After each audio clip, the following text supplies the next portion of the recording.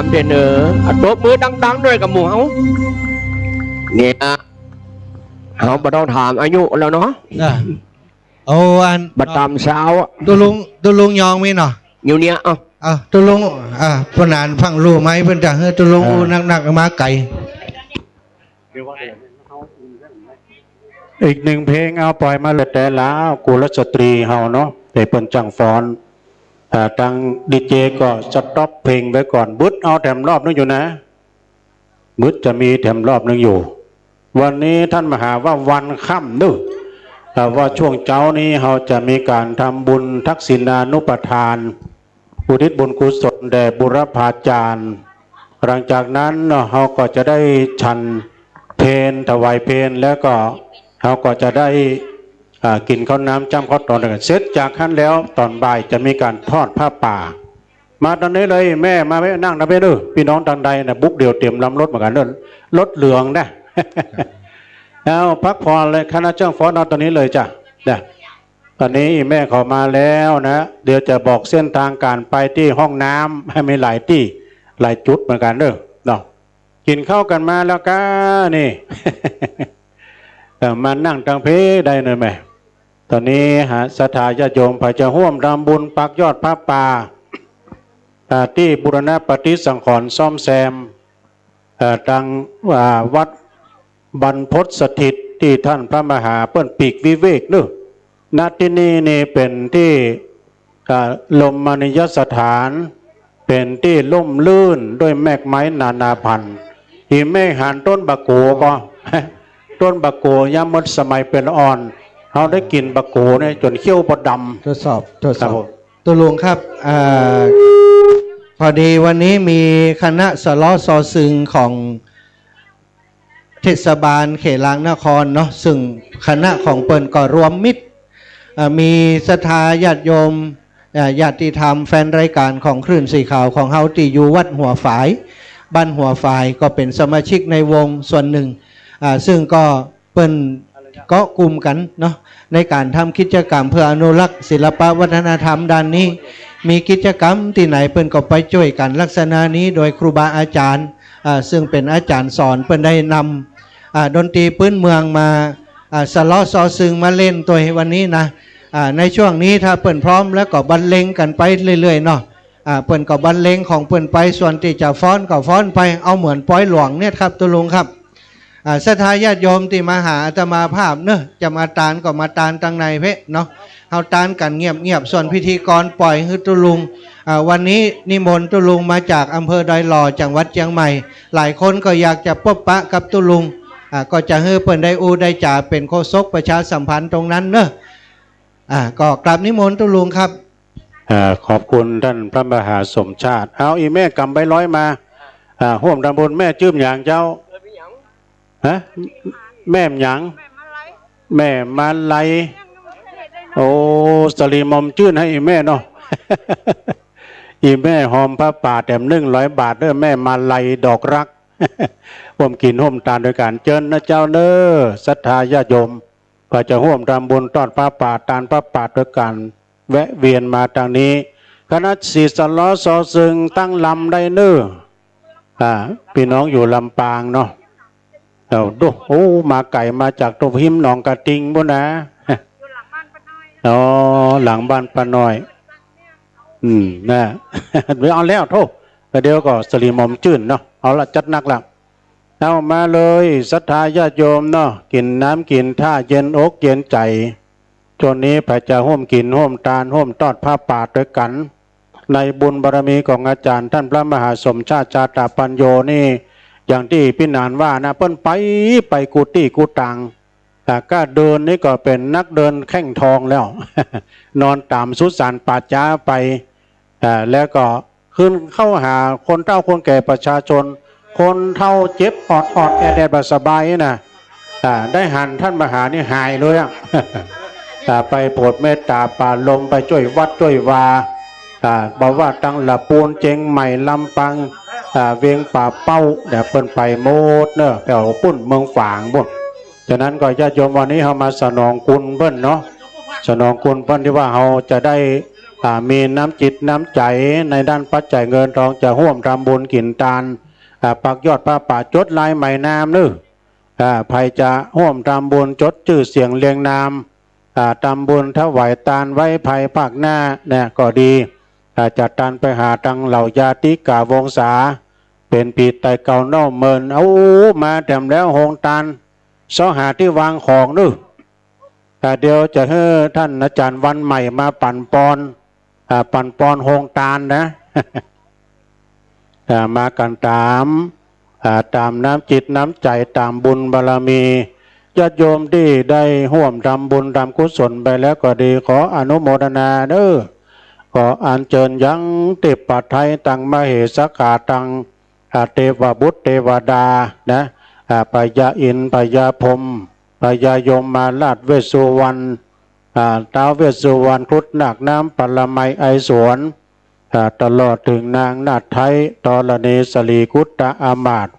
ตนจำบุญตนจำบาปตนจืดจำน้ำหยาดหมายตาลเด้อจนมาปัตตาโมทนาใหม่ครับประสนบุญกุศลช่วยกันยกแก๊สลงจากล้อพ่วงกำ จะตั้งแล้วจะตั้งแก๊สแล้วดูรถตู้มาแถมที่เปิ้นอยู่ที่ใกล้ที่ไกลตั้งใดก็ตามนะตอนนี้รถตู้มาแถมนึ่งกันเจริญพรต้อนรับเด้อศรัทธาญาติโยมวัดบรรพตสถิตนะยินดีต้อนรับในเมตตาบารมีธรรมอาจารย์ท่านพระมหานพดลนะเปิ้นก็ได้เป็นเจ้าคณะอำเภอเวียงเหนือนะวังเหนือเนาะลำปางวันนี้ก็ทางท่านมหาว่าวันนี้เป็นวันดีวันเมงก็สดใสวันไตก็มดปอดเป็นยอดมหาทานังนะฉะนั้นญาติโยมทั้งหลายจะร่วมกินร่วมทานบางคนมาถามเลขที่วัดอย่างแห่ตุลุงนี่นะก็ถามพี่นันเขินบนนึ เลขที่วัดบนน่ะเจริญพรนะโอ้มาแล้วมัคคณายกฟ้าหลังเอารถตู้มาด้วยทางพี่นันณัฐพงษ์บุญห้าอันนี้ก็มัคคณายกของวัดฟ้าหลังวัดของครูบาหลวงปู่ครูบาอินโทนะวันนี้เปิ้นเอารถตู้มาศรัทธาญาติธรรมมาแดมจำนวนนักนะ มาเป็น10 ป่ายพุ่นเนอศรัทธาเนาะเอาไว้สาหลวงพ่อครับเมื่อมาแล้วก็เจริญเลิศพี่น้องศรัทธาจะร่วมบุญกุศลกันก่อทางนี้เลยนะเจริญพรเนาะสีสล้อซอซึงแห่ไปเลยก็เดี๋ยวทุลุงขอฟังผลงานเพลงปราสาทไหว ได้ก็ ปราสาทไหวนี่ม่วนเด้อเนาะเจ้าเชิญเจ้า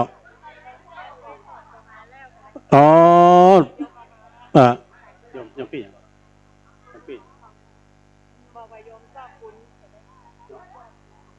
โยมซอกกุลเนอะอันนี้โยมซอกกุลนี้ก็หัวหน้าทีมงานจังฟ้อนวันนี้เปิ้นเอากล้วยทอดมาแล้ว มีกล้วยทอดเนื้อสดาวันนี้นะถ้าว่าไปทางเวียงป่าเป้าจะมีข้าวจี่นะอันนี้โยมเปิ้นได้เอากล้วยทอดมาแล้วนะก็เดี๋ยวกำลังจัดตั้งเนี่ยโยมจะร่วมทำบุญจดชื่อเลยพี่เอาหนังสือมาจดชื่อบ้างครับจดชื่อเสียงเรียงนามน้องเพื่อจะทำบุญถวายทานไว้ภายภาคหน้าเนาะทานไปหาตังญาติกาวงศาเป็นพ่อเป็นแม่เป็นพี่เป็นน้องปู่ป้าลุงเอาอาก็ดี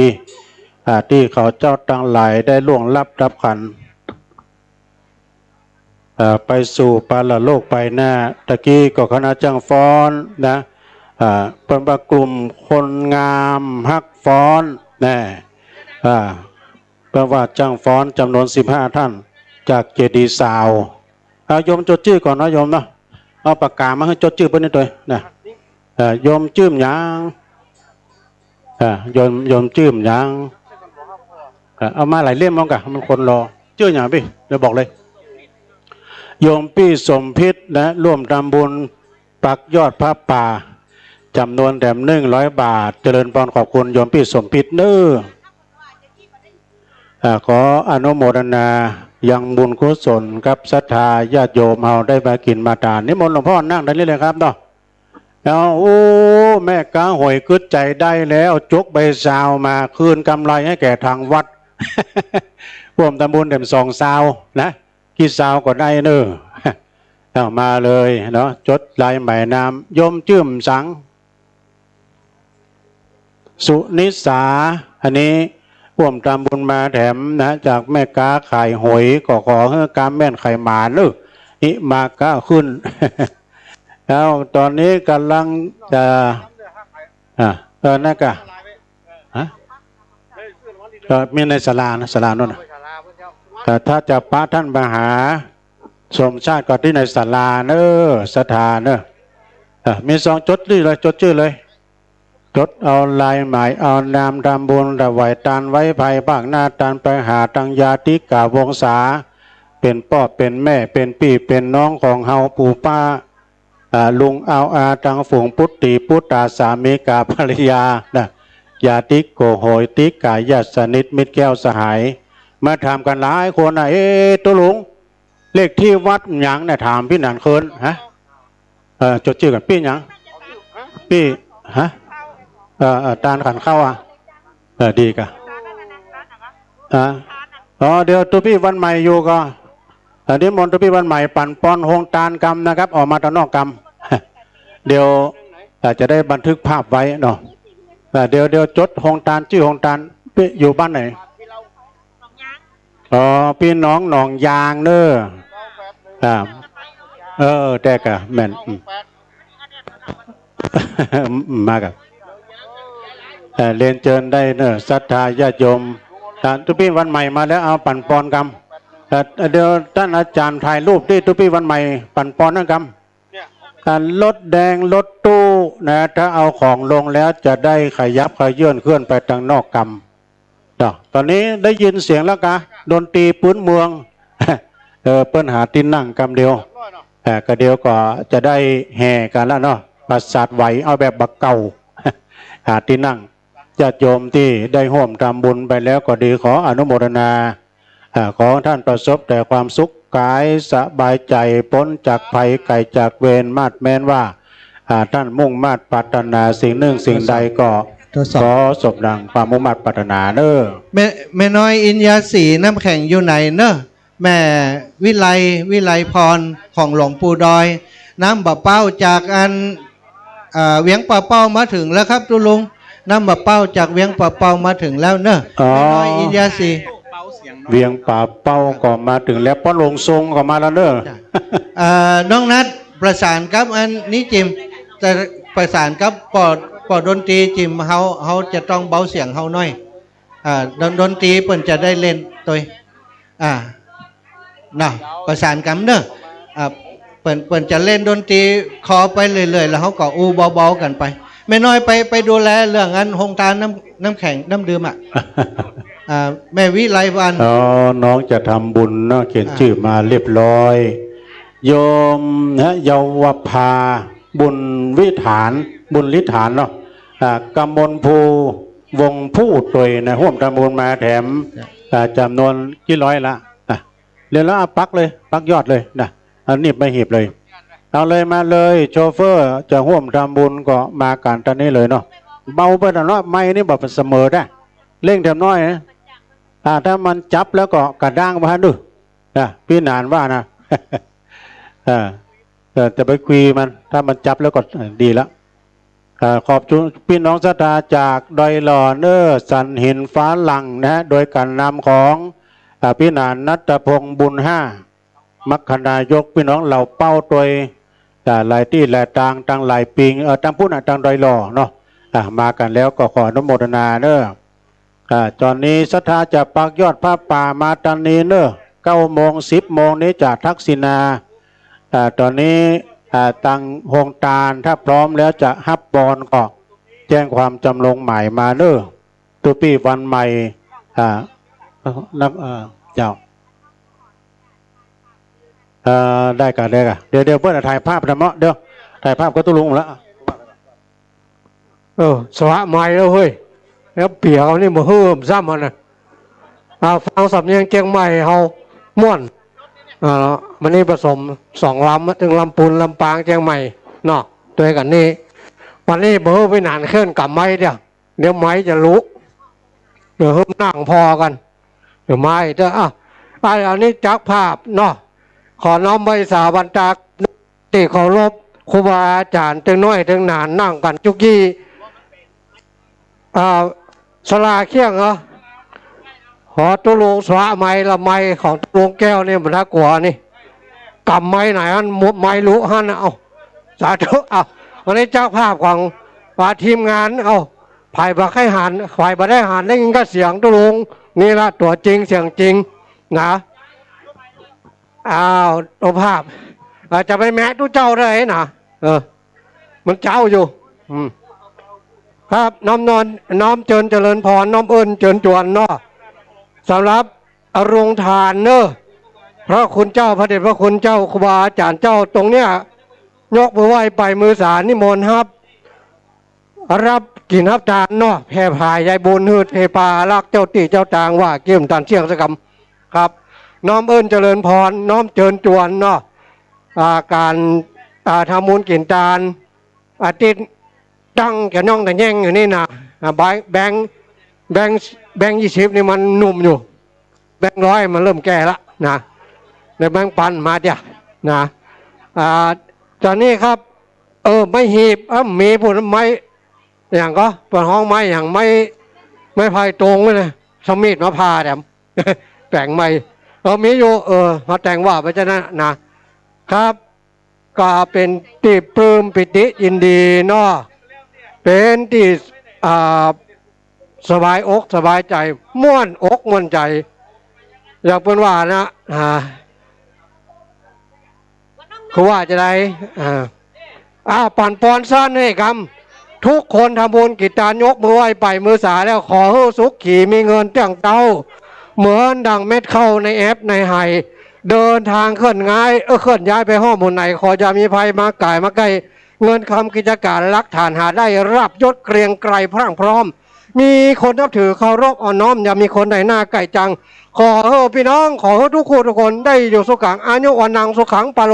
กระเป๋าโตให้มีสตางค์อายุวันโนสุขังพลังมีสตางค์เต็มกระเป๋าทุกเจ้าแรงงานไปเหนือไปใต้ใจก็ลดสบายเจ้าสาธุ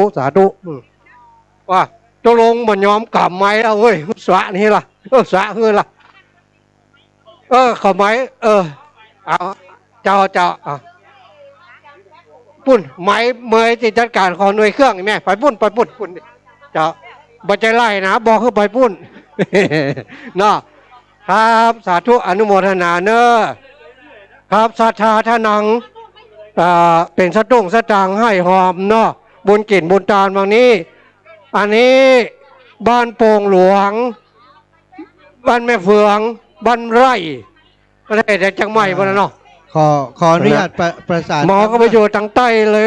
มาทางเหนือเลยพอเลยจำบอกก็ได้ทางใดเป็นทางใดนะตุลุงแก้วครับขอกำตอนนี้ขอเช็คเสียงตั้งอันสลอซอซึงเปิ่นกำเนอะตอนนี้เขาเงียบเสียงกำขอฟังเปิ่นกำแล้วก็ต่อไปนี้เสียงไมค์ก็ลดวอลลุ่มลงเอาเบาๆหน่อยน้องนัดเนอะแล้วก็เอาดนตรีเปิ่นตอนนี้ไมค์ที่ดนตรีมีหรือยังโอเคเนาะอีแม่ร้องขึ้นพอละบ่ได้ยินเสียงสลอซอซึงกำจ้ะหมู่เฮาอู้เงียบก็ได้ศรัทธาญาติโยมอย่างใดเงียบก็คือไม้ตัวเฮานี่มันต้องดังเนาะเวลาก็มต้องใส่ไม้นักให้จริงครับกระดาษมีเปลือยอยู่ถุงหิ้วถุงดำให้หอมกันนี่เนาะดูเก้าอี้จิมเนอะยมแม่ไม่หยิบมาทำเนอะฝากอีแม่ประสานว่าถ้าเก้าอี้พอจะได้ก่อนลำปางว่าอาจจะต้องมาเพิ่มแผมก็ได้มาเสริมหรอกสำหรับเก้าอี้ปลาเลิศปลาเต๋อเนอะเก้าอี้ในตัวเดียวถ้าชิปอี้ปลาเลิศปลาเต๋อเลยนะตอนนี้สถานตั้งในเท่แบบต้องหาเลาะข้างนิติโฮมก็สามารถร่มรื่นเนาะมีแมกไม้เนาะต้นไม้ใบหญ้ากำลังเขียวขจีเลยต้นใบข่อยเนาะใบข่อยนี่สมัยเป็นทุเจ้าใหม่ๆเนาะเปิ้นเพื่อเอาฉีฟันเนาะบ่งบ่เนาะห้องหลวงพ่อวังตุลุงต้องนะบ่ฮักช่องเนาะครับผมสาธุตั้งท่านอาจารย์พระมหาสมชาติกับปั่นปอนไปทั้งปุ้นเด้อปั่นจำข่าวลำโพงเฉพาะปุ้นอันนี้มันยุ่งละเพราะนี่จะห้องเอาหยอดขวดดานนี่ก่อนครับ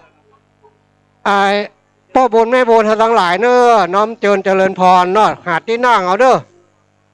ถ้าบาแล้วใจก็ติ้วเก้าอี้มานั่งโฮมไม้ไปก็ได้นี่นะก็สำหรับจะอนุโมทนาปักยอดโคตรกินโคตรตาลเนาะ20 บาทก็ได้50ก็ตาม100 บาทซ้ำงามปัน1 ปันนั่นก็เอามาแลกแบงค์ได้ไม่หลายใบดีนะใบเดียวมันอันเดียวเนาะทุกอนุโมทนาเนื้อบุญกินบุญตาลเอานี่ก็เขาจักแพร่ผายยายบุญเนื้อหลวงพ่อเขาจักกันหลวงพ่อสีอ่องนะแต่หลวงพ่อท่านพระครูได้มรณะภาพชุดเชียงไปหลาย10 ปีเขานี่ก็ได้น้อมระลึกถึงถึงบุญกินบุญตาลบุญปารมีของหลวงพ่อต้องขอสุมาตัวเตห้องจื่อเดิมบนนะขอสุมาตังเทพเทวานะนามขันจื่อไว้ตามนั้นแล้วก็บุญกินบุญตาลเหล่านี้ขอแผ่บายใจบุญเฮือทรัพย์สัตว์ทั้งหลายอันว่าสัตว์4 ตีน 2 ตีนสัตว์บินบนหนอากาศพัดในน้ำในบูในคูในคลองในหนองในบึงในหนองในบึงในห้วยในห้องสัตว์มีปีกบ่มีปีกสัตว์บินได้บ่บินได้ก็ดีไม่ว่าทรัพย์สัตว์ทั้งหลายไม่ว่าอันว่าสัตว์ทั้งหลายที่เกิดพัญญาพุทธะที่เกิดเป็นสังเถชญาที่เกิดเป็นอุปปาเตระขอจงได้รับกุศลผลได้บุญผลรับบุญให้ท่วนทั่วทุกตัวสัตว์นั้นเถิดรองเท้าหายเนอะไผ่ลักรองเท้าไม่ย้ายไปเอามาคืนกันอนุโมทนานะครับที่ศาลาต้นเงินเนี่ยต้นก็ไม่สำชายนะถ้าภาษาไทยว่าจำจุรีนะถ้าจังหายไปว่าต้นมะโกถ้าอีสานว่าไม้กำปูมาดูจืดไม้อย่างเดียว5-6 จืดนะครับน้องบุญเจริญพรเนาะจดอะไรใหม่เอาจืดแล้วได้มีครับขออนุโมทนากับโรงทานในวันนี้เนาะได้เพิ่มเติมแต่งร่วมหมดจดอะไรใหม่จืดไว้แล้วมีคณะของย่าพัดวงพรมสายเนาะคณะของนางบุญทิวาโยธ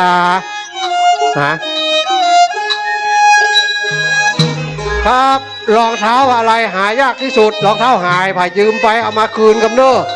ปดใส่รองเท้ามาแล้วของคุณยายถ้าไปมันได้บ่เห็นมันนักเนาะขอประกาศเนาะไผ่เอาเกือบกับเอาแคปรองเท้าไว้บางไหนเอามาคืนกับยายเพิ่งจะไปมันได้ละกันทัดกันมาได้มีตาปิ๋วยายเย็นใจวันนะบ้านโทกหัวจ้างเนี่ยแถมไว้ด้วยชื่อของขนมชื่อของอาหารคือห่อนึ่งไก่ยำผักดองหลังต้องนี่นะผักดองเนาะตะกี้ย่าพัดวงพรมสายนางบุญทิวาโยธาน้ำพริกแกงเขียวหวานเนาะแกงถ้าท่านมาโรงทานคณะที่3ก็คือคุณกุลปราณีร้านช่องหวดพนิชเนาะกล้วยทอดแล้วก็เครื่องสังฆทานทุกชุดบัดโตนะสามารถวงหลายจะตั้งอยู่นี่ทัดนั่นมาฟ้อนด้วยนั่นแหละชุดนี้หากัววันนี้บุญใหญ่บุญหลวงเนาะมีคณะจากแม่บ้านใจสันติภาพนะแก้วมังกรอันนี้บอกให้ว่าทั้งหลายแก้วนะหน่วยหัวที่เป็นมังกรนั่นนะครับแก้วขนอูนี่หรอกนะอันว่าหน่วยอย่างหัวนะครับโรงทานที่5โรงทานมันฟ้อนขนมของหวานต่างๆส้มตำคณะมันฟ้อนตุลุงแก้วครับนิมนต์มาศาลาในเพ่กรรมเนอะครับเนอะครับเอาคืนมอบเป็นประเคนไม้คืนมนคืนไม้ตุลุงนี่ครับตุลุงนิมนต์ตุลุงครับตุลุงแก้วมาช่วยพิธีกันเนอะโอ้ตอนนี้น้องนัดก็เดียวเล่นไม้น้อยวะข้างนอกนี่เล่นไม้แต่น้อยโอ้ลูกเนนก็ยกเก้าอี้เป็นนายกแล้วเอาเก้าอี้มาเสริมเนอะวันนี้ตุลุงเสิร์ตก็เดียวบึดก็ปิกมาที่แหลมนะอูม่วนจ่าหวานพี่นานเคินตัวปักยอดปักปลายแต่เบิดพี่นานจะเป็นพอจานเต็มที่เลยสุดยอดเลย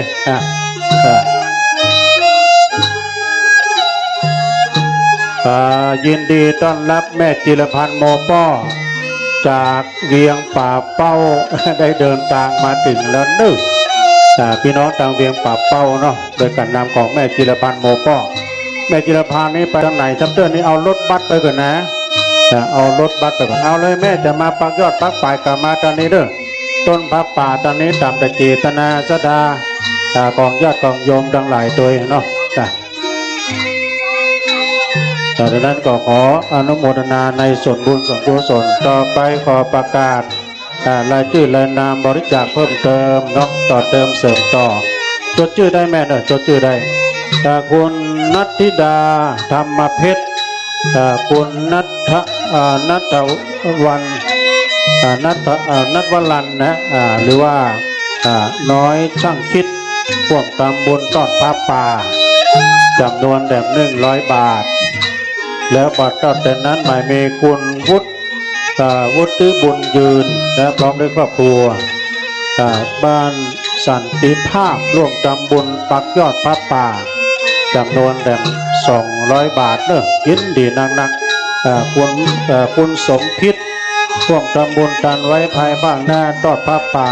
จำนวนแบบ100 บาทก็ขอบุญกุศลได้ปกปักรักษาอันนั้นเป็นแห่สดเนอะนี่นะลืมไปดนตรีเพื่อนแห่สดเนอะ ของป้นน้อยป้นหนานป้นจางล่ำวัดในป้นแห่แล้วก็มีเพิ่มเติมแถมเก้าอี้มาเสริมเจริญบอลโยมเนี่ยจดชื่อก่อนเนาะจดชื่อเอาปากกาให้เพื่อนคำจดชื่อย้ายก็ตังห่มตังเงาเด้อระวังตัวรถน้ำแข็งก้าเนี่ยเนาะจังฟ้อนมาแถมคันหน้านึงแล้วบอกว่าตังใด โครงการใดถ้าพร้อมที่จะเอาปอนนี้ก็บอกเด้อจะได้นิมนต์ท่านอาจารย์ธนชาวรยาโนหรือว่าตุปี้วันใหม่เนาะจะได้ไปปั่นปอนโฮงตาลให้ท่านโฮงตาลขนมจีนก็มาแล้วเนาะสาธุเนอน้องเนอตองลาดหน้าก็มาแล้ว ตองลาดหน้าก็มาแล้วเนาะเอาแม่จดชื่อก่อนจดชื่อก่อนแม่จดชื่อเพื่อนก่อนจดชื่อเพื่อนก่อนโอ้อนุโมทนาเนอได้ส่วนบุญส่วนกุศลที่บรรดาพระออกไม่ออกศรัทธาสาธุชนญาติโยมร่วมทำบุญทำกุศลปักต้นเลยแม่ปักต้นที่มันว่างที่ไหนปักเลยแม่ปักตัวนี้ก็ได้ให้อาจารย์ช่วยปักก็ได้เนาะ โอ้มันยาวดีเนาะ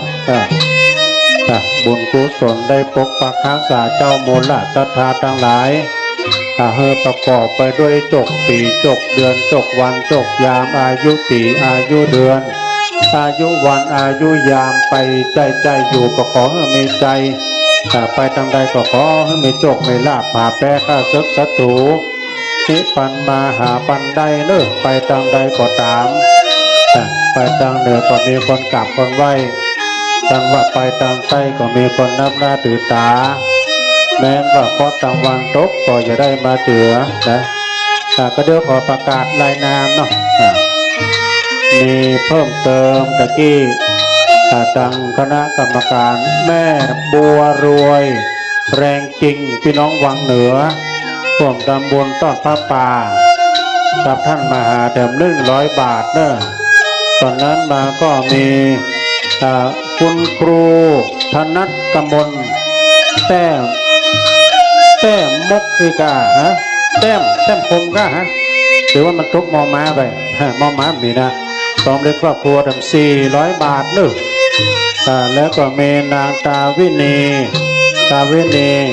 ล่าหินเชื้อนะพี่น้องหนองยางร่วมตำบลตะไวพระป่าจำนวนแต่100 บาทต่อจากนั้นก็มีนางทางชนกวงแก่นจันทร์นะฮะพี่น้องจากฝ่ายน้อยร่วมตำบลตอดพระป่าแต่100 บาทเนอะขออนุโมทนาสาธุการมาณโอกาสที่นี่ตัวเองลำโพงมันต้องกันนี่มันแบบแป้ วนเลยเต้นได้ยินเขาเลยไม่ยอม อ๋อโอ้เจริญพรเจริญพรอาจารย์ไม่มาเนี่ยมานั่งด้วยกันนี่มานั่งหิมพิดานโคนนี่ อันนี้เอาด้วยกันมาด้วยเปิ้ลอากาศมาเดี๋ยวขอจิ้มจ้าไปหน่อยขอจ้าไปหน่อย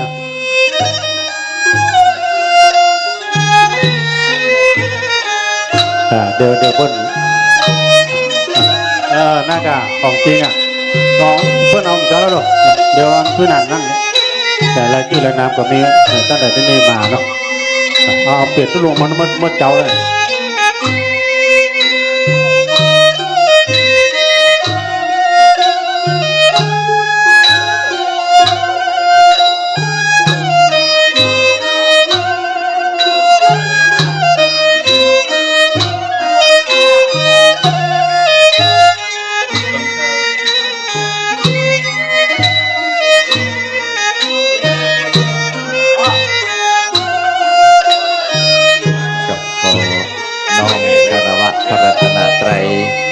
และสิ่งศักดิ์สิทธิ์ทั้งหลายที่สถิตอยู่ณสถานที่แห่งนี้พร้อมตึงขอเจริญสุขสวัสดีพี่น้องคณะศรัทธาสาธุชนผู้เป็นมิตรแก้วสหายคำทุกผู้ทุกท่านที่ได้เดินทางเข้ามาอย่างสถานปฏิบัติธรรมวัดบรรพตสถิตณสถานที่แห่งนี้นะครับวันนี้เป็นการรวมจิตรวมใจของพี่น้องหมู่เฮาทุกผู้ทุกคนเพราะว่าจะมาจากสถานที่แห่งใดที่ไหนมาก็ตามหลายที่หลายแห่งโอ้เฮาต่างคนต่างมีจิตใจที่ลิงลูกมีความเคารพศรัทธาในพระพุทธศาสนาซึ่งเฮาถือว่านี่คือ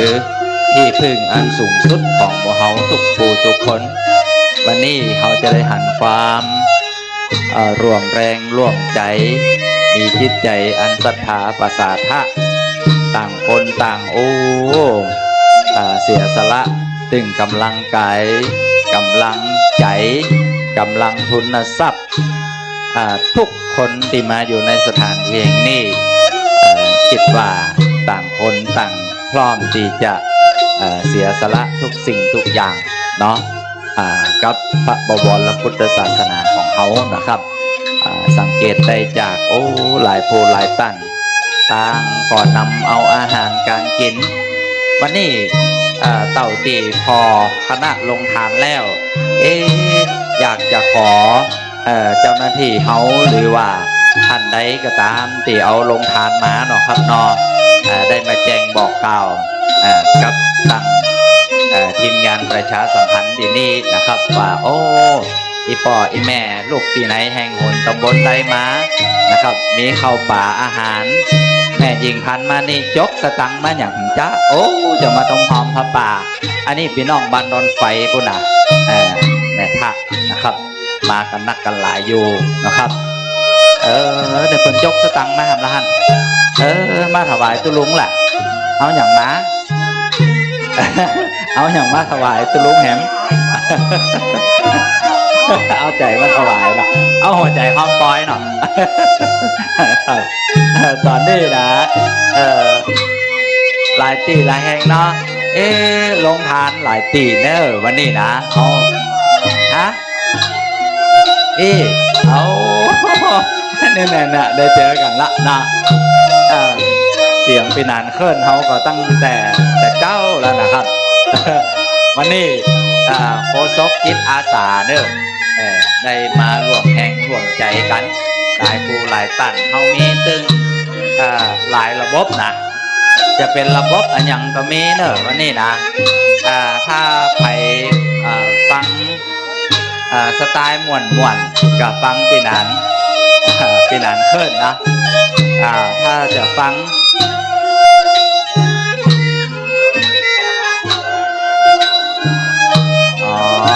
ครับขอยังไงล่ะกับขอเปิ่งปะอาศัย เจ้าของรถปิกอัพหมายเลขทะเบียน7707จังหวัดเชียงใหม่ท่านได้ขยับตั้งหน้าเห็นหน่อยเตอะนะเพื่อนบ้านนะถ้าขยับตั้งหน้าแล้วเดี๋ยวตั้งหลังก็จะจอดได้เห็นหลายกันนะครับแต่งใจหากันเด้อปล่อยแม่เด้อนะครับรถปิกอัพหมายเลขทะเบียน7707จังหวัดเชียงใหม่ขยับหน้าเห็นสักหน่อยนะเดี๋ยวจะได้เขาจะได้แปลงใจหากันแม่รถล้าเนาะขับกันมาก็แปลงใจหากันครับเขาเปิดห้องว่าการขับรถขับลาเนี่ยขับดีหนังสบายขับร่ายตายแน่ขับแย่ รถพังขับระวังปลอดภัยขับบ่ไวลงหูขับบ่ดูลงคลองขับบ่เหมาะเป็นผีขับบ่ดีหัวขาดครับประมาทก็จะไปครับเด้อเป็นห้องอาจารย์เนาะ ครับบ่เหมาะเป็นผีครับบดีจนระเบิดครับประเสริฐอยู่เย็นไปครับบ่เป็นก็จะไปสอกครับให้ไปฮัดเถียนะครับก็ตอนนี้เนอหลายผู้หลายตันบางผู้บางตันก็เข้ามาแล้วได้ยินเสียงตุลุงอูมาตั้งแต่เจ้าก็เลยว่าก็อยากจะหายจะหอมอยากจะได้บอกเก่ากองบุญกองกุศลให้กับทุกผู้ทุกท่านนะครับบางผู้บางท่านก็กึดใจบ่ได้ไฟใจบ่ตันมาวันนี้แล้ว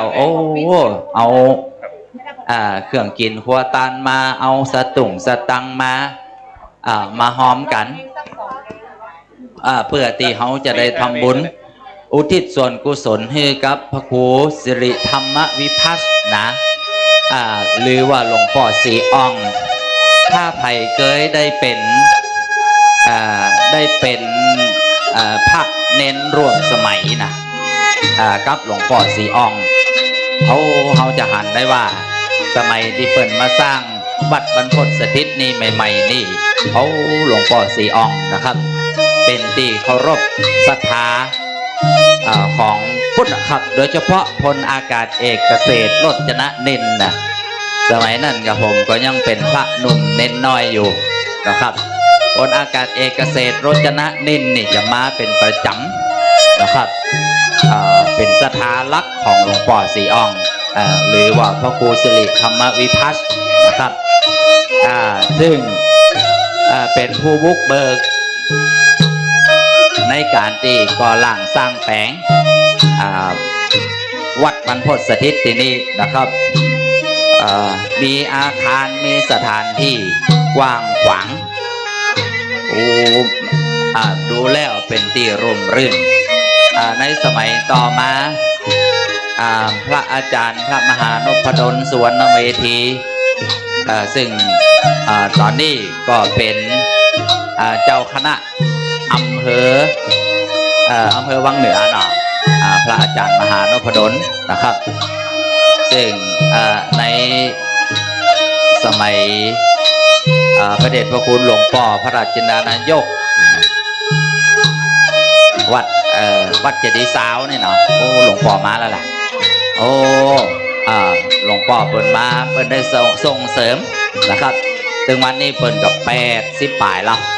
เนาะก็เป็นที่เคารพศรัทธาของพี่น้องศรัทธาของทุกผู้ทุกคนวันนี้พระเดชพระคุณหลวงพ่อเปิดก็ได้กลับมายำมาพอในสถานที่เปิดเกยได้ทำนุบำรุงส่งเสริมคือเกิดเป็นสถานที่ปฏิบัติธรรมเป็นที่ศรัทธาภาษาของพี่น้องหมู่เฮาคือไว้เป็นที่จังที่เปิ่งทุกผู้ทุกท่านสมัยก่อนนี่ปล่อยแม่มีสถานีวิทยุนะอยู่ในวัดบรรพตสถิตเฮานี่ละนะครับเนาะผมก็พยายามเหมือนกันนะครับตอนนั้นผมพยายามเอาเรื่องต่างๆไปยื่นต่อกสทช.เพื่อที่จะพยายามที่จะทำให้สถานีวิทยุของวัดบรรพตเนี่ยอยู่ได้นะครับปรับเปลี่ยนผมก็ลงไปในกรุงเทพหลายครั้งนะครับเสือกาเครื่องบินไปก็จัดหลายอะละครับแต่ ด้วยนโยบายอย่างต่างๆของทางภาครัฐในช่วงนั้นมันเป็นช่วงที่เปิ่นกำลังปฏิวัติกันใหม่ๆเนาะเอามาสถานีวิทยุของวัดบรรพตสถิตเฮาก็มีอันต้องเลิกลาไปเพราะว่าเนี่ยหลายๆอย่างถ้ามาอันนี้วัดบรรพตสถิตเฮาจะเป็นแหล่งดีจะคือธรรมะโอ้ขอบคุณครับโอ้กล้วยตากเหมาะเนาะมาวันนี้ได้กินของบริสุทธิ์เด้อกับกินกล้วยตากเนาะพี่น้องจังฟ้อนนางลำจากหลายตีหลายแห่งเนาะอันแต่งตัวสวยสดงดงามนะครับก็เดี๋ยวที่เพิ่นจะแข่งอย่างก็แข่งบาสลบด้วยเนาะผู้เฒ่าผู้แก่หลายผู้หลายตั้นได้เดินทางมาเขาได้มายำมาพอสีสันแห่งการเรื่องใสศรัทธาเนาะวันนี้นะครับเดี๋ยวเวลา10 นาฬิกาเนอะ10 นาฬิกาหรือว่า10 โมงมาเจ้าเฮาเนี่ยภาษาตั้งไทยเป็นห้องว่า4 โมงเจ้า4 โมงเจ้าอีดอกบางทีบางคนบ้านเฮานี่มันเหมือนกันเนาะดังนั้นเนี่ยนะครับเวลา10 นาฬิกาวันนี้เราจะมีการทักษิณานุปาทานอุทิศเป็นผลบุญกุศลแด่จิตตดวงวิญญาณของพ่อครูสิริธรรมวิพัฒน์และก็อดีตผู้มีอุปการะคุณต่อวัดบรรพตสถิตเนาะต่อวัดบรรพตสถิตแล้วก็เฮาก็จะได้รับศีลรับพรจากพระสงฆ์เถรานุเถระวันนี้นี่โดยเฉพาะวันนี้พระมหาเถระผู้เป็นที่ปรึกษาเจ้าคณะจังหวัดลำปางนะครับพระสงฆ์องค์เจ้าที่เฮาเคารพนับถือหลวงพ่อวัดเจดีย์สาวนะบ้านเฮาห้องนี้หลวงพ่อวัดเจดีย์สาวเนาะเพิ่นได้มานะที่กี้ผมหันหลังเพิ่นไว้นะครับจำได้ว่าหลวงพ่อเพิ่นเดินทางมาถึงแล้วพี่น้องท่านใดอยากจะไปกราบนะครับอยากจะไปกราบหลวงพ่อคือเป็นสิริมงคลแก่ตัวเองนะครับการได้กราบได้ไหว้พระมหาเถระพระสงฆ์องค์เจ้าที่ประพฤติดีปฏิบัติชอบนับว่าเป็นมงคลนะเป็นห้องว่าเป็นทัศนานุตริยะการได้เห็นได้พอได้กราบได้ไหว้พระมหาเถระผู้มีบุญนักศักย์ใหญ่มีบุญญาบารมีมีคุณธรรมอันสูงส่งจะเป็นสิริมงคลสำหรับเขาเนาะก็ขอเชิญทุกผู้ทุกท่านเมื่อได้เดินทางมาถึงแล้วบ่ว่าจะมาจากสถานที่แห่งใดตั้งใดก็ตามครับไปไหว้ไปสาหลวงพ่อครูบาเถระที่ได้มาเป็นเนื้อนาบุญเป็นบุญยักษ์เขตตังโลกัสสะเป็นเนื้อนาบุญแก่โลกเขานะครับหลายผู้หลายตั้นไปตั้งที่ไหนศาลาอีบ่อยแม่ไปกราบไปไหว้พระเดชพระคุณหลวงพ่อนะครับเขาจะได้ไหว้ได้สาพระมหาเถระวันนี้พระอาจารย์สมชาติได้ประกาศเชิญชวนพี่น้องหมู่เฮาได้มารวมจิตรวมใจสร้างความเป็นสิริมงคลเนาะเนื่องในวาระเนาะที่พระอาจารย์สมชาติเพิ่นได้ขยับขยายมาจำพรรษาอยู่ที่เนี่ยที่วัดบรรพตสถิตเฮานี้นะครับก็เป็นในอย่างที่เป็นสบายะเป็นที่สะดวกสบายหลายผู้หลายท่านอาจจะเคยไปทำบุญกับท่านพระอาจารย์สมชาติที่อุทยานสุนทรมุนีเนาะหลายคนก็ไปกันมานะครับเพราะว่าพระอาจารย์เปิ้นก็ผู้ใดไปเปียงเพจโลโก้ห้องบอกข่าวบอกบุญของกุศลให้พี่น้องหมู่เฮาได้รับรู้รับทราบหลายครั้งหลายคราวผ่านมาเพราะว่าจะเป็นการพิธีเททองหล่อที่เทเทียนหล่อเทียนภาษา โอ้สถาตายกเขาก่อนักก่อหลายนะครับโดยอำนาจของการเจิญศีลเจิญบุญเนาะครับคือพ่อแม่พี่น้องเขาได้ฮับโหฮับสาบก็เลยเป็นกุศลและเจตนาคือกับหมู่เขาได้มีโอกาสได้ทำบุญทำกุศลบ่ว่าจะเป็นการหล่อเตียนแล้วครั้งนี้ครับก็จะเป็นการทำบุญเพื่อรำลึกนึกถึงครูบาอาจารย์ผู้มีอุปการะคุณต่อพระพุทธศาสนาต่อวัดต่อวาโดยเฉพาะวัดบรรพตสถิตแห่งนี้เนื่องในโอกาสเวลาที่พระอาจารย์สมชาติได้มาจำพรรษาอยู่ที่นี่อันนี้เป็นลักษณะดีๆนะครับโอ้แม่เปิดมาละโอ้รางวัลที่ 1อยู่นี่ก่อนนี่ เดี๋ยวมาหาพี่นันเขินนี่เดี๋ยวผลจานเหมานะครับ สาธุอนุโมทนาสาธุเนอดูพอเราเปิดแล้วนี่นะเอาหวยมานี่บางวันที่ 1ที่ 2อยู่นี่หมดนะครับ อยู่ในกระเป๋าโคซกนี่ ทำบุญอันใดกึดหาหวยก็มีเอาอันใดก็มีเนาะ ครับโอ้เอาจะมีจ้างฟ้อนเนอะจ้างฟ้อนแต่ละคณะเขาหันแล้วพอละสีไม่จะเหมือนกันเนอะเนาะไปกราบหลวงพ่อให้เป็นสิริมงคลให้ก่อนเนอะ ไปกราบหลวงพ่อให้เป็นสิริมงคลก่อนแล้วเดี๋ยวจะได้เอามารำตะกี้ให้จะลำไปแล้วนี่เดี๋ยวนี้โอซกขามาบัดตันเหรอวันนี้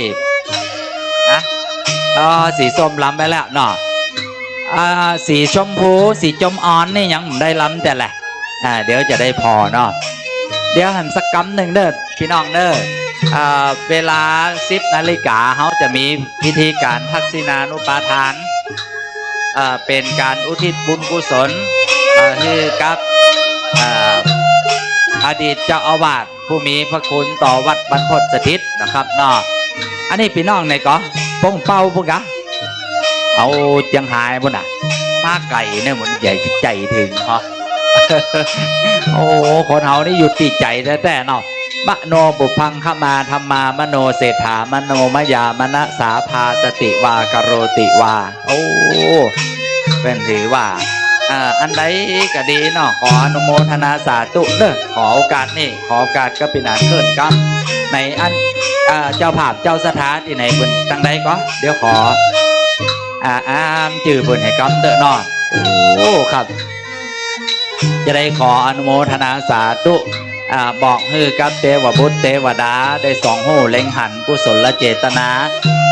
ของทุกผู้ทุกท่านที่ได้มาร่วมบุญร่วมกุศลในวันนี้เจบัดมาเดชประทุม อุบาสิกาใหญ่ของวัดเขายกเก้าอี้ล่ะ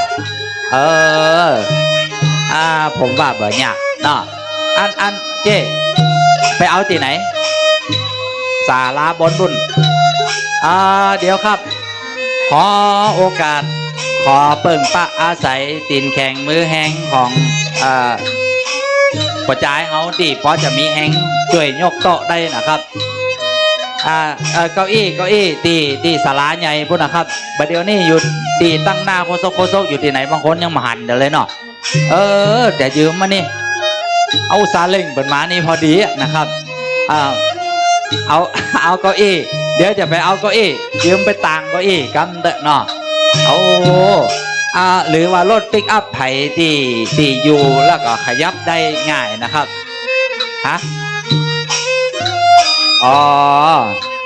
ต้องเป็นซาเล้งเนาะซาเล้งของเปิ้นตะกี้นะขอยืมกำได้นะเนาะช่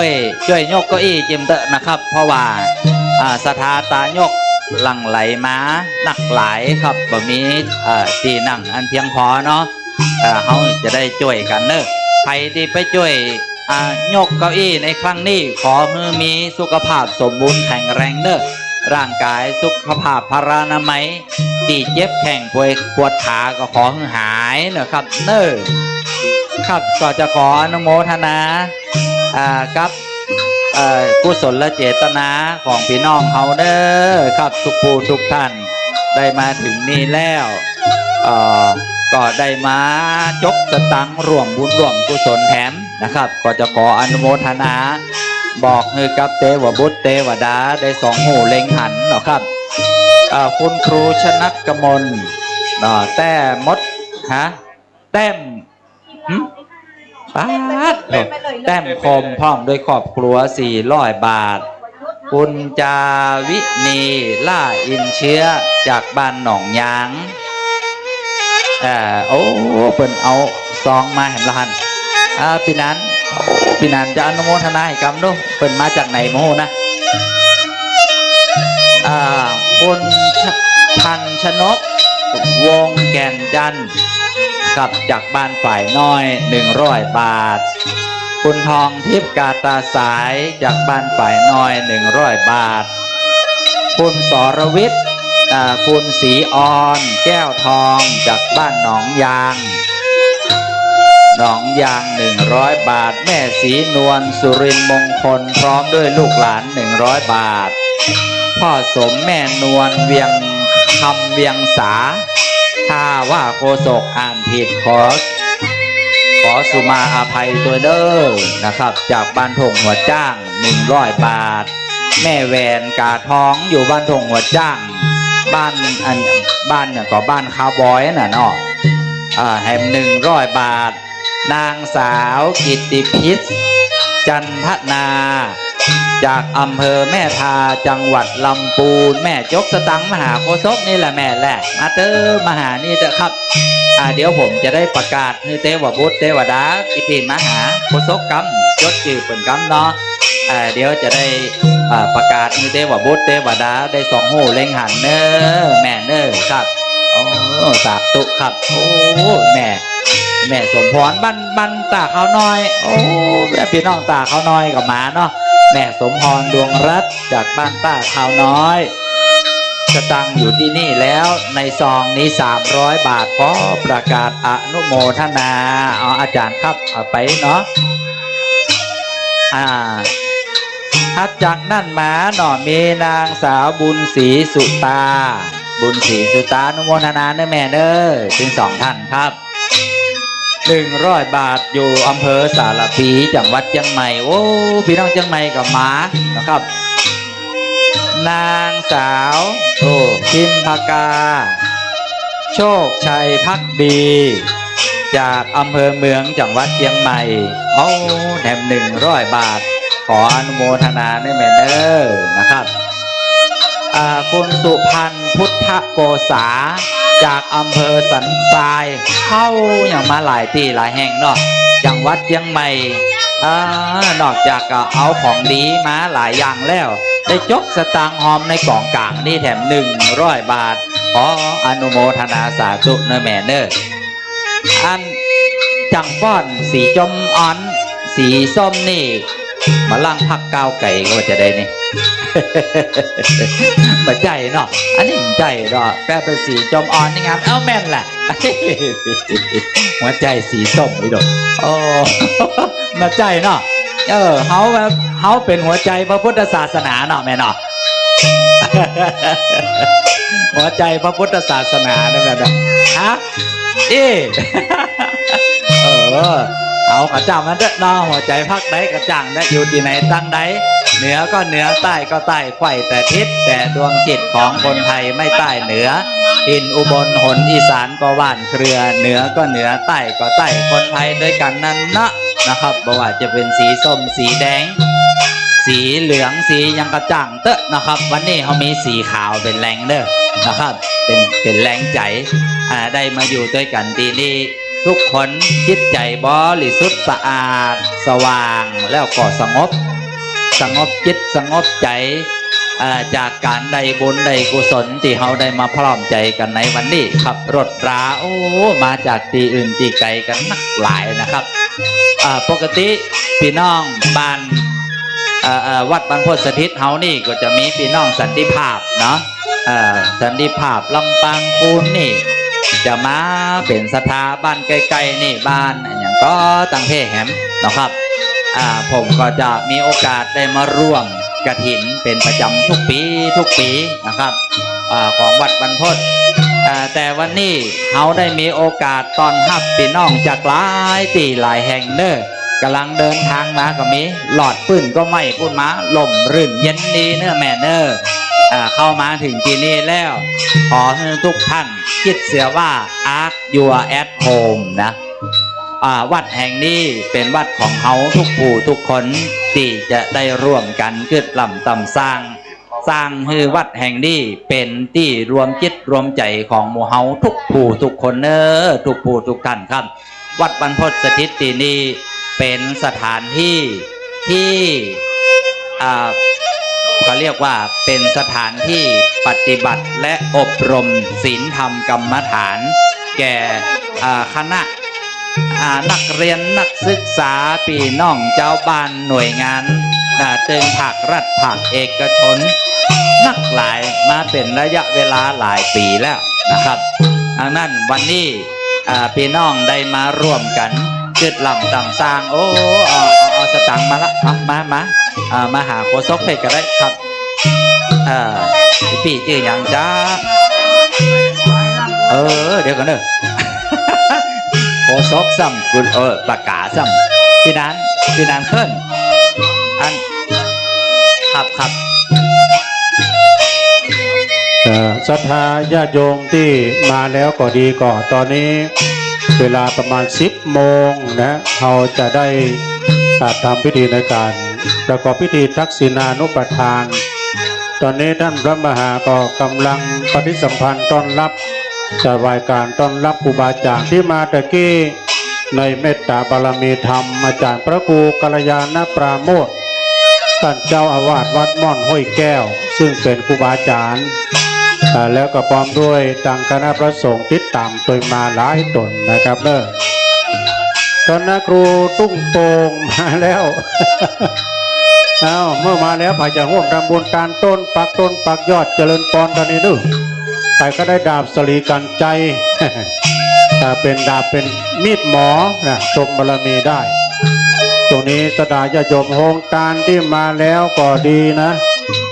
พายจะเปิดโฮงการจัดการโฮงการติดต่อที่ท่านธนชาวรยาโนตุปี้วันใหม่จะได้ปังสินปันปอนนึกเก้าอี้มาเสริมนำเลิกประเด็น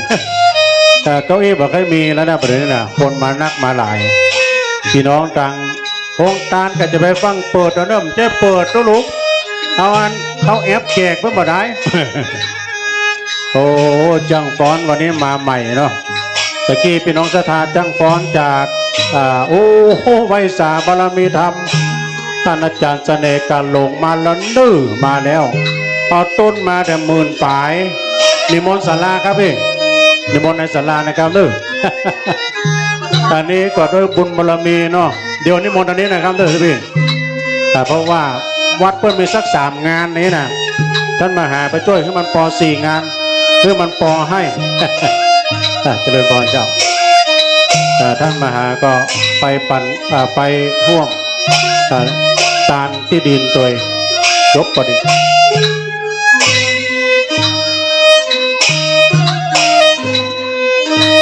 ที่จอดรถเนี่ยเพิ่นเขียนไว้แล้วนะสดาที่จอดรถอาจารย์ตัวพี่เพราะว่าเขียนไว้พอจอดประพุ่นรถเข้ามาตรงนี้ได้แล้วนะขอความเมตตากรุณากรรมนะก็เดี๋ยวขอต้อนรับตัวพี่เสน่ห์การหลงกรรมนี้ตอนนี้กรรมนะครับเนาะตัวพี่เสน่ห์การหลงตอนนี้เผยแพร่ไป8 จังหวัดภาคเหนือดูเปิ้นจอยเอาว่าตัวพี่จอยทางคณะกรรมการเนี่ยบอกเดี๋ยวนี้พี่น้องจะทำมีที่นั่งแล้วนะเดี๋ยวเอาเก้าอี้มาเสริมเลยลูกนะกรรมการเขาช่วยพอกรรมเพราะว่าเดี๋ยวนี้เก้าอี้บ่มีแล้วที่อีแม่ก็มากำลุนเนี่ยที่ว่างเปล่าที่มณฑลพิธีการเสด็จการหลงตอนนี้ครับโอ้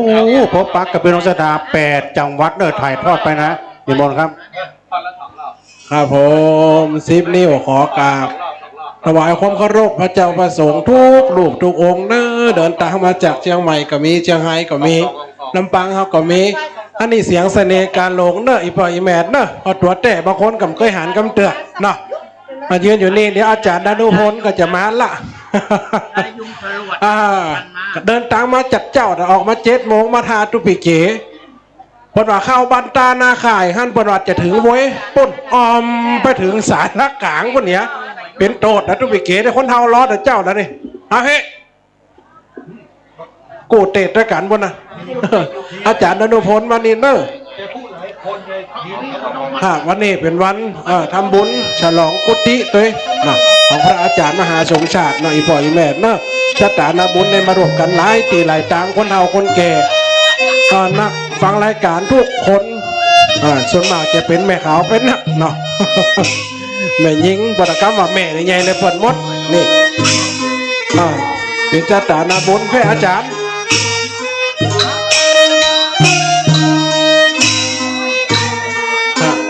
จ๊ะ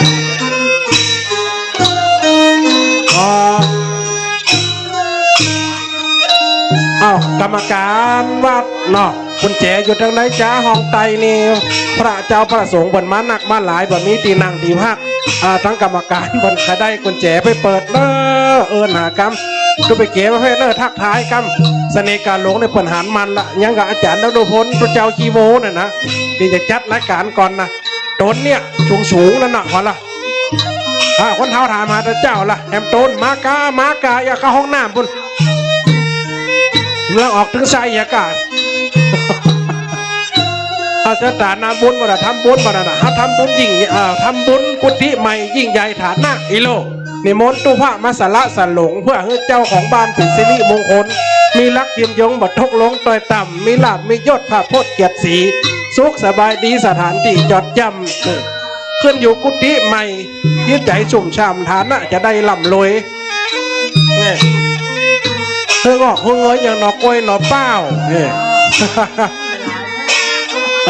ถ้าอาจารย์เจ้ามาอยู่แล้วนะจะได้ถูกเลขถูกหวยคนที่มาหลวมทำบุญกับเฮล่ำเฮรวยมันกันกับคนหน่อยปล่อยแม่เนาะชะตานาบุญเดี๋ยวฟังพระอาจารย์ดนุพลหน่อยเนาะคนเท่ากับใครหันว่าอาจารย์เก๋อาจารย์แก้วเก๋คนใดอาตมาภาพนี่บาแรงนี่ก็จะได้ไปเตะด้วยกันอยู่2 ธรรมะเนาะ2 ธรรมะจะได้ไปด้วยกันอยู่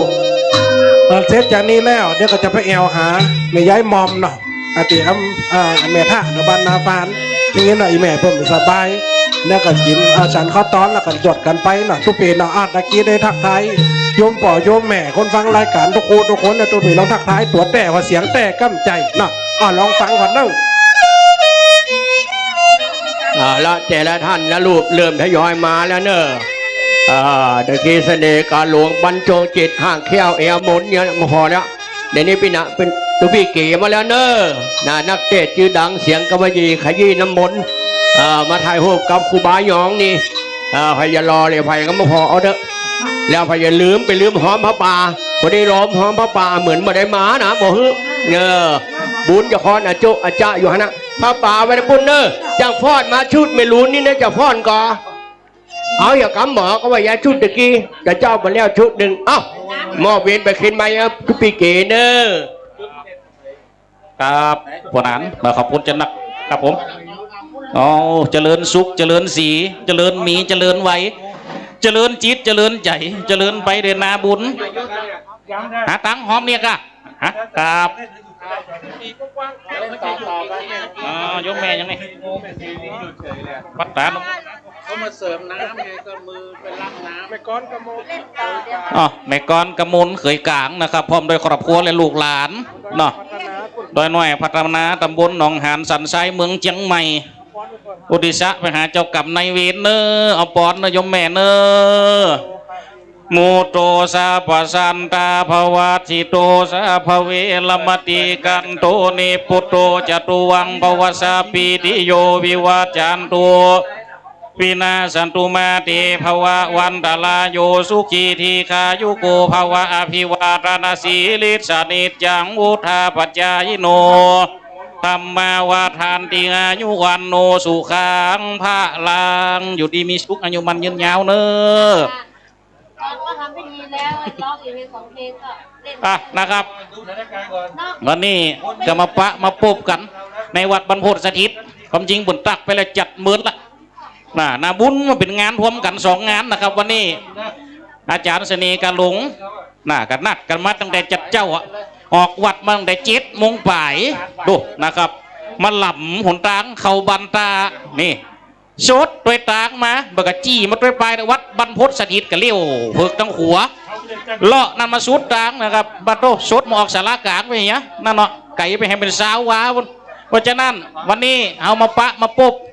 ในช่วงเวลานี้นะครับอาตมาภาพพระดลวนมุนีวังโสที่เขาปะปุ๊บกันกุเตือนะ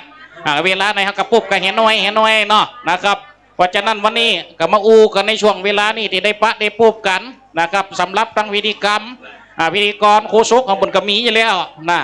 สำหรับอาตมาภาพนะกับพระอาจารย์เสน่ห์กาหลงกับมาปะมาปุ๊บกันในช่วงนี้วันผูก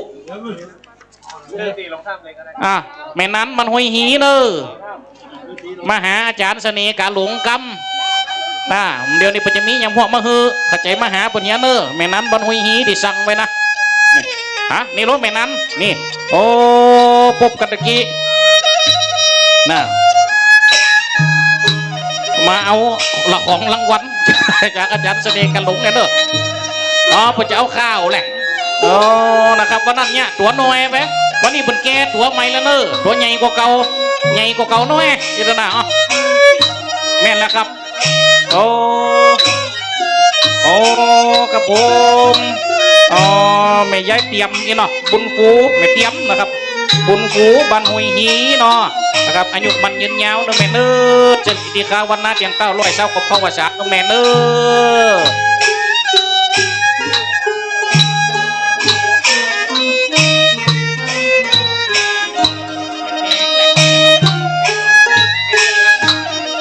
อันนี้ก็ไปแต่งเบ็ดยทัดเนอะนะครับบรรณากวางตำบลดอนไฟอำเภอแม่ทะจังหวัดลำปางนะครับอยู่ดีมีสุขอายุมันยืนยาว100 เศร้ากับข้าววาสาเนอะแม่เนอะโรคภัยไข้เจ็บอย่ามาไกลมาไก่เนอะแม่เนอะครับครับอยู่ดีมีสุขครับเดี๋ยวนี้ย่ำจะเรียกแต่นั้นไม่ขึ้นไปต่อวังเหนือให้มันยกครับอยู่ดีมีสุขเนอะแม่เนอะอายุมันยืนยาวนะครับก็ขอบุญกินบุญทานหักสมหักษาเจ้าบ้านสัตว์เอาพี่น้องกูคนเนอะที่ได้มารวมทำบุญนี่คนเจ๋คนเท่าดูพี่ต้อมบนเต็งข้าวม่วนนะครับบนนึงว่าเป็นข้าวเป็นเคี้ยนะอันนี้บนนึงของคู่กันหรอนะครับครับอันนี้เข้าก่อนนะครับวัดติดเนอะเจริญพรเนาะคุณโยมมาปะกันพี่แฮมเนี่ยวันนี้ก็ขอบุญหักสมรักษานะครับอันใดที่เป็นบุญเป็นกุศลเนาะที่เขาได้ห่วมกันนำมามันก็จะเป็นตัวจักจองน้องน้ำให้ได้มาปะมาปุ๊บกันนะครับสำหรับวันนี้กะไก่จะได้พิธีละนะครับตั้งเฮาก็จะมอบเวียนกินไหมคือตั้งคืนคือตั้งปลงนานนะครับปนานขึ้นนะอันนี้เป็นปอคูนะนี่นะปอคูของเขาเฮียนกำจิ้งก๊อกนี่จับมาปนานเนี่ยนี่เป็นปอคูของตุ๊กเก๋นี่นะครับขอนะครับมอบเวียนกินไหมคือปนานเนาะครับเนาะปนานเปลี่ยนกันครูบาหยองวิไหนครูบาหยองเก้าอี้ตัวให้ตัวมันเปียมันเนอะรถเข้ามาได้ให้กายมาหันเปียเก้าอี้มันตัวให้ตัวมันเปิดตัวเองกำให้ใบใหญ่เหลียวให้วันนี้เจ้ากันหมดคำมาเตอพี่ตามันตาปูปลาเอาบันเหนือมันตายกมือสาบันตากับไว้ไปเรือพระป่านะบุญเนอพุทโธมินาโถนะโมมินาโถชะตังมินาถุงครับปัจจุบันใจจะข้ามีความสุขสบายใจหิ้งปันมาก้าหิ้งปันได้เจ็บเป็นยินใครปันหอบปันหายก็จะตายชิปจะตายอายุ400 500ก่อนเติมเปิ้น530ตัวมาชื่อสกรรมเป็น100 หลายแสนประเดี๋ยวนี้เขาถามว่านั่นขึ้นเลขทะเบียนวัดนี้ชื่ออย่างเลขอย่างเดียวบอกเดี๋ยวพระอาจารย์สุชาติจะบอกคือเดี๋ยวพระอาจารย์สุชาติจะบอกคือเลขทะเบียนวัดนี้พระโมสั่งขอบุญมาวาสนาช่วยป่วยหายนายรักนักเอาเบาชูอยู่มีกำไห้ไปประพุทธตื่นยืนประปวดขาเอาหน้ามาทเวนเอาหน้ามาเกณฑ์ทุกปีเก๋เสน่ห์กาหลงเจมหอมกระดองกระแดงนี่ช่อเอวป้อมปะนี่บรินี่สาธุปัจจุปัจจัยทุกท่านไปบัดได้หอมจะตังระวังเนื้อจะนอนมารับนะคนใดมาวัดนี้ว่าบัดได้กินอย่างนี้นะคนนั้นเนี่ยคืนเชียงตีจะกินอย่างวินีมัดอาหารเกรดเอดึงแซดเด้อ ขอบคุณภาษามารถจำได้จดลงในบัญชีกำลองทานมาจากไหนพ่องบอกกำเดี๋ยวกรรมการจะบอกฮือเนอะมาจากไหนครับเขาจะมาถามกูอันนี้มาแล้วสักเตือจุบีเสดจุบีเสดกาหลงเอาต่อ อนุโมทนาเนอะปล่อยแม่คนเฒ่าคนแก่เป็นห่วงมาถามข่าวถามข่าวในแม่เนาะมันเป็นเรื่องจริงมาได้จุเนาะพอดีอัตุเจ้าเพื่อนด้วยกันลูกเชียงหายมาอยู่ได้3 ติดต่ออันอาตมาภาพไปอบรมเชียงใหม่2 คืนไปอบรม2 คืนน่ะสถาบันว่าขอฝากคนเก๋ไว้ตัวหลักอะขอเบิกตังค์เป็นจะจ่ายกาศาลาจะจ่ายกาศาลาจกตังค์มันมีอยู่50,000 ปลายจกคือศาลาหมื่นราคาแฮม40,000เปิดไว้ที่เก่าถามกับว่ามูเลี้ยงแต่สถากับมาเฮานั่นแหละเพราะว่าปวดอุตสาหะเนาะก็เลยเป็นปัญหากันก็เลยนิมนต์ออกวัดไปเหี้ยนิมนต์ออกวัดออกกลางวัน3เฮากับมู่ใหญ่จะได้เกิดอธิกรณ์เนาะมันเป็นเรื่องตั้งศาสนาตั้งวัดก็เลยปล่อยเปิ่นไปเงี้ยเปิ่นก็ว่าเปิ่มพิษเนี่ยก็เลยเฮาก็เริ่มพิษกับพิษเป็นหยังก็คือออกจากต้นนี้ก็ถ้าอยู่ไปอาจจะทำร้ายอย่างอื่นแม่นเนาะนั่นน่ะน่าแม่สาธุเนอะเป็นผู้เจ้าอย่างเดียวกันแม่ผู้เจ้าบางตนบวชแต่ใจบวชนะแม่เนาะเขากลับมาอยากว่านั่นทดสอบ2 3 4ทดสอบ2 3 4ทดสอบ2 3 4ทดสอบ1 2ทดสอบ2 ขอบคุณ 3 นายกต่อยมเมธที่เป็นห่วงฟังรายการหายวันนั้นวันที่เข้ารายการน่ะเสียงนี่บ่มีกำลังใจที่จะโอนแล้วอีเมลนั่นนะผมกระโทรมาว่านี่เสียงเสน่ห์การลงยังมาเสียงบ่ยิ้มนี่นะเขาก็ว่าเขามีความในใจกันเริ่มกู เสียงนะครับ จัดรายการไปด้วยน้ำตากันย่อยด้วยเพราะมันเจ็บเงินเขาไม่เงินวัดเขาต้องให้พี่สอบเขาต้องจะเป็นหาเงินไปจ่ายตลาดเงินเปิด เสียง เลยบัดได้โอ้โหอย่างหนัก เสียงดัง จากมันเตอะเนาะที่บากกรรมไพ ล มั ด น เบสลงสักหน่อย สาธุนะแม่เนอะที่เป็นห่วงสังเสน่ห์ นิมนต์อาจารย์มหาสมชาติด้านในบารมีดีด้านหน้านิม เอา น ไว้ ต์อา ตู้ จาร ไป ย์ส เก๋ ม ของ ชา มั ติ นมีแล้วไหมที่ตู้ไปเก๋กันเยอะเนี่ยอยู่ด้วยกันเนี่ยสาธุเนอะนโมทนาขัดตังพระสงฆ์เอาเจ้าเดี๋ยวพ่อมอาจารย์อันนี้อาจารย์ดนุพลกับไฟแม่เนาะพระชายกับศาลาด้วยมีตังแต่ศาลาก็เตี้ยโอ้ได้กันแม่สาธุแม่อาตุเปกับปันป้อนทุกคนด้วยอันนี้ผม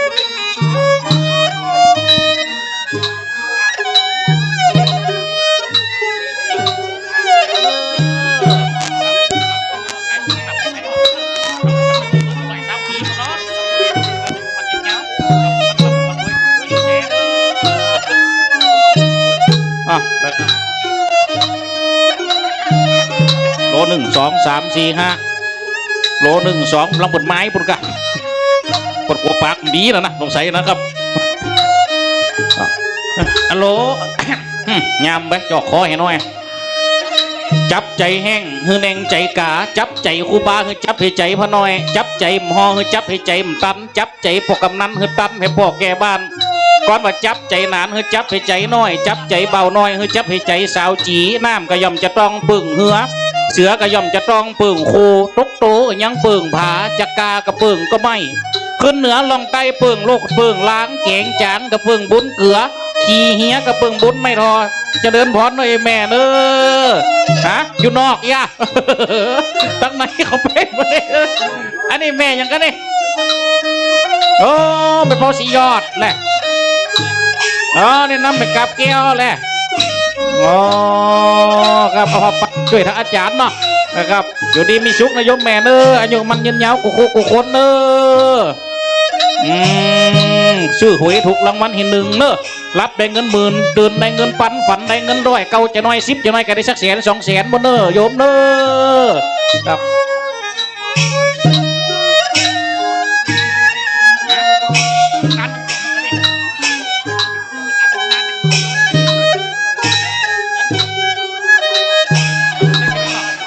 ตอนนี้ตั้งพิธีพร้อมแล้วเนอะประธานสงฆ์พระเดชพระคุณหลวงปู่พระราชจินดานายกได้เมตตาเดินทางมาถึงเมื่อสักครู่แล้วเนาะตอนนี้จังพรคือไปเตรียมพุ่นเลย ฟ้อนเสร็จชุดนี้จะเข้าพิธีเลยเนอะจังฟ้อนลุกเชียงใหม่มาคณะฮักกันฟ้อนจากเชียงใหม่ไปตั้งหนาลานเพิ่นเลยหนาผ้าป่าเพิ่นหน้าผ้าป่าเพิ่นเลย อ้าวจังฟอนปอกของเมืองใหม่เนอ ตอนนี้สล้อสอเสืองคือเปิ่นได้พักกินน้ำกินท่าก่อนเนอะ ปันตากัน บันตากันเนาะแล้วก็กราบนิมนต์ส่งพิธีเนอะครับเนอะขึ้นสู่อาสนะส่งได้ขออนุญาตพระเดียงส่งตอนนี้ไปเลยเนาะกราบนิมนต์หลวงพ่อพระครูอุดมศิริทัตน์ประธานส่งขึ้นสู่อาสนะส่งท่านอาจารย์พระครูโสพลพัฒนวิกรมรูปที่สองรูปที่สามกราบนิมนต์หลวงพ่อวัดแม่ฮวกเนอะครับเนอะกราบนิมนต์รูปที่สามครับรูปที่สี่กราบนิมนต์หลวงพ่อจากตัง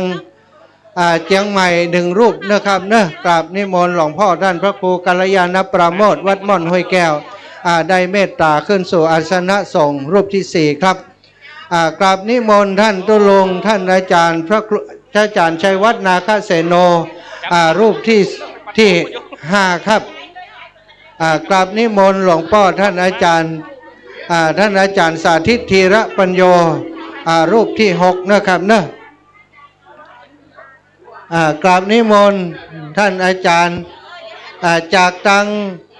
เชียงใหม่แหมคนใส่แว่นอยู่ตั้งหลังผมจำจืม นิมนต์ท่านอาจารย์ขึ้นครับทัดขึ้นไปเลยครับครับนิมนต์ท่านอาจารย์ครับเนอะทัดลงมาเลยป่อหลวงพ่อวัดแม่ฮวกกับนิมนต์ครับรูปที่สามครับกับนิมนต์หลวงพ่อวัดแม่ฮวกเนอะท่านอาจารย์พระครูกัลยาณประโมทท่านอาจารย์สาธิตท่านผอ.วิทยาลัยท่านอาจารย์พระครูสิริธรรมบัณฑิตครับกราบนิมนต์ครับ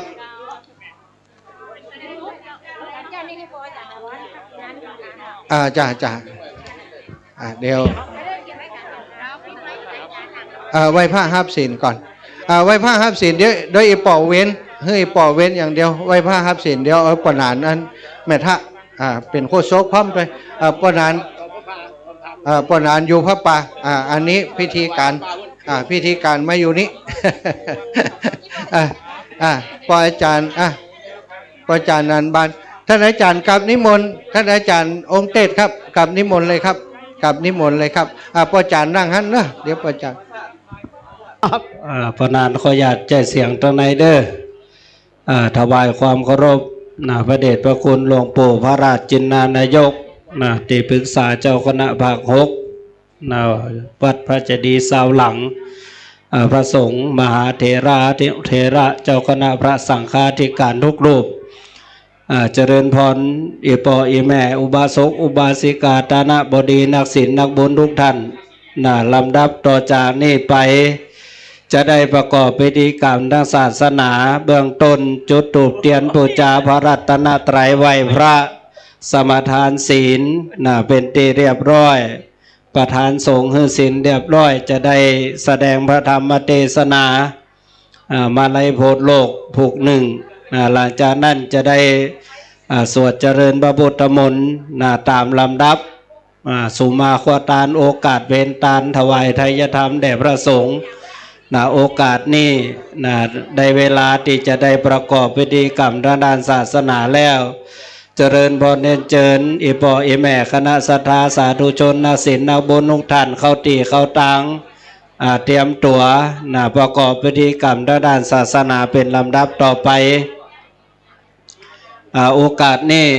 ขอได้รับเมตตาจากพระเดชพระคุณหลวงปู่พระราชจินดานายกได้เป็นประธานจุดถูกเตียนบูชาพระรัตนตรัยด้านหน้าโต๊ะหมู่บูชาขออาราธนาณโอกาสบัดนี้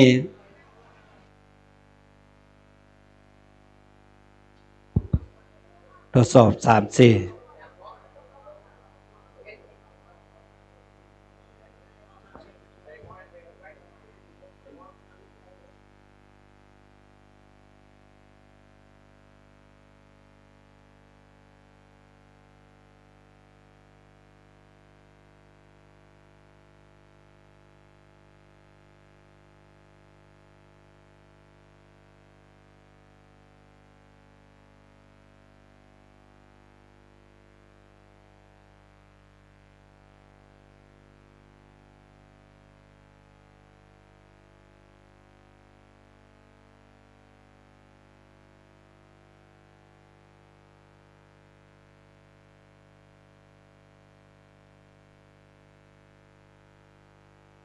สงบปากสงบคำเงียบสกรรม จุดธูปเทียนบูชาพระรัตนตรัยเป็นสิ่งสำคัญน้อมจิตน้อมใจระลึกถึงคุณพระพุทธพระธรรมพระสังฆเจ้าเนอ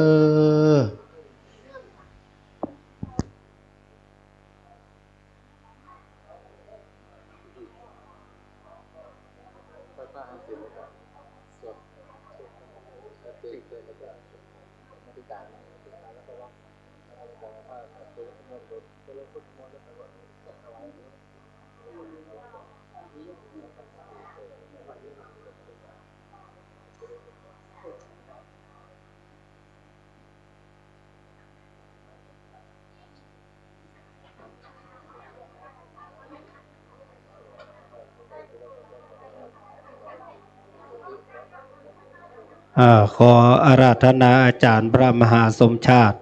ได้จุดเตือนเขียงทองน้อย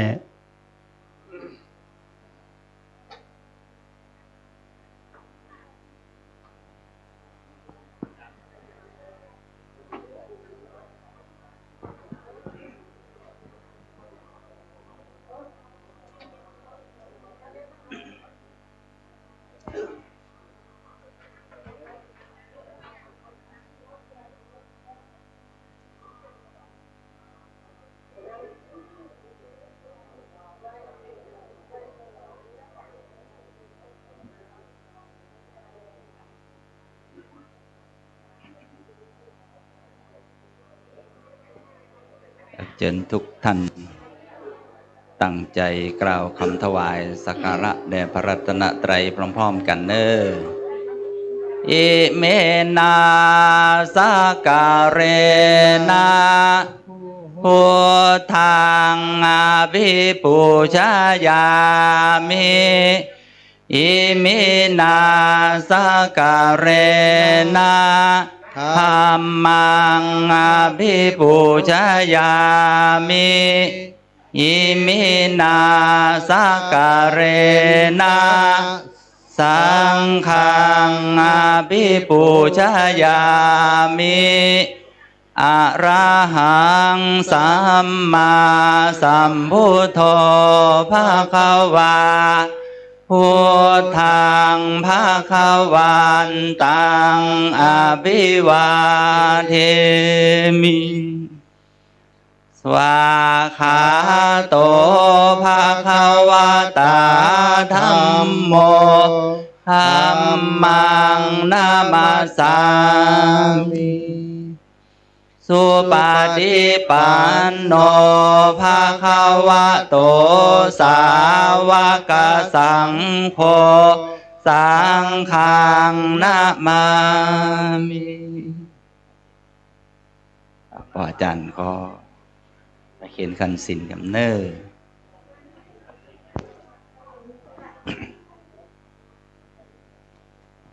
ตั้งอกตั้งใจสมาทานเป็นเจสินพร้อมๆกันครับ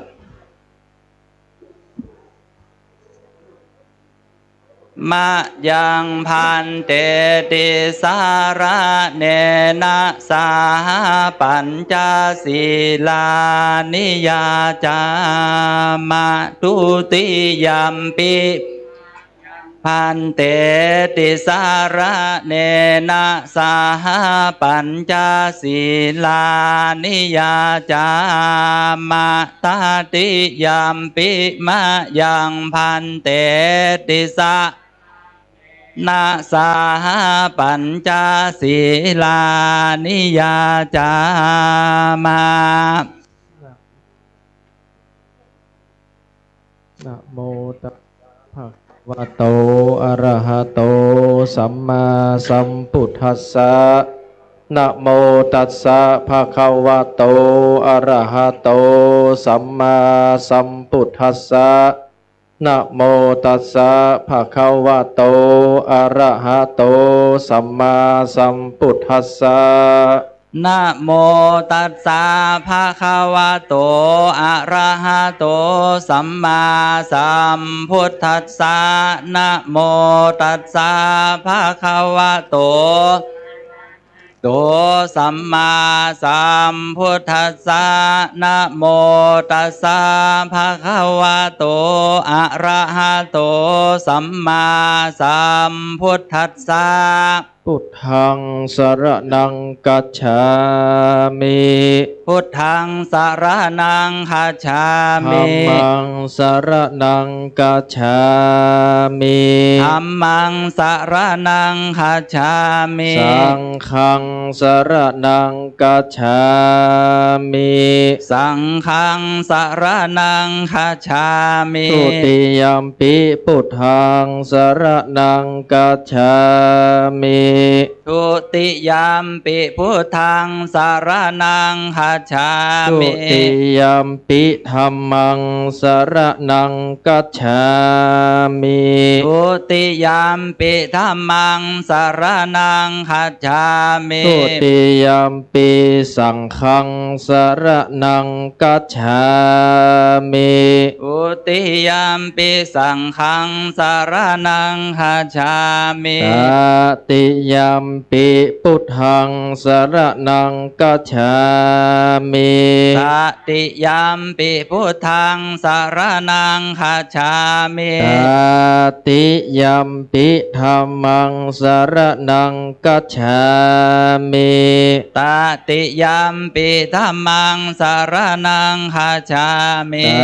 ตติยัมปิสังฆังสรณังกัจฉามิ ตติยามปิสังฆังสารนังคัจฉามิ อิสรณกะมะนังนิธิตัง อามะพันเต ปานาติปาตาเวระมณีสิกขาปะตังสมาติยามิ ปานาติปาตาเวรมณีสิกขาปะทังสมาธิยามิ อาตินนาตานาเวระมณีสิกขาปะตังสมาติยามิ อะทินนาทานาเวรมณีสิกขาปะทังสมาธิยามิ กาเมสุมิชฌาจาราเวระมณีสิกขาปะตังสมาติยามิ กาเมสุมิจฉาจาราเวรมณีสิกขาปะทังสมาธิยามิ มุสาวาตาเวระมณีสิกขาปะตังสมาติยามิ มุสาวาทาเวรมณีสิกขาปะทังสมาธิยามิ สุราเมรยมัจจปมาตฐานาเวระมณีสิกขาปะตังสมาติยามิ สุราเมรยมัชฌปปมาทัฏฐานาเวรมณีสิกขาปะทังสมาธิยามิ อิมานิ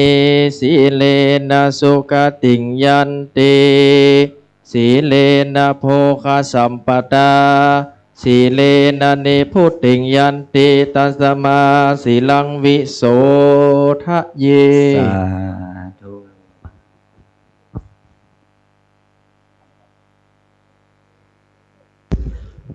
ครับ ต่อจากนี้ไปเราจะได้รับฟังพระธรรมเทศนาจากพระอธิการหารินทรทิตรสัทโธวัดชัยเกษมต้นซานอำเภอฝางนะครับเรียนทุกผู้ทุกท่านได้ตั้งอกตั้งใจฟังโดยความมีสมาธิเน้อพระพระมาจาโลกาดิมปฏิสาหัมปฏิกัดอัญจะเดียนดิวรังอายาจทาสันติทาสตาปราชคาชาติกาเทเสตุธรรมังอนุกัมปิมังปัจฉังอาราธนังกาลุมา นะ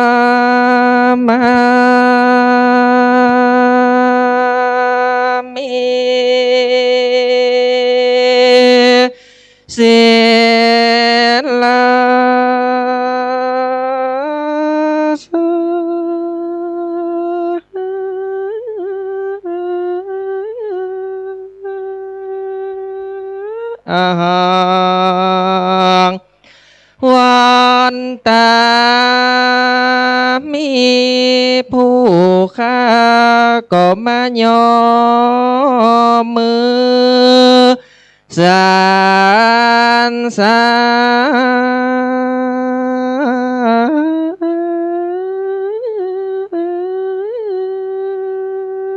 ใส่กล้าวไว้พระเตรัตนะหะไหลแก้วเจ้าสิ่งสา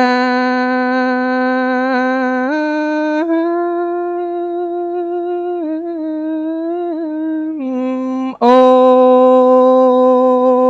งค์อาจแล้วสมดังความประส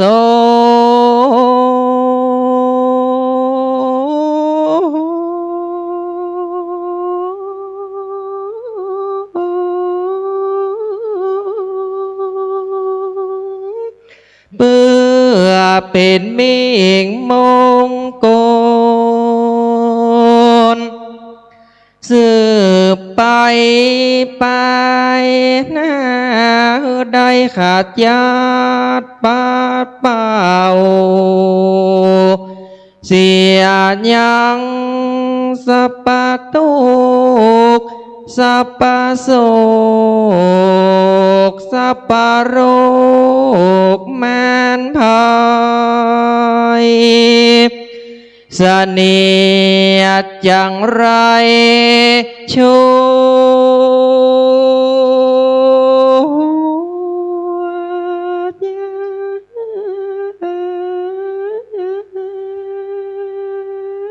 ขอ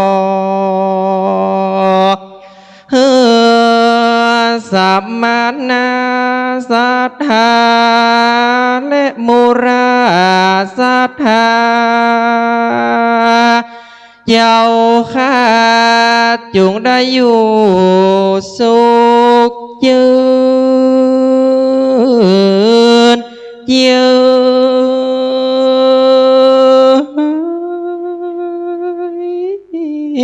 นบานอันเจิญเทวบุตรเทวดาเจ้าโยดนโต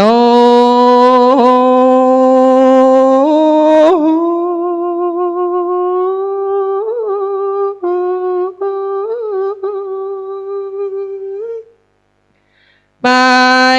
บนหนอากาศกว้างไปใต้ลวาดนั้นถึงพระแม่เจ้าทอ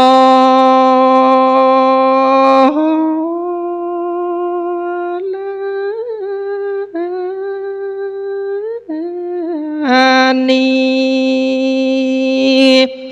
เทวดาอันรักษาวัดวาอาวาสสิ่ง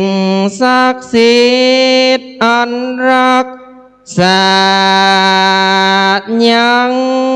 วัดบรรพตสถิตตินีจุดโดนโต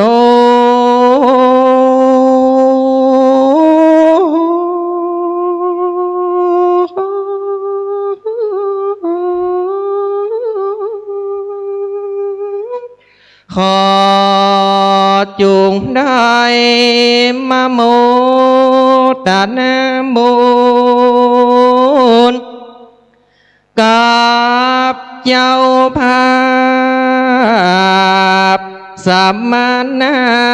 ศรัทธาไม่มีท่าน านพระอาจารย์พระมหาสมชาติชาตาปัญโยเจ้าพร้อมตั้งพระมหานพดลสุวรรณเมธีเจ้าอาวาสและภิกขุสามเณรจุโด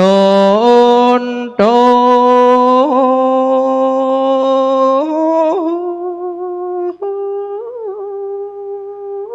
้อมกับคณะสัทธาจุคนวานได้ปาการมาปั๊มเป็นพละบุญกุศลในวันนี้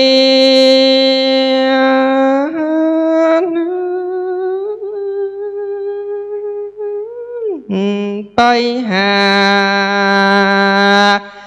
ยังดวงวิญญาณของหลวงพ่อพระครูสิริธรรมวิพาสหรือว่าหลวงพ่อสีอ่องชัยสิริอดีตเจ้าอาวาสวัดบรรพตสถิตผู้ได้ถึงแก่มรณกรรมไปว่า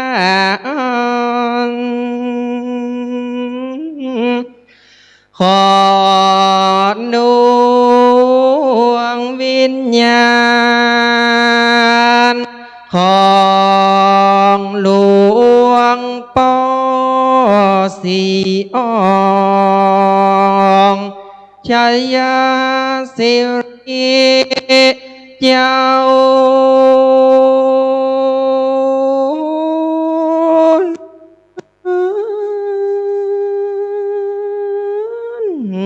จ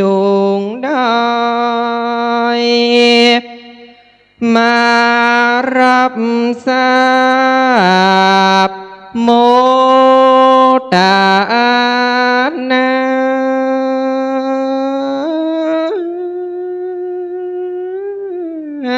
ตานได้ฉันได้บัวระโภคปนติยากปรากติตุกได้ถึงสุขเสวยผ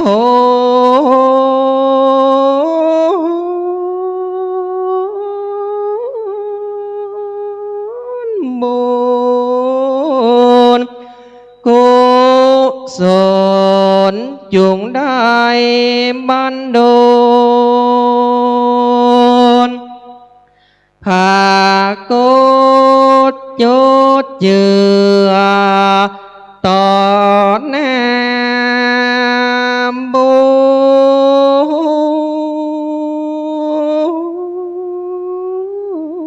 ญสมปานมีแก่กล้าจุงได้นำเอาดวงวิญญาณของท่านพระครูสิริธรรมวิพัฒน์สีอ่องท่านเจ้า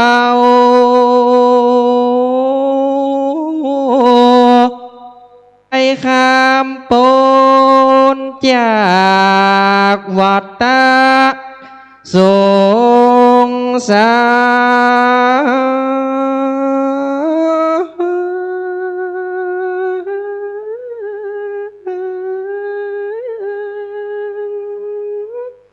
ถึ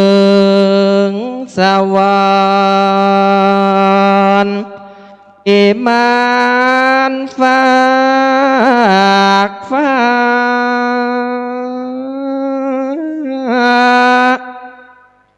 บนฝั่งกำนาคือว่าเวียงแก้วยอดมหา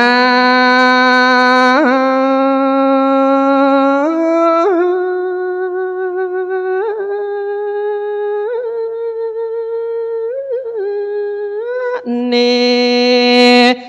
ราปานแลนะ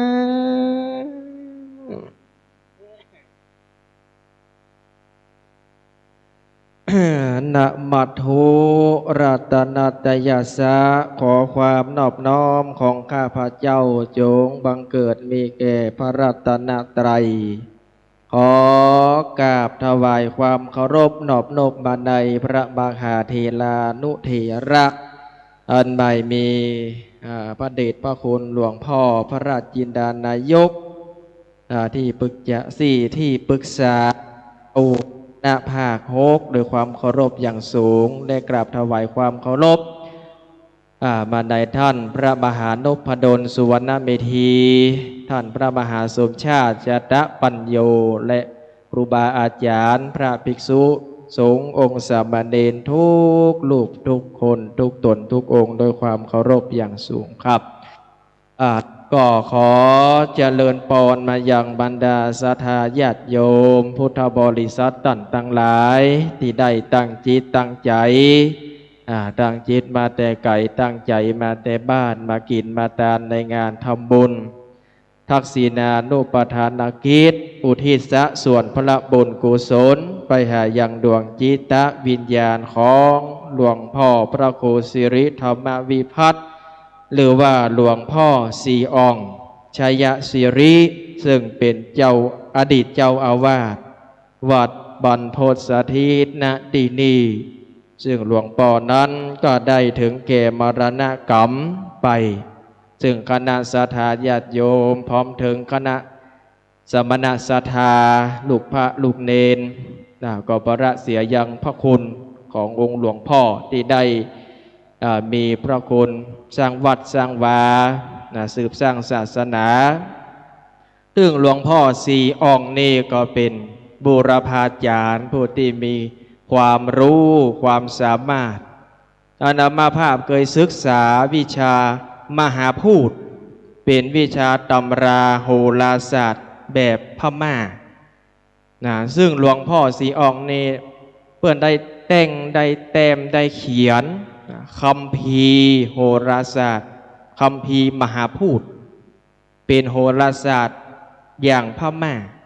เอาไว้พอเอาไว้ตรายจุ้ยเหลือศรัทธาญาติโยมที่มีทุกข์มียากพ่องก็เป็นเคราะห์เกณฑ์เวรภัยตกคืดตกยาอย่างใดนี่หลวงพ่อเพื่อก็จะมานับคำนวณเอามหาพูดวิชาเนี่ยศักดิ์สิทธิ์เป็นวิชาที่ประเสริฐโพดคนโพดมนุษย์หลวงพ่อได้สืบได้สร้างได้สืบได้ซ่อนมาแล้วก็ทำเป็นตำราไว้ด้านหนึ่งหลวงพ่อก็มีพระคุณในด้านสมถกรรมฐานวิปัสสนากรรมฐานเพราะหลวงพ่อได้เคยไปอยู่กรุงเทพเนาะศึกษาร่ำเรียนเพราะว่าจะเป็นสำนักวิปัสสนาวัดมหาธาตุยุวราชรังสฤทธิ์ก็ดีเพราะฉะนั้นหลวงพ่อนี่มีความเชี่ยวชาญสมถกรรมฐานวิปัสสนากรรมฐานสมาธิภาวนาและอย่างหนึ่งก็คือได้สร้างวัตถุมงคลประเดี๋ยวนี้จะเหลือพ่องบ่เหลือพ่องก็บ่ฮวดเนาะหลวงพ่อได้สร้างพระราหูราหูเพิ่นว่าราหูกาลาตาเดียวกะลุงตาเดียวเนี่ย หลวงพ่อมาแก้เป็นพระราหูสิกศรัทธาญาติโยมเอาไปติดเนื้อติดตัวเป็นเกลือเป็นกูลก้อมจูดวงจตาอย่างหนึ่งก็ปลอดที่ดังๆนี่ประเดี๋ยวถ้าจะประสบหาปะแล้วเนาะปลอดกินเงินปลอดกินทองเพิ่นว่ามีไผ่มีไว้นี่มันจะกินเงินกินทองมาหึ่งเฮาอ่ะนี่หลวงพ่อว่าได้สร้างเอาไว้นะมีพ่องบ่มีพ่องพระพระอาจารย์เมื่อเหลืออยู่ก่อเหลือเจ้าว่าปูจาเอาไปไว้เมืองฝางซะก็มีอากาศเดี๋ยวอย่ากินเงินกินทองตั้งลำปางไปอยู่เมืองฝางพ่องแล้วก็บอกว่าเนาะเป็นวิชาที่ยากจะทำได้ประเดี๋ยวมีใครทำแล้วปลอดหัวแหวนพ่องเอนะเพราะว่าหลวงพ่อนี่เชี่ยวชาญสมถกรรมฐานจะได้เล่นแร่แปรธาตุดินน้ำไฟลมเนี่ยเหียกธาตุทั้งสี่แล้วก็เอามาเสกเป็นปลอดเอาหือศรัทธาญาติโยมไปติดหัวติดตัวแถมยังนึ่งก็ที่เป็นวัตถุมงคลดังก็คือสุมาเตปลักขิตนะเอาหลวงพ่อนี่จะแปลงปลักขิตไว้แล้วก็จะจานคาถาไว้เพื่อนว่ายิเจลุนิก่อนเนหะนี่เป็นคาถาที่หลวงพ่อจานเอาไว้ใจได้เป็นมหานิยมกาแม่นขายมานเพราะอย่างนั้นไผ่แค่ได้โจกไผ่แค่ได้ลาบไผ่แค่ได้ความสำเร็จมาไหวมาขอพรหลวงพ่อเนี่ยเมื่อยังเป็นคนหลวงพ่อสร้างโมดวัดวาอารามสถานปฏิบัติธรรมตำรับตำลาตลอดจนถึงวัตถุมงคลไว้ฮือกับตุพระสามเณรได้ศึกษาสืบซ่อนไปตลอดจนถึงคณะศรัทธาเป็นกำลังจิตกำลังใจเฮามาหูมหันวัดหลวงพ่อสร้างกว้างใหญ่มีกาป่ากาดอยสงบลมเย็นเสนาสนะก็รุ่งเรืองนี่เพราะฉะนั้นเนี่ยเหลือแต่คุณงามความดีหลวงพ่อจากไปแล้วเหลือกระจื้อสุดท้ายเหลือคุณงามความดีคนใดที่เฮียนมหาพูดโหราศาสตร์เพิ่งก็จะเฮียกจื้อกะครูบาอาจารย์ใหม่มีหลวงพ่อสีอ่องชยสิทธิติประสิทธิ์ประสานแป่งตำราเอาไว้อาตมาศึกษาอยู่นะแม่นแต่ไปกินแถวสิงคโปร์มาละเนี่ยตำรานี่นะเนี่ยโดยกุลนะเป็นหน้าบุญสถาเพิ่นว่าธรรมะจัดสรรเคยศึกษาวิชานี้แต่บ่ฮู้ว่าหลวงพ่อสีอ่องเพิ่นอยู่ที่ไหนในหนังสือเพิ่นว่าอยู่กรุงเทพวัดอะไรอย่างก่อนอาจารย์วัดเอี่ยมเนี่ยเอี่ยมนูดเอี่ยมสิอย่างนับว่าอะไรอย่างวัดมหาธาตุน้องเพิ่นนะแต่มาฮู้มหันว่าหลวงพ่อสีอ่องก็เลยเสิร์ชใน Google พบพอดีนะเนี่ยเป็นธรรมะจัดสรรครูบาอาจารย์จัดสรรให้ได้มาพบมาปะบูรพาจารย์ทางโหราศาสตร์แล้วก็ด้านวิปัสสนากรรมฐานในการเผยแพร่ตลอดจนถึงสร้างวัตถุมงคลไว้เป็นขวัญเป็นกำลังใจแก่คณะศรัทธาญาติโยมเนาะเอาละต่อไปอาตมาภาพจะได้เทศนาธรรมมาลัยโพธิโลกเพื่อจักอุทิศส่วนบุญส่วนกุศลถวายไปแด่จิตดวงวิญญาณขององค์หลวงพ่อสีอ่องชัยสิทธิชยศิริศรัทธาเฮาตั้งจิตตั้งใจรับปอนบ่ได้รับปอนเดืออย่าหวานปอนนะแด่กินหม้อมาแต่ฟังธรรมก่อนน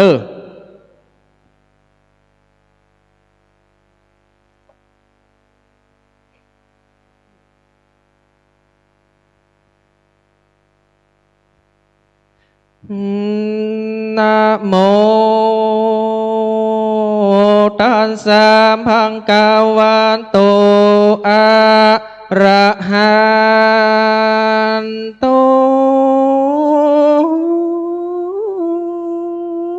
สัมมาสัมพุทธัสสะโสลานามังเฮนิยังปุณธาเสนทางนามินตวาพุนทางการทันสานสังกัจจังธรรมัญญาสังกัญญานามิตวาสังการาจานาปาตังมาลายานามาวัตถุปาลามันทวีจิตังอาราภิสังสัมมาเสติสัตวูดุลา สามปุริสานตั้งหลายอาจารย์เจ้าตุนแปลงกำปีมาลายอันนี้หากตั้งไว้เป็นติวายและสังกาลาปูจาแก่คนและเทวดาตั้งหลายเพื่อหือหายโอนตาลายตั้งไปน้อยและไปนอกตวงดาวขอคันธาสีมาโดยกำปีมาลัยอันนี้และนาตามอัธกทางแห่งบาทอันนักหัดเจ้าทั้งหลายเพิ่งลูดังจังวิสัญจานามไปปานานิเตนามินนานตุ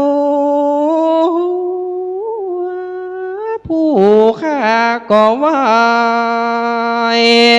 ยังพานาวาโลกุณตาลาธรรมเจ้าเก่าภาการกับตังพระปริยัติธรรมดวงงาม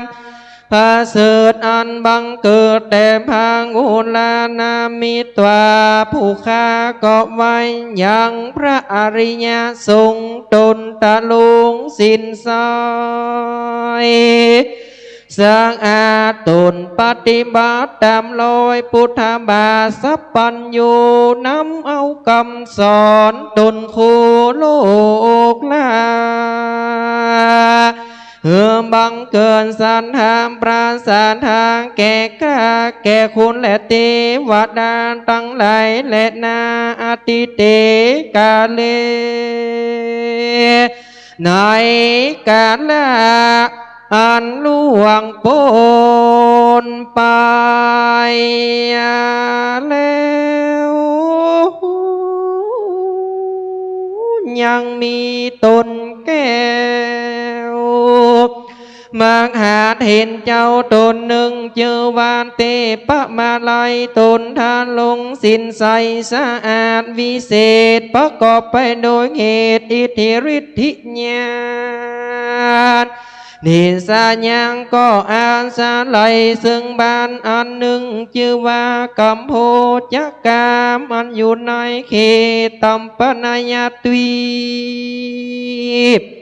อันเป็นที่อยู่แห่งแก้วเจ้าทั้งสามประการเอกทิวสังยังมีในวันหนึ่งสายมหาเห็นเจ้าเต็มป่ามาลอยตนองค์อาจเจ้าก็กากาดไปสู่ยังนรกเพื่อจังยกเอาอย่างฝูงเพศอันใดสังเกตไว้เมินนานปวิสิตวาเจ้าก็เข้าไปสู่สำนักแห่งพระญาโยมพิบาลวันนั้นแลในเมื่อพระญาโยมมาลาดหันแล้วยังตนแก้วเทพมาลอยก็พาสาไลแจ้งจรสาลาดรู้รอดจุวันว่าพันเตข้าไว้เจ้าตุนบุญมากเจ้ากูลุงจางพรานเตนเขตแดนใดมานั่นจะมาหาเทนเจ้าก็ตอบกำไปเร็วรีบว่าเขาลูกจากจงปูตีบเมืองคนแม่มีกำพาถานามาใครโพดฝูงมวลสัตว์อันต้องตูดอยู่ในอาบายอย่ามาราจางอ้างหาพระญาโยมมาลาดก็จริงโยกนิวาดวันตาว่าข้าแด่เจ้ากูผู้มีบุญมากผู้โจมสาลาลูลอดอันว่าเจ้าเมืองนอกจุมปูเขายังดูก็ทำบุญก็มีมากรู้ว่าเขาก็ทำบาปก็มีหลายอันจารสัพเพสัตตาอ่านว่าสัตดังอะไร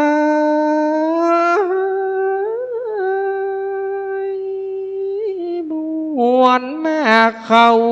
ก็มาและขาบไว้เมืองโคนป่าเอาตนตัวเข้ามาสู่ในแห่งห้องอบายก็ยังมีลายเหลือล้นเขาก็พาถาดนาไข่ปนจางตุงโตดโดยไข่เสวยสุขโสสำลานโดยบุญสมปาน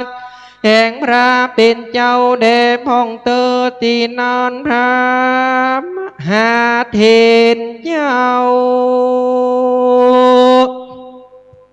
ก่อนลีลาดไปสู่ยังหมู่สานโลกตั้งหลายอันต้องตูดมีอยู่หลายโกนหลายแสนเจ้าก็ไปสู่แดน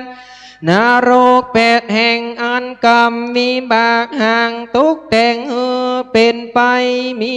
ตนว่าวิตารณีมอใหญ่โลหะกุมพียัยปอนเดโอโซนตานารกมีขอบเขตสังคตนาโลกก็มาเป็ดปูนกู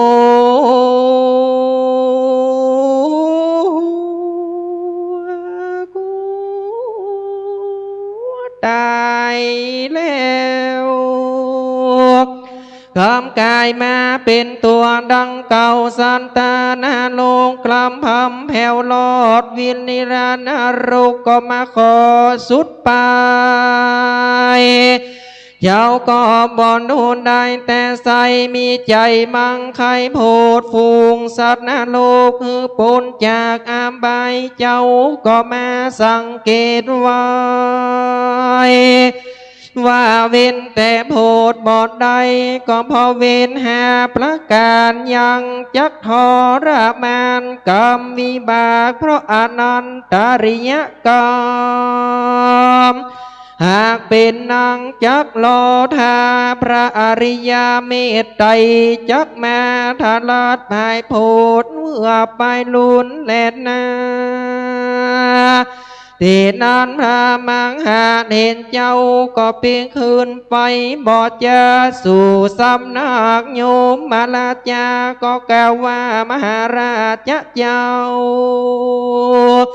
ฝูงสัตว์ทั้งหลายทุกหมู่ทวนนากู้ยิ่งใจอันตะลุงทุกในอบายยังมีหลายมากล้นเขาก็บ่ได้ปนก็คือพวกกระทำเวรหาประการยังรอทาพระตุนบานบ่เศร้าคือพระอริยเมตไตรเจ้าอันจักลงมาโพดฟุงสัตว์แลดนาญามาลาจาพระญาโยมมาลาจิงโยกนิ้ววาดวันตาว่าข้าแด่เจ้าตนบุญมากสาธุดีดีอันหนึ่งผู้ข้าขอสังกรรมเมตตาไปบอกแก่เจ้าเมืองนอกจุมปูเขาเล่งรีบกระทำบุญตานรักษาศีลภาวนาอย่าได้ขาดอย่าได้พระมาทลาสา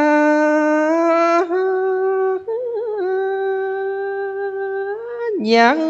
เขาได้ปอกปิกคืนมาตีเก่าอย่าได้มาดาลงตุกเล่าในอาเว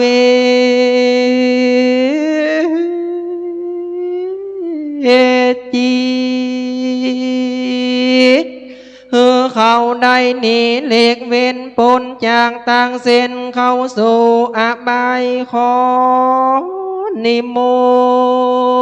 นต์ พระเป็นเจ้าจุงเมื่อบอกภายแผ่เอาคำนี้บอกแก่เจ้าจุมปูอย่าเข้าใดกระทำปานาติบาตอย่าได้เข้าอำนาจตัณหาอย่ามีใจโมหะลูบเอาของตันอย่าได้เล่นจูจากผัวเมียตนอย่าได้จูร้ายกำสุนกำซออย่าได้ดื่มน้ำเหล้าล่อยาเมาอย่าได้กวนเก่าดาจีตีพรามอย่าได้ใจหานดาปอติเมอย่าได้ตัดไม้สะเรมหาโพธิ์อย่าได้มังแก้วโกดเจดียุงปากันประกอบปากันปิจารณาจำเลินเมตตา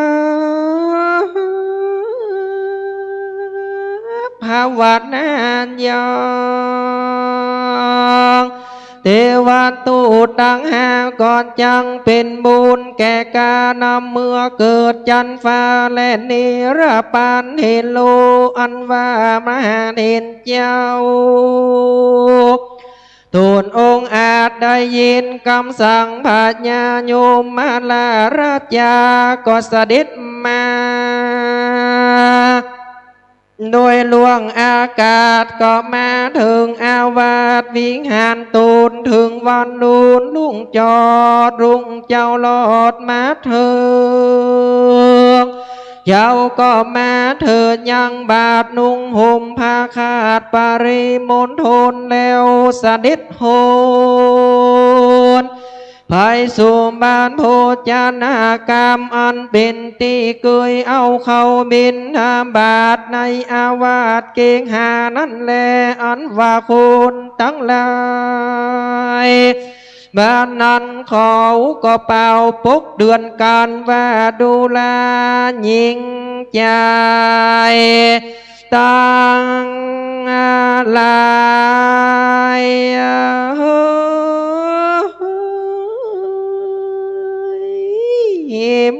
บัดนี้ตันมาเห็นเจ้าก็มาเมนานตาขออาราธนานิมนต์ไว้ก่อ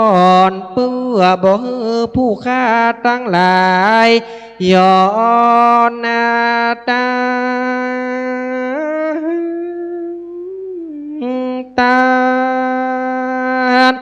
เขาก็มาออกปังตานิมนต์เขาก็มาย่อยุงเขาใส่บาตรอยู่น้อยอาธาบาทวินัยกองอาธายามนานพระมหาเด่นเจ้าตนองค์อาจก็มาโอกาสยันจาว่าดูลาอุปาสิกาอุปาสิกา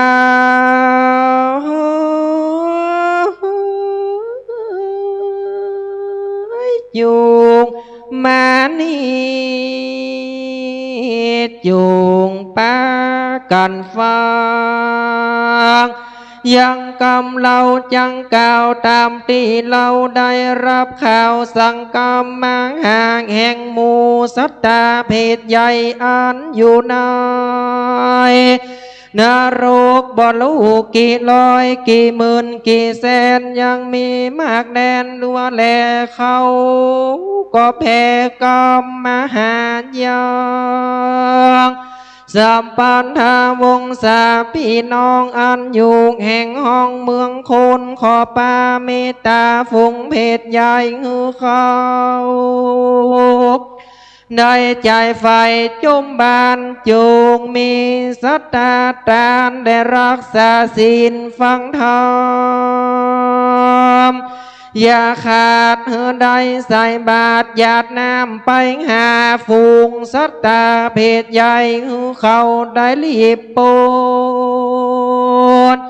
อยากนานโลกเฮือโยขึ้นสู่สวรรค์ไปเตรียมตันแทบไกลตูนตันไทยอินตาไป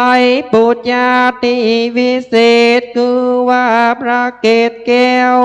จุรามานีสลีมหาธา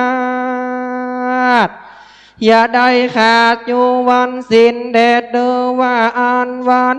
เล็ดนาส่วนพระมหาเทนเจ้าการสร้างมนุษย์สร้างการนาเจ้าจุมปูตีสัตว์นั้นแล้วก็กากาดแก้วไปสู่วิหารตนก็มีวันนั้นแลตั้งแต่แรกนั้นไปนาส่วนว่าคุณทั้งหลายก็บาการเว้นจากกรรมหาประการคือว่าบอกกระทำปานาติบาตบอกฆ่าสัตว์บ่ลักของตันบ่เล่นจูบ่จุไรหลอกลวงพายบ่ดื่มกินสุราเมลัยเต้าแต่กระทำกรรมอันดีมีตนว่าตานรักษาศีลเมตตาภาวนาไปบอกขาดปากันใส่บาตรหยาดน้ำไม่ตานหายังฝูงสัตตาเพศอันใดปนเขตอาบายก็มีดังนิยมดังกล่าวมานี้แล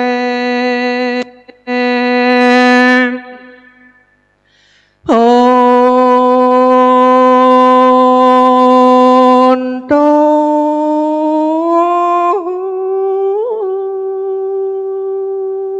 ฟังและ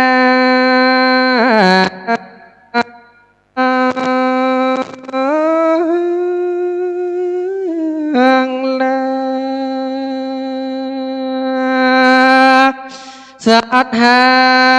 ตังลตั้งยิ่งใจจูผู้ยุงถือเอาธรรมะเป็นหลักกระทูเอาเป็นเปื้อนเกิดเปื้อนโอ้เมื่อเย็นนอนเหือตานตั้งหลายได้มั่นใจในน้ำธรรมกามมาโซ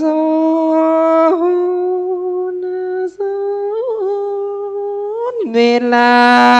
เข้านอนได้ยกก่อนกราบไหว้อย่า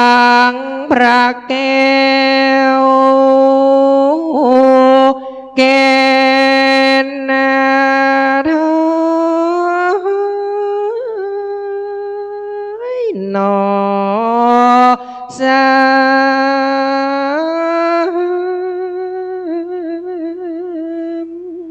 ดวงเอาเป็นที่เปิงอย่าเอาลัทธิอื่นมาสูญปั๊มเป่งบุญถึงกองบุญที่เราได้กระทำมาก่อนกี่ อาตมาโสนตนาเตสนาธรรมเต้านี้จะขอลวดว่า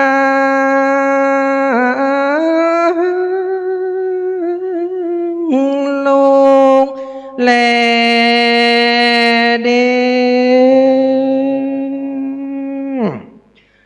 เนนที่ตั้งคลีญาสังวานานาวิเศษยาห้องเหตุยังมาไลยจานดกกอมบังกมสมเรสาเร สาธุโอกาสนี้ขอได้รับเกียรติจากอาจารย์ดร.จุฑามาศเดชปทุมได้เป็นตัวแทนอุบาสกอุบาสิกาทั้งหลายได้ประเคนจตุปัจจัยทายธรรมกันเทศแด่พระอาจารย์พระอธิการพานรินทร์จิตตวรสัทโธเจ้าวาดวัดชัยเกษมต้นสั้นอำเภอฝางองค์เทศนาธรรมณโอกาสนี้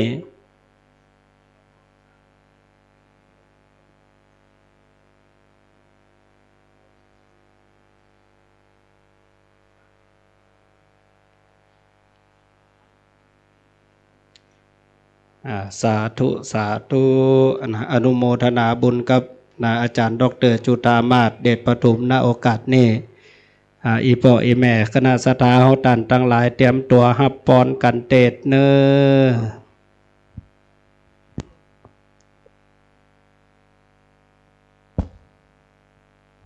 ลำดับต่อไปก็ตั้งจิตตั้งใจ รับพรยะถาวาริวคาปุลาปาริปุเรนติสากะลังเกวะเบวะอิโตทินังเปตานังอุปกาปติชิตังปะทิตังตุมหังขิปะเมวะสมิจตุสเปปุเรนตุสังกปาจันโทปนะระโสยะถา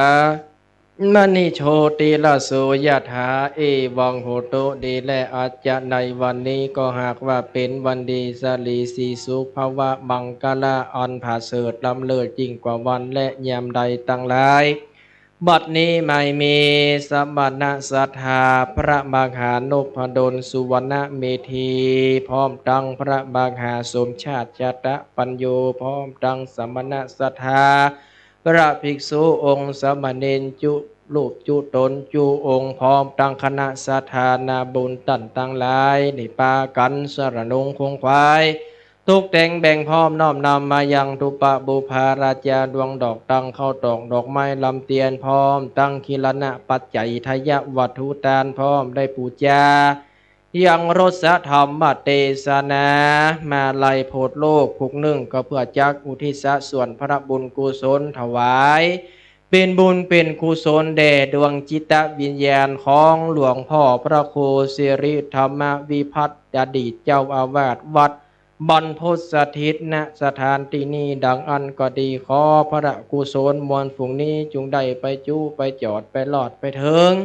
ไปตึงยังจิตดวงวิญญาณหลวงพ่อให้ได้รับรู้ให้ได้รับทราบให้ได้ฉันได้บัวละโภคคือปนที่ยากคือภาคที่ทุกข์ให้ได้ถึงสุขเตื้องแต่ดีหลีไปหลอดมายามเจ้าจงเป็นพัฒทหารเจ้าพัฒทหารเพนไปยอบหลอดมายามขวายจุงกับกายเป็นจีวละสบงจีวรเป็นเสื้อเป็นผ้าจุจอดลอดเถิงยามลุนปุลาเป็นเข้าติบน้ำติบ10ประการเป็นอลังการอันประเสริฐได้นำเอาดวงจิตาดวงวิญญาณของหลวงพ่อพระครูสิริธรรมวิพัฒน์นั้นได้เมื่อเกิดเมืองสวรรค์นั้นจุงจักมีมาได้รับพระกุศลผลบุญแล้วจงได้ปีกปอกไว้ วายหน้ามาปั่นจุกปั่นลาบปั่นปอนปั่นบ่าปั่นแหงปั่นเข้าปั่นของปั่นอายุให้แก่เจ้ามูลศรัทธาและสมณะศรัทธาให้ได้อยู่เย็นเป็นสุขสุขภาพปรานามัยสมบูรณ์แข็งแรงมั่งมนตุ้นเต้าโดยเข้าโดยของโดยเงินโดยทองให้ได้เป็นเจ้าเข้าเจ้าของเจ้าเงินเจ้าทองเจ้าโคนนายโคนสะข่วยเศรษฐีมหาเศรษฐีขหบดีมีเงินมีทองมีกินมีตาลเหลือกินเหลือใจเหลือกินเหลือตาลให้อยู่กำจูวละพุทธศาสนาแห่งองค์สาลีสัพปัญโยพระพุทธเจ้าเสี่ยงจิรการห้าปันภวัสสานั่นจุงจักมีเตียงเต้ดีหลีโสยาติธรรมโมจะอายังนิทัสสิโตเปตานาปูชายากตาอุลาราภารัญญาภิกขุนามโนปตินังตุมเหหิปุญญังปสุตังอนาปกันติภวะอภิวาทานาสีลิสานิจจังวุธาปัจจยโนจัตตาโลธรรมาวัฏันตุอายุวันโนสุขังปะลา สาธุไปแค่ได้ประหลอดก็นะฉบับหลวงพ่อวัดศรีออกติดต่ออาจารย์ได้หลังไหมเนอะนิมนต์พระเดชพระคุณหลวงพ่อได้นำคณะสงฆ์สวดสุมาโคตานโอกาสเวนตันเนาะเจริญพร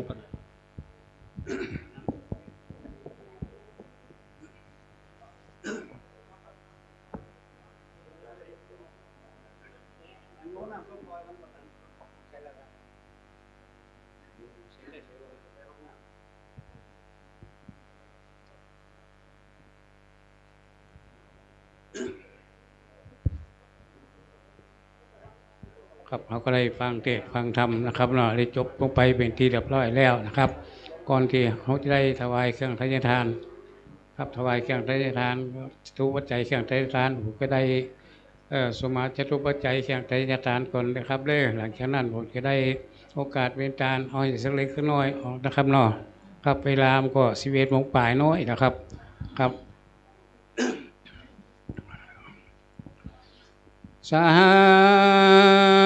ธุสาธุวันตามิศีลาสาสะปะวะตุตานังสัพพังโตสังฆามาธาเมพันเตสาธุสาธุอม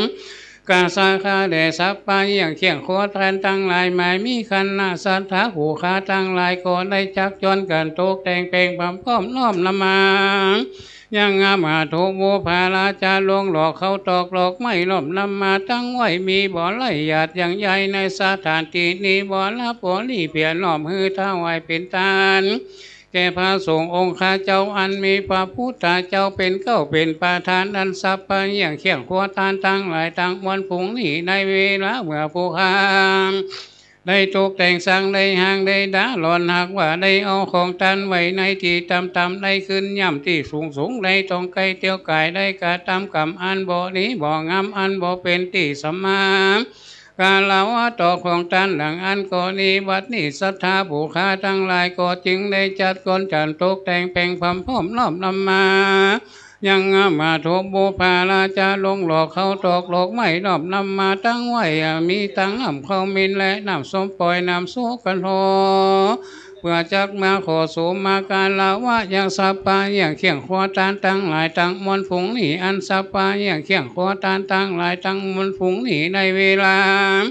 เมื่อผู้ค้าได้เอาน้ำส้มปล่อยน้ำอบน้ำหอมปลาพรมใส่แล้วก็นับว่าเป็นของทานอันบริสุทธิ์หมดใสสะอาดปราศจากโดยมาละมลทินทั้งหลายทั้งมวลของมีพระลาอานิสงส์อันแก่กาขอฮือได้นำเอาหมู่ผู้ค้าทั้งหลายไปบังเกิดในสวรรค์จันทร์ฟ้าฮือได้ไว้นาไปตั้งพระนิพพานนี้จังตัววังแต่งแต่ดีกัญญาตัวเลมวจีตัวเลมโนตัวเลสันติจะโตสังอาสันติจะโตสังสปังโตสังขามันโน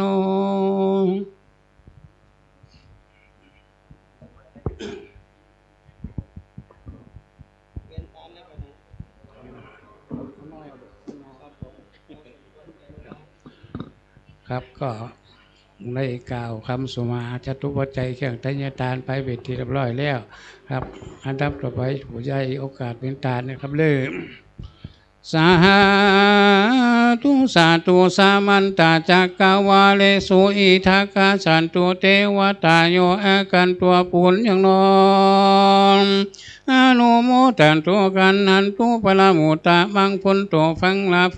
พุงโมเทวดาเจ้าตั้งหลายมวลหมู่จงอยู่ทางดาฟังยังสุภาษาปวาจานังไขกาวปวาติกาวของท่านขออัญเชิญเทวดาอันอยู่หักษาอย่างเจ้าสัทธาตานจูผู้คามขออัญเชิญเจ้าตั้งหลายจงจักมาพรำโลกาบตาผู้ข้าขออัญเชิญเทวบุตรเทวดาอันอยู่ฟอเฝ้าหักษาอย่างขี้หาอ่อเฮือนและที่อยู่หักษาอย่างแม่น้ำและฝ่ายเมืองขออาลาเชิญบันเชิญเมืองจูดดาวขออัญเชิญตั้งยมราชเจ้ามุลาจาขออัญเชิญเทวดาอันอยู่หักษาอย่างศาสนาฐานาตตินีผู้ข้าขออัญเชิญเจ้าโครมาเป็นสักขีพยานบัดเดียวนี้จุงมาปัตตาอนุโมทนาทานขออัญเชิญตั้งเทวดาตนใส่เชียงคานสะอาดสาปาตาลูกกาจัดใส่ศีลอากาสาเมฆาลาทิเตตขอจิงนมนาเนจินนี้ผู้คามขอโยอัญจุลีอภิวัตขออัญเชิญตั้งพญาอินทาธิราชตนพระสองสวันจันทร์ฟ้าสักกามะวัจันลาขออัญเชิญตั้งเจ้ามหาพรหม16จันจื่นชมบันหลงโลกกว้างจักรวาลอนันนาเนจูท่านขออัญเชิญตั้งสีตนเต่าจะตัวลง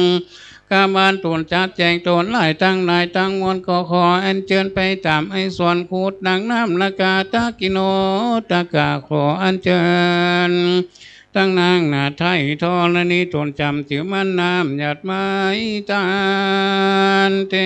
วตาโย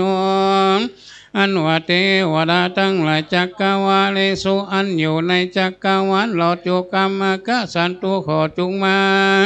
อีท่าฐานีในสถานที่นี้อากันตัวกันว่าเข้ามาแล้วอนุโมทันตัวขอจุงโจมจิตอินดีปฏิคันนาตัวขอจุงมาลาภาลาโมตะมังยังพระอรบุญอันโนดมลีทีแก่สราผู้ค้าทั้งหลายจิมมาเตโยสันอิสินโนวันลาโพธิมูเลมาลังสาเสนังมาหันติงวิจัยโยสัมโพธิมาขัดจินวานันตัญญาโนโลกุตามุตังปนามามิภูตังตังปนามามิธรรมังตังปนามามิสังฆังสาธุสาธุกาสาวันนี้ก็หากเป็นวันนี้สาลีสุปามังกันละอันประเสริฐทำเลิศยิ่งกว่าวันแหล่ยามตั้งหลายบัดนี้นาผู้ข้าจะขอกินตันนะบอกยังคือเจ้าพามเจ้าอาสาธาในวันนี้ก็ไม่มีถึงไปในและไปนอกไปในก็ไม่มีทางท่านพระมหานพหลุนสุวรรณเวทีพระมหาสมชัดนาสาตะปัญโยปุณณก็ได้คงไหวมายังพระธรรมเทศนาผูกหนึ่งพร้อมจะตัวปัจจัยเครื่องไตญาตานเพื่อจากโอทิสามูลสันอันนี้ไปหาจินตะโนวิญญาณของหลวงพ่อพระโคสินิธรรมาวิสีลิธรรมวิพัฒนาหรือว่าหลวงพ่อสีองค์ที่ได้มรณภาพไปในไปเป็นเพศเป็นผีไปลาวิอยู่ดีไกลที่ได้ที่หนึ่งดังอันก่อดีก็ขอจงมาปัตตาอนุโมทนารับเอากุศลผลบุญตานตั้งหลายตั้งมวลฝูงนี้ได้กินได้บริโภคตั้งแต่กาละวันนี้ยามนี้เป็นต้นไปนั่นจงจักมีตั้งแต่ดีมีหากเป็นว่าหลวงพ่อหลวงพ่อสีออกนันนาได้มรณะไปไอ้ลัทธิไต่ไปพักนาเป็นซึ่งเป็นบุญญาธิการส่งไปให้หลวงพ่อสีออกนันนาในรับขอกินขอตั้งทุกสดทุกสำรับ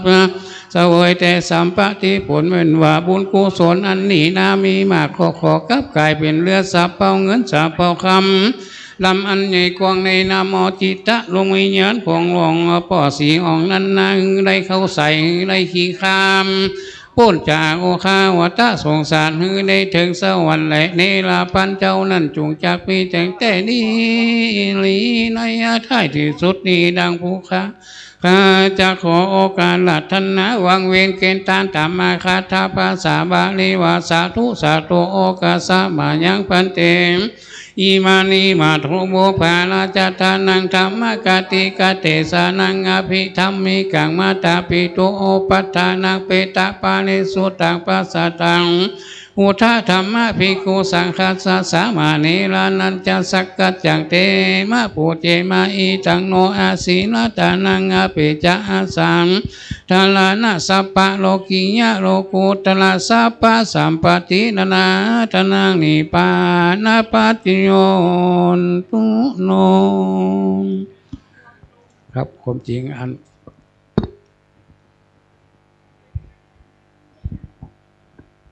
นะโมตัสสะภะคะวะโตอะระหะโตสัมมาสัมพุทธัสสะนะโมตัสสะภะคะวะโตอะระหะโตสัมพุทธัสสะนะโมตัสสะภะคะวะโตอะระหะโตสัมมาสัมพุทธัสสะกุศลธัมมากุศลธัมมาอัปยากตามาทุกขายะเวทนายะสัมปโยตาธัมมาทุกขายะเวทนายะสัมปโยตาอดงกรรมสุขายะเวทนายะสัมปโยตาธัมมาวิปังกธัมมาวิปังกธัมมาธัมมาปวิปังกนวิปังกธัมมาธัมมาอุปาทินนุปาทานิยาธัมมาอนุปาทินทานิยาธัมมาอนุปาทินานุปาทานิยาธัมมาสังกิเลสสังกิเลสิกาสังกิเลสิกาธัมมาสังกิเลธาสังกิเลสิกาธัมมาสวิตังกสวิจาระมาเวตังกวิจาระมาดาธัมมาเวตากาวิจาระธัมมาเป็นเตสหกตาธัมมาทุกขสหกตาอุเบกขาสหกตาธัมมาดัสสเนนะปหาตาภาธัมมาภาวนายาปหาตัมภามาเนวัฏัสสเนนะนะภาวนายาปหาตัมภาธัมมาดัสสเนนะปหาปะเหตุกาธัมมาภาวนายาปหาตัมปะเหตุกาธัมมาเนวัฏัสนานาภาวนายาปหาตัมปะเหตุกาธัมมาอาจยคามิโนธัมมาปัจจยคามิโนมิโนนาปัจจยคามิโนธัมมาเสขาธัมมาเสขาธัมมาเนวะเสขานาเสขาปเรนดาธัมมามหังกตาธัมมาอัปปมานาธัมมาปเรนดารามนามหังกันดารามนาธัมมาอัปปมานา รามนาธรรมมาเหนาธรรมมาสิมาธรรมมาปเนดาธรรมมา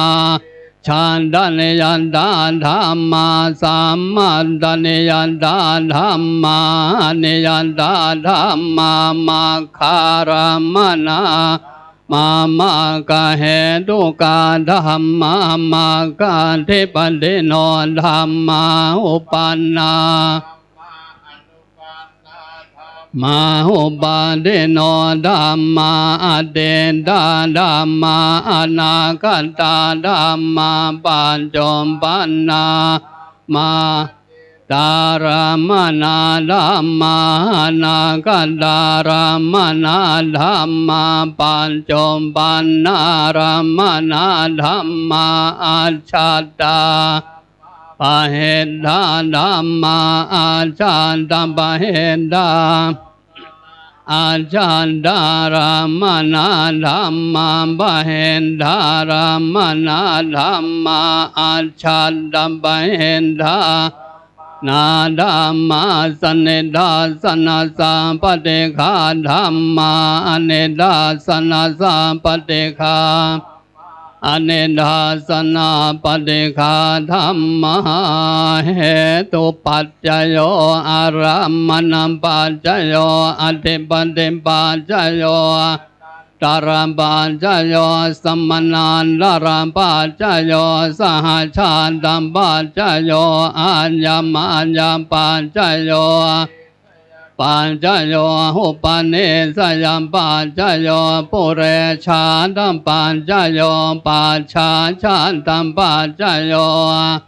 ปัณปัจจโยกัมมปัจจโยวิปังคปัจจโยอาหารัมปัจจโยอินเรียจโยชานะปัจจโยมัคคะปัจจโยสัมปโยตัมปัจจโยวิปโยตปัจจโยทิปัจจโยนัตถิปัจจโยวิคัตตัมปัจจโยอวิคัตตัมปัจจโย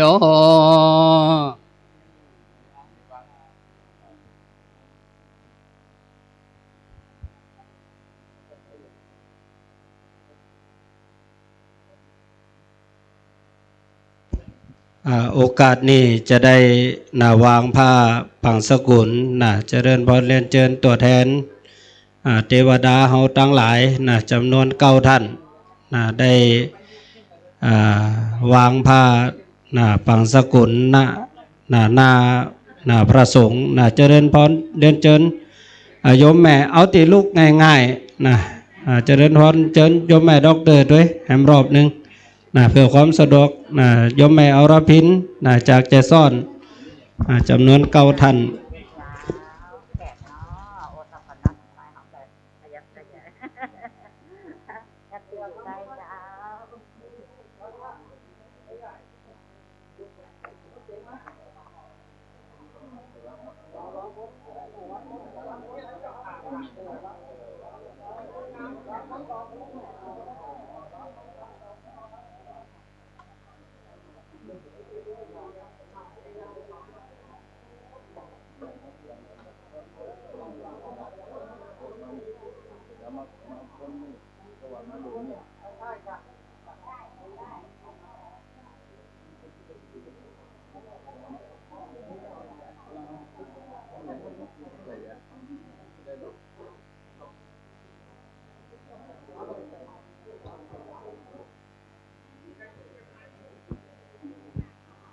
ในมนต์ครับ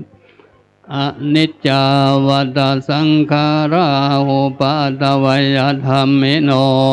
อุปัชชิตวานิโรชันติเตสังอุปัสสโมสุโข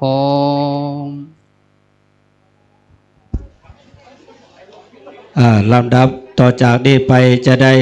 ถวายจตุปัจจัยทายธรรมแด่พระสงฆ์โอกาสนี้ขอเจริญพรเรียนเชิญคุณโยมแม่ศรีนวลสุรินทร์มงคลได้ถวายจตุปัจจัยทายธรรมพระพุทธ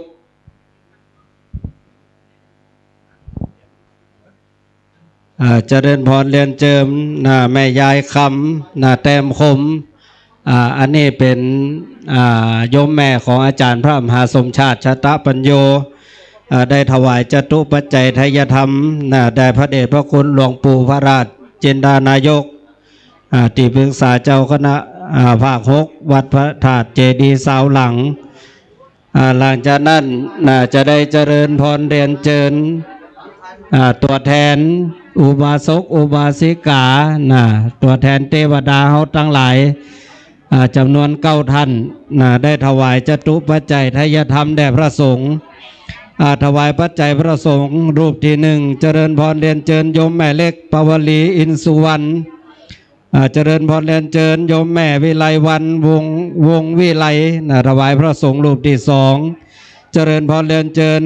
คุณโยมบุญธิราโยธาถวายพระสงฆ์รูปที่3เจริญพรเรียนเชิญป่อกำนันธัญพัฒน์ป้าเขื่อนตะถวายพระสงฆ์รูปที่4ป่อกำนันตำบลเวียงอำเภอเวียงป่าเป้าอาจารย์มหาสมชาติโดยลำดับโดยเจริญพรเรียนเชิญโยมแม่จิรพันธ์หมู่ปอถวายพระสงฆ์รูปที่5 เจริญพรเรียนเชิญโยมแม่อมนวันเล่ากุลจากจังหวัดเชียงใหม่ถวายพระสงฆ์รูปที่6เจริญพรเรียนเชิญโยมแม่มนเตียมบุญฟูบ้านหัวเหียมถวายพระสงฆ์รูปที่7เจริญพรเรียนเชิญโยมแม่บัวเงินราชบุตรร้านตองลาดนาถวายพระสงฆ์รูปที่8เจริญพรเรียนเชิญป่อหลวงทรงอินตาเปียนี่อันนี้ตัวแทนจากวัดเหล่ามนทาวัดเหล่ามนทาทิพย์จังหวัดเชียงใหม่ได้เป็นตัวแทนถวายจตุปัจจัยทายธรรมพระสงฆ์รูปที่9เจริญพรเรียนเชิญแม่ยายพัดวงคำฉายพรหมวงพรหมฉายถวายพระสงฆ์ตามลำดับที่ได้ประกาศช่วยกันถวายก็ได้อาจารย์พระมหาเอาต่อหันได้เอานั่งลง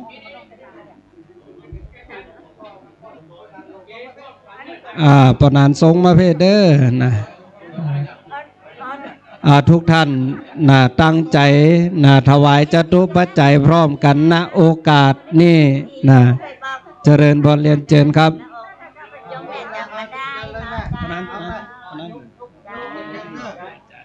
อาจารย์แล้วคนไหนนั้นเหรอคนไหนนู้น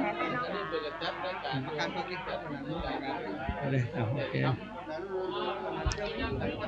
เจริญพรเรียนเชิญป่อนานแก้วมูลวัดแม่เฟืองได้มอบขันตั้งป่ออาจารย์ด้วยเนอะขออนุโมทนาขอบคุณตัวแทนอุบาสกอุบาสิกาเฮาตันทั้งหลายณโอกาสนี้ลำดับต่อไปพระสงฆ์จะได้อนุโมทนาอีปออีแม่คณะศรัทธาญาติโยมเฮาตันทั้งหลายเตรียมตัวกรวดน้ำอุทิศส่วนบุญส่วนกุศลพร้อมกันณโอกาสบัดนี้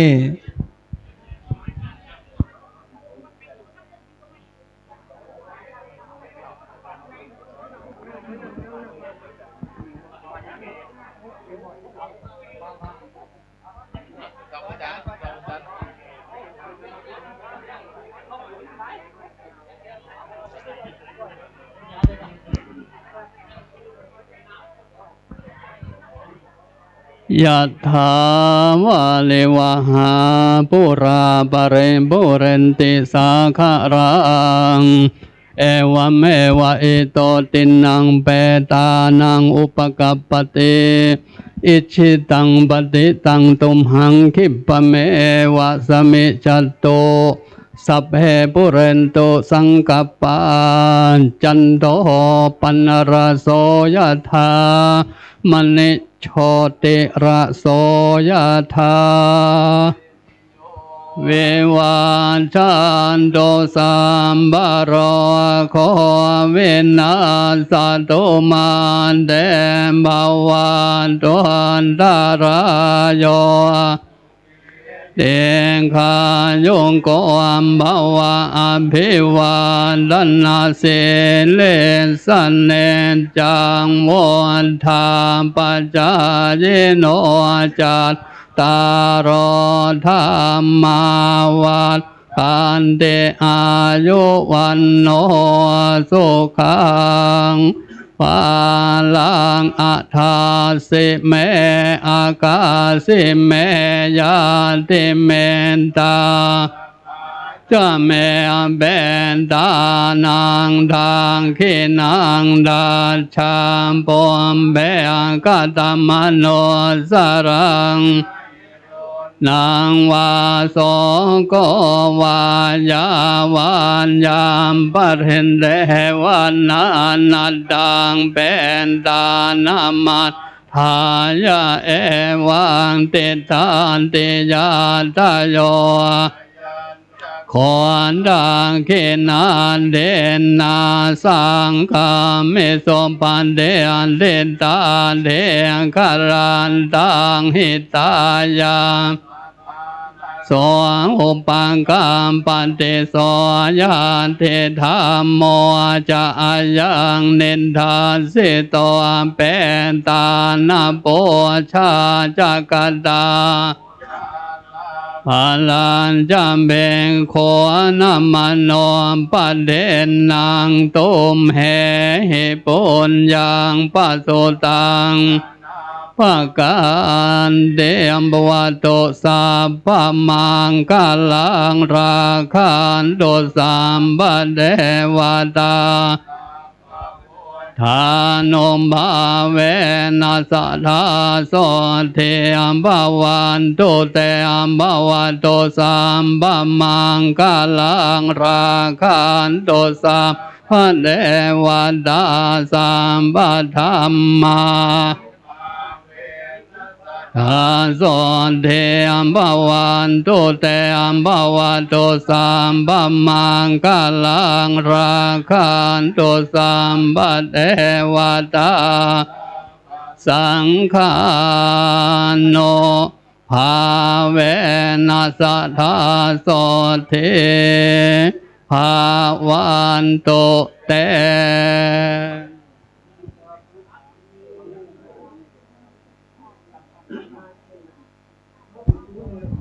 ครับเขาก็ได้หับปอนไปเป็นตีเรียบร้อยแล้วนะครับเนาะครับอันดับต่อไปผู้ใหญ่สุมาจตุ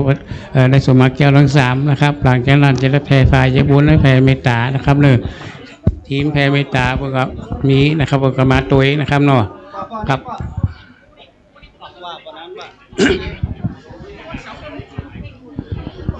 โย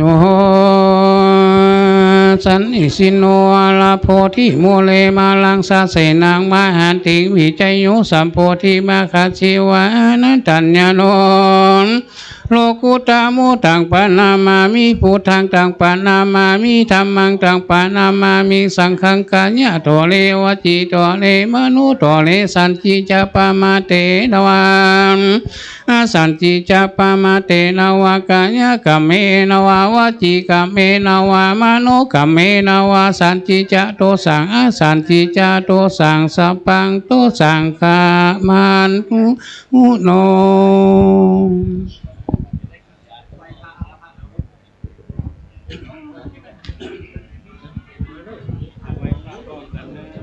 ครับไหว้พระพร้อมกันเลยครับเด้อนี่ละพระครับเนาะอะระหังสัมมาสัมพุทโธภะคะวาพุทธังภะคะวันตังอะภิวาเทมิสวากขาโตภะคะวะตาธัมโมธัมมังนะมัสสามิสุปฏิปันโนภะวะโตสาวกสังโฆสังฆังนะมามิครับนั่นแหละ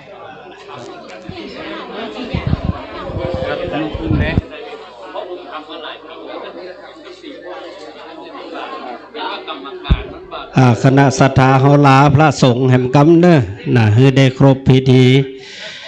หันทะทานิมะยังพันเตกัจฉามะพาหุกิจจามะยังพาหุกาละนิยายัสสถานิตุมเหกาลังมัญญาธาสาธุพันเตสาธุพันเตสาธุพันเตขยมทุกเจ้าเนอที่รับผิดชอบพระสงฆ์น่ะได้เก็บทายธรรมใส่รถให้เป็นที่เรียบร้อยในส่วนของการประกอบพิธีกรรมทักษิณานุปทานกิจวันนี้ก็สำเร็จลุล่วงไปได้โดยดีหลังจากนี้พระสงฆ์หลวงพ่อพระสงฆ์องค์เจ้าจะได้รับภัตตาหารเพลฉันภัตตาหารเพลด้านในกุฏิเจ้าหน้าที่ที่ได้จัดเตรียมภัตตาหารเพลก็ขอให้พร้อมโอกาสนี้ขอเจริญพรเดียนเจิญทีมแผ่เมตตาจากวัด นางแลนะเกาะขานะได้เข้ามาสู่ประรำพิธีด้านหน้าตั้งในมณฑลพิธีตอนนี้เพื่อที่จะได้ทำการแผ่เมตตาตามจังหวะทำนองที่ได้รับมอบหมายตระเตรียมกันไว้เป็นเบื้องต้น จังฟ้อนลำปางไปที่อันกองอำนวยการที่หน้าป้ายเพื่อนเนอะจังฟ้อนลำปางจังฟ้อนเชียงใหม่เดี๋ยวขออนุญาตมอบรางวัลกับน้ำมันให้หน่อยนึงไปอยู่ที่อันที่พุ่นนาที่ต้นพระป่าเพื่อนเนอะแล้วก็ตั้งสลอซอซึงตัวขอเรียนเชิญโยมแม่ดร.จุฑามาศเดชปทุมเป็นผู้มอบรางวัลเนอะไปทางปุ้นเลยเนอะเอาช่างภาพนิ้วทองไปปุ้นเลยกราบนิมนต์ครูบาอาจารย์ขยมวัดศรีภูมิมาทางเพศเนอะเอาเฮอแม่โยมแม่ดร.ไปเรียนเชิญเนอะก็เป็นการร่วมด้วยช่วยกันนะวันนี้อาตมาภาพในนามของท่านอาจารย์พระมหานพดลสุวรรณเมธีทำไมต้องบอกว่าในนามเพราะว่าวันนี้ท่านอาจารย์ไปบรรยายอบรมที่สำนักพุทธจังหวัดสุโขทัยนิมนต์ไปทุ่งเสลี่ยมสดาท่านอาจารย์ก็เก่งใจครูบาอาจารย์มาบัดได้ตอนรับครับสู่ดูแลก็ฝากให้อาตมาช่วยดูแลครูบาอาจารย์แล้วก็ศรัทธาญาติโยมที่มาในวันนี้เนอะก็ขอกราบเมตตาครูบาอาจารย์หลวงปู่พระราชจินดานายกหลวงปู่ได้เมตตามาเป็นประธานในงานในวันนี้ตัวเองเนอะกราบเมตตาหลวงปู่โอ้ครูบาอาจารย์ท่านพระครูสิริธรรมบัณฑิตได้เมตตาถวายร่วมบูรณะกุฏิโดย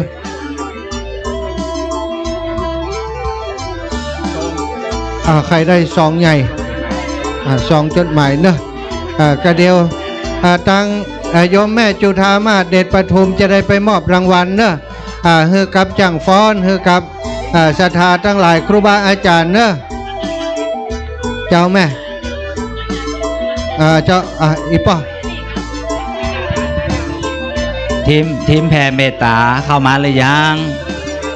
มาตั้งเพศแล้วล่ะเข้ามาตั้งไหนเพเนอร์มาเข้ามาไหนเพศครับทีมแผ่เมตตาเข้ามาตั้งไหนเพศครับเขาจะได้ฟังเสียงแผ่เมตตาจากทีมแผ่เมตตาเนอต้นเสียงอยู่ตั้งไหน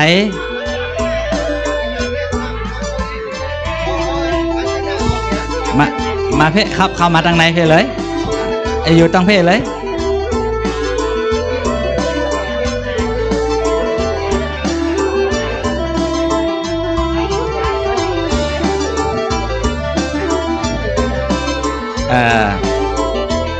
อนุโมทนา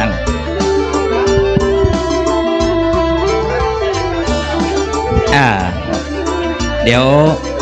เราจะได้ฟังแผ่เมตตาที่มวลๆนะครับเนาะ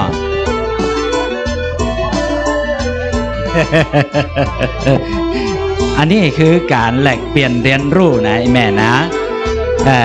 เปิดห้องว่าศิษย์ต่างบ้านอาจารย์ต่างวัดหนังสือกอมต่างผลต่างมี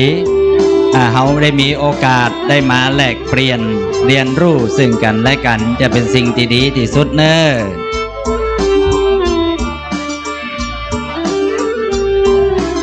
แม่ต้นเสียงอยู่ตรงไหนนี่เนาะแม่เนาะเดี๋ยวกันนะเดี๋ยวรอสักกำเนอมาใกล้ๆกันจะได้ฟังเสียงหลายๆเดี๋ยวผมเอานี่ออกอันนี้มันเป็นน้ำแม่อันนี้น้ำตกนี่ครับอันนี้เปียะอันนี้เปียะเด้ออันนี้เปียะมันไก่กันเอาก็อีก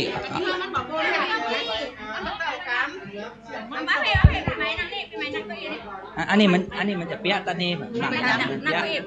อันนั้นก็อีนี่เดี๋ยวเขาจะได้แผ่เมตตาเนอะทุกผู้ทุกท่านครับพร้อมจิตพร้อมใจกันแผ่เมตตาคือครับเจนครับเจน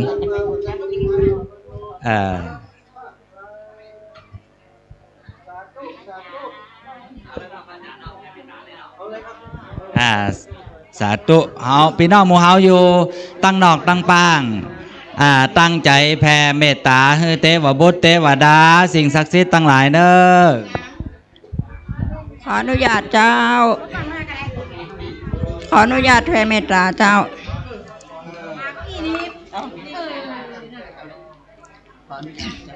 ขอเลย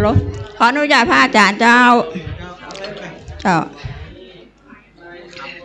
อีมีนาปุญญากรรมเมนาโดยเดชะพาลาบุญอันโภคาได้หืดตานไปในวันนี้ ถ่ายรูปกันกัน ขอไปกัน ถ่ายรูปกันจังพ่อนกันกัน ผู้ที่มีชีวิตอยู่และหลวงไปคือปิตา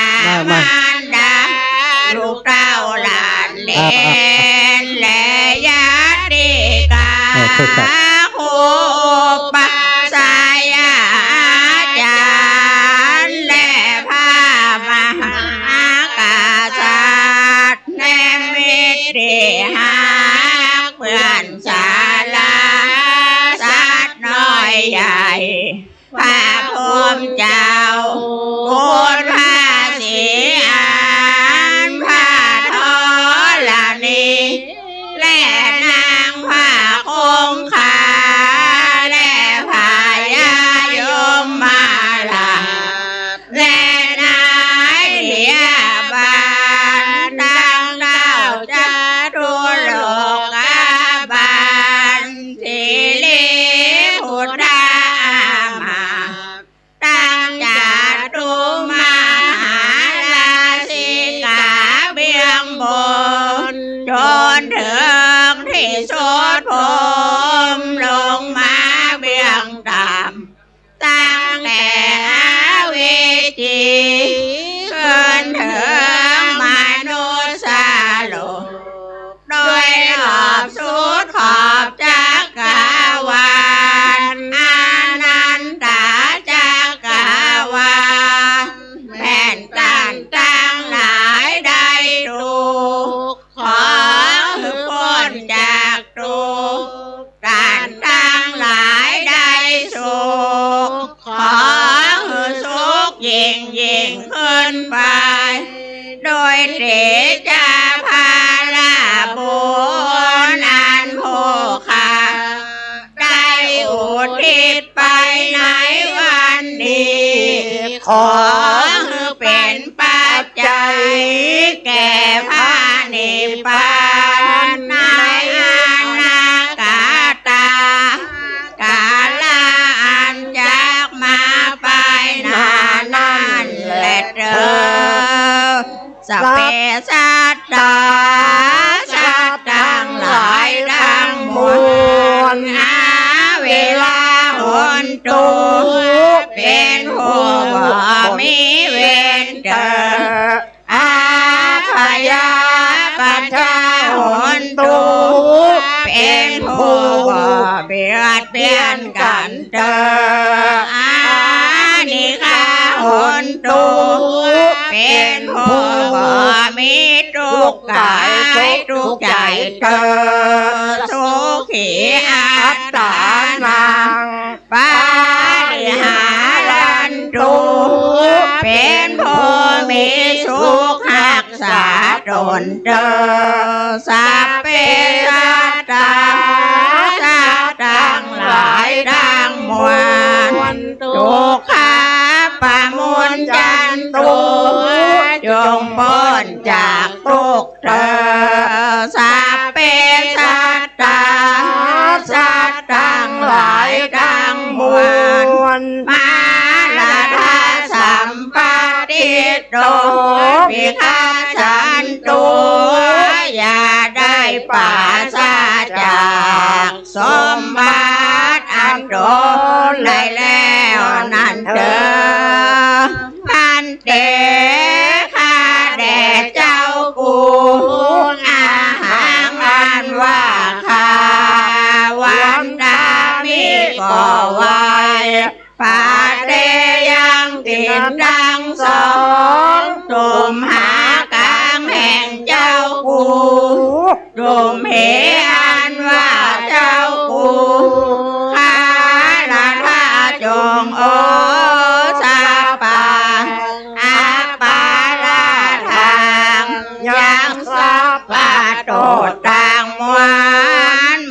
แก่ข้าบุญอย่างอันว่าบุญมายานข้ากะต่างหากใดกะทำแล้วสาวินานเจ้ากูอนุโมทิตาปังเพิ่งจมเจือนยินดีซึ่งบุญอันดีบุญอย่างอันว่าบุญสาวินานเจ้ากูกะต่างหากใดกะทำแล้วกะตะปังเปิงเหือไม่หันแก่ข้าแลสาธุสาธุโดยดีอาหังอันว่าข้าอนุโมทามิก็ยินดีซึ่งอาการเจ้ากุรุโรดนี้แก่ข้านั่นแหละอรหังสัมมาสัมพุทโธภะคะวาพุทธังภะคะวันตังอภิวาเทมิสวาคาโตภะคะวะตาธัมโมธัมมังนามาสามิสุปฏิปันโนภะคะวะโตสาวกสังโฆสังฆังนามามิขอบคุณเจ้าจบแล้วนะเจ้าเจ้า สาธุขออนุโมทนาบุญกับทุกผู้ทุกท่านเนอะได้บุญเหมือนกันทุกผู้ทุกท่านนะครับเนาะโอ้อันทำน้องบ้านนางแหลเนาะไผสนใจจะ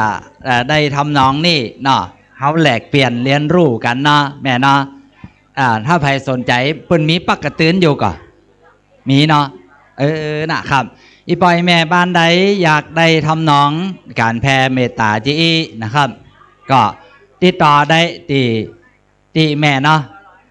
แม่บัวร้อยสายเขียวเด้อที่วัดนางแหลเนาะวัดนางแหลก็ขาบนไหนเนาะห่างชัดอะไรอยู่ห่างชัดผมเคยไปเป็นโคซอกปุ่นแต่เปิ่นว่านะได้นะผมเคยมีนะอันนี้ก็ว่าแปลงได้เห็นหูครับแล้วตอนบ่ายเขาจะมีการทอดผ้าป่าเด้อเดี๋ยวปีนานเคลื่อนจะจัดการเป็นพิธีก่อนเนาะครับท่านอาจารย์ไม่ร้อยอยู่ที่พระอาจารย์สมชัดเดี๋ยวไม่ร้อยเปิดไม่ร้อยกำเนิดน้องเนอทดสอบครับน้องนัดเปิดไหมอาจารย์ไม่ร้อยสีปุ่นไปตีหน้าสลาน้องทดสอบ2 3 4ก็ขอบคุณเนอะกับศรัทธาญาติโยมทั้งหลายประเวิร์ดปุ่งไปปุ่งมานะบ่ได้อยู่กับไผ่ดีบ่ได้อู้กับไผ่ดีก็สุมาอภัยเนอะบางพ่องกำลังจะเดินทางกลับเนาะหมูจังซอนี่เหรอกินข้าวแล้วยังขอบคุณอาจารย์เนอะขอบคุณป่อลุงแม่ป้าทุกท่านทุกคนวันนี้ดีใจกัดอกเนาะหลวงพ่อพุ่นท่าจะห่มสล้อซอซึ้งนะเขาจะมีสตังไปซ่อจ้างมานะอันนี้ถ้าจ้างนี่เป็นหมื่นเมื่อกะเนาะทอกาตัวนี่แป้งโลแล้วก็เป็นคณะที่ว่าเล่นบัดแตกต่างจากแผ่นหลวงปู่ฟังตะกี้ว่าเล่นดีหลวงปู่นี่เป็นหุมกองสะบัดใจก็อย่างกับเปิ่นไปแข่งที่จะได้สาวบอกเคยไปแข่งอยู่นี่เนาะงานของเฮาตอนนี้ต่อจากนี้ไปก็คงจะมีงานสมโพธิหลายอย่างอยู่เสนาสนะบางอย่างที่หลวงพ่อเพิ่นสร้างไว้ยังไม่ได้อันฉลองสมโพธิกำเตือก็มีอาคารศาลาปุ่นพระจันทรุหันยังไม่ได้ฉลองกำเตือแฮมเมิร์ละก็จะได้ฉลองเนาะก็จะคงจะบอกคืออีป่อเขาทั้งหลายเนี่ยเนอะมาเป็นเจ้าภาพเก้าเจ้าศรัทธาด้วยกันนี่ครูบาอาจารย์ท่านมหานพดลนี่ก็ถือว่าเป็นตนบุญเป็นพระนักวิชาการไปเตะไปวันนี้ก็ไม่ได้อยู่สักคำนะไปอบรมที่ทุ่งเสลียมพุ่นนะของสำนักพุทธเปิ้นนิมนต์วันนี้มาปะกับเปิ้น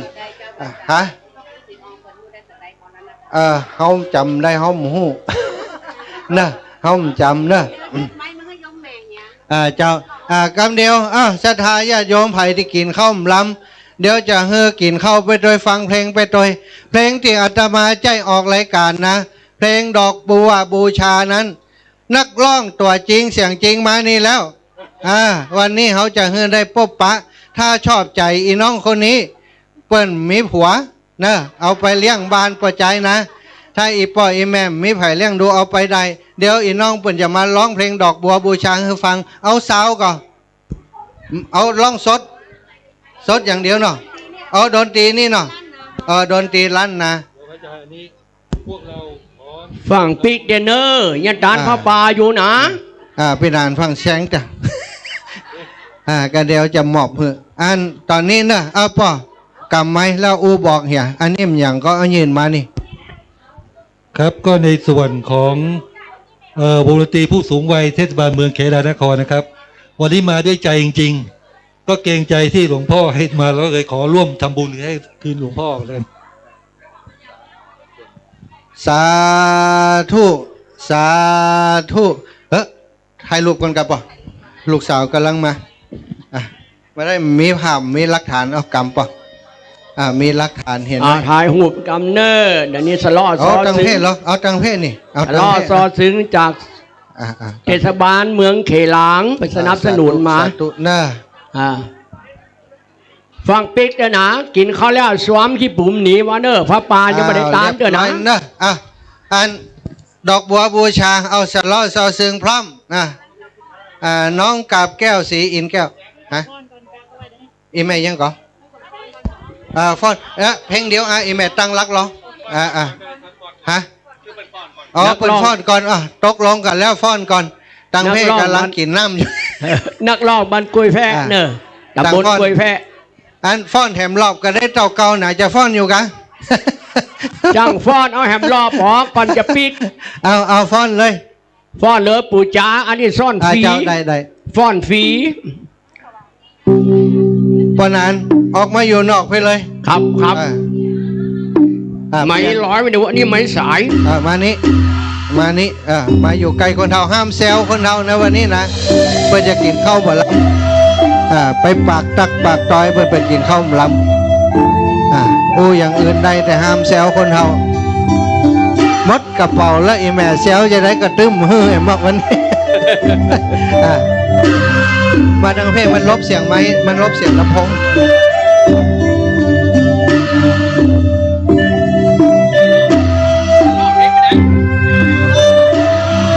ฟ้อนแล้วจะร้องเพลงเนอะ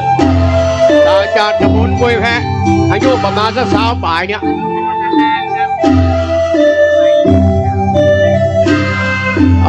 เอาแล้วพ่อกำลังจำน้ำพริกพักหนึ่งอยู่ตะกี้เปิดแผ่เมตตาแบบโบราณเนอะอาหารอันว่าขาดกินข้าวลำก่อนเจอโอ้มีปลาบวงสวย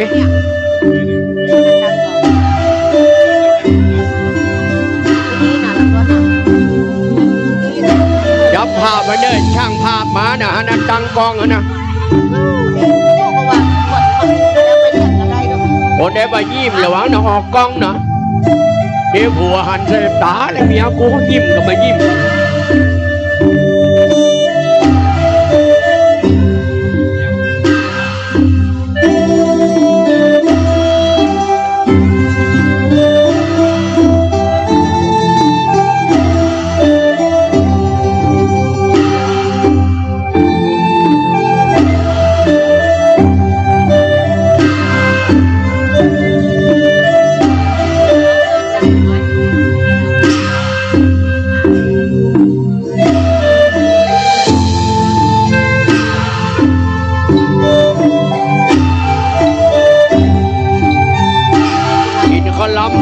สำคัญคือมือเนี่ยบ้านกินไม่ได้รับ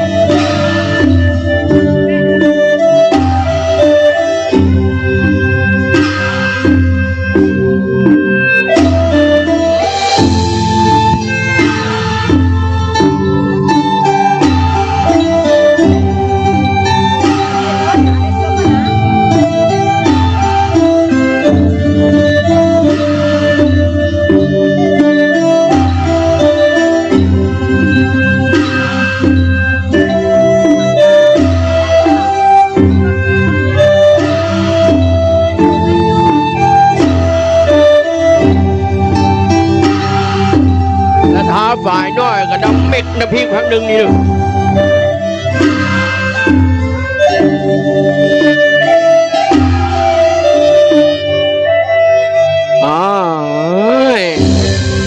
ไอ้ป้ายามเป็นสาวกันเนาะตบมือกำกากินติ๊กไอ้ป้ายามเป็นสาวกันมาขอขอบคุณเนื้อสาวจีดูดีนักถือดอกไม้น่ารักเป็นหนักหนานะดอกสีเหลืองงานแก้เมดาราวันนี้ผัวไม่มาสบายใจ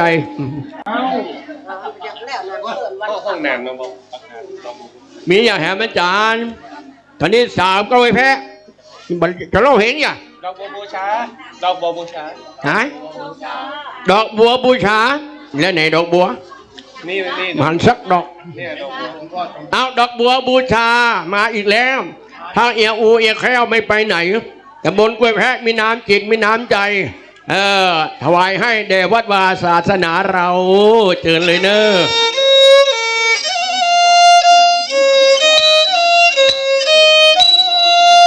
ไม่เลี้ยงด็อกเตอร์จะแจกให้มึงแจกหนึ่งสองเหลืออยู่ก่อน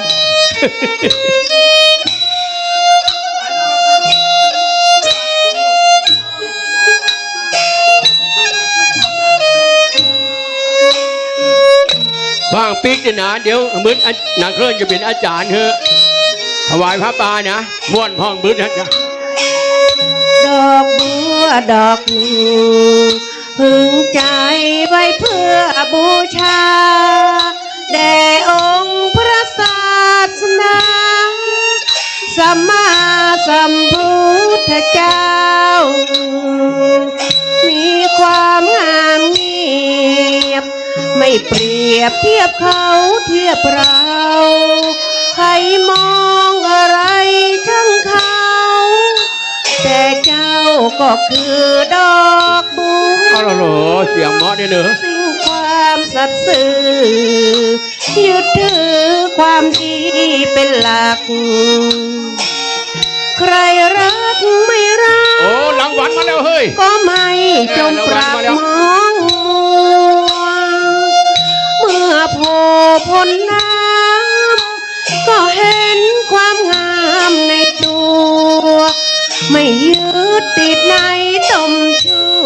วขอเป็นดอกบัวดอกเดียวใคร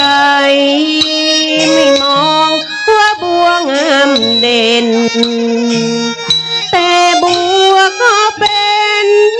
ดอกบัวทุกวันอย่างนี้ไม่อยากเด่นดังแต่มุ่งหวังในทางเด่นดีเกิดมาเพื่อสร้างบารมีถวายชีพนี้บูชาดอกบัวดอกน้อยเฝ้าคอยคนที่ใจบุญมาอ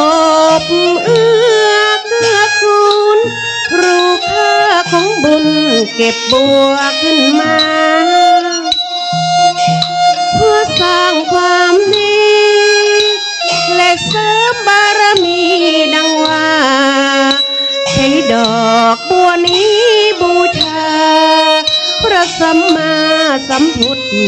ธองค์ใครไม่มองว่าบัวงามเด่นแต่บัวก็เป็นดอกบัวทุกวันอย่างนี้ไม่อยากเด่นดังแต่มุ่งหวังในทางเด่นดีเกิดมาเพื่อสร้างบารมีถวายชีพนี้บูชาดอกบัวดอกน้อยเฝ้าคอยคนที่ใจบุญมาอบเอื้อเกื้อกูลรู้ค่าของบุญเก็บบัวขึ้นมาเพื่อสร้างความดีและเสริมบารมีดังว่าใช้ดอกบัวนี้บูชารางวัลมาแล้ว สัมมาสัมพุทธะโอ ดอกเอามาแล้ว เจ้าขอบคุณรางวัลน้ำใจ เหมาะแต่ตัวมือกำกา ขอบคุณเจ้า ดอกบัวดอกนี้ยังไม่มีหัวจะเนอได้หลายปันนะรางวัลเอา ขอบคุณเจ้า ใบ สำหรับ พัน รางวัล ใบสอง น้ำใจนะเจ้า เจ้าโอ้เจ้าขอบคุณเจ้าโอ้ ดอกบัวดอกนี้ เจ้าโอ้มนต์เก่ามนต์เก่า ได้รางวัลเลี้ยวหลายปันหลายหมื่น จ้าไม่พอ เมียก้าโหยเอาใบแดงมายืน เจ้า ได้หลายหมื่นแน่นอน ไล่เองอยู่ ฮะมันกลุ่มกับแป้งกับสีกับกิ้วกับพอละแป้งผมอันนี้กับแปะบนไม้ยังมันดีใจเดียว เจ้าขอบ ต่อไปเพลงอย่าง ขอบเจ้า บุษบาเสียงเทียนโอ้บุษบาเสียงท้ายจะได้ผัวก็ได้อย่างงานเนี่ยขอบคุณเมียเกียงคำเนยเกียงใหม่ทั้งหมดทุกห่างชัดกำลังปะบัดเดียวนี้ทั้งหมดทุกปะและปี10 ปี ขอบคุณเจ้าเมียเกียงคำยินดีเนยดีปะนะ เจ้า โอ้ ขอบคุณเจ้าเป็นเพลงของพระอาจารย์เนาะเจ้าร างวัลมาดิ๊กบัตรร้องเพลงนะเอา2ดิ๊ก ขอบคุณเจ้าขอบคุณ เอาสตางค์ดิ๊กบัตรร้องอ่ะ เจ้าขอบคุณ เพลงเดียวได้เป็นปันเป็นหมื่น สาธุขอบคุณ ข้าปากนี่เดี๋ยวเจ้าเดี๋ยวได้ รับ หมู ราง นี่ วัลน้ำใจนะเจ้า เนี่ยตุปีอย่าว่าอย่างตอนิมนต์เนอะเสน่ห์กาหลงมาในวัดกินข้าวจนกัดเพราะหาเอวบ่บะหมี่วันนี้โจกดีปะกันนี่นะพี่เก๋มานี่ก่อนดูพี่เก๋เช้าแบ่งกึ่งนะ ต่อไปกุศบุษบาเทียงเทียนนะ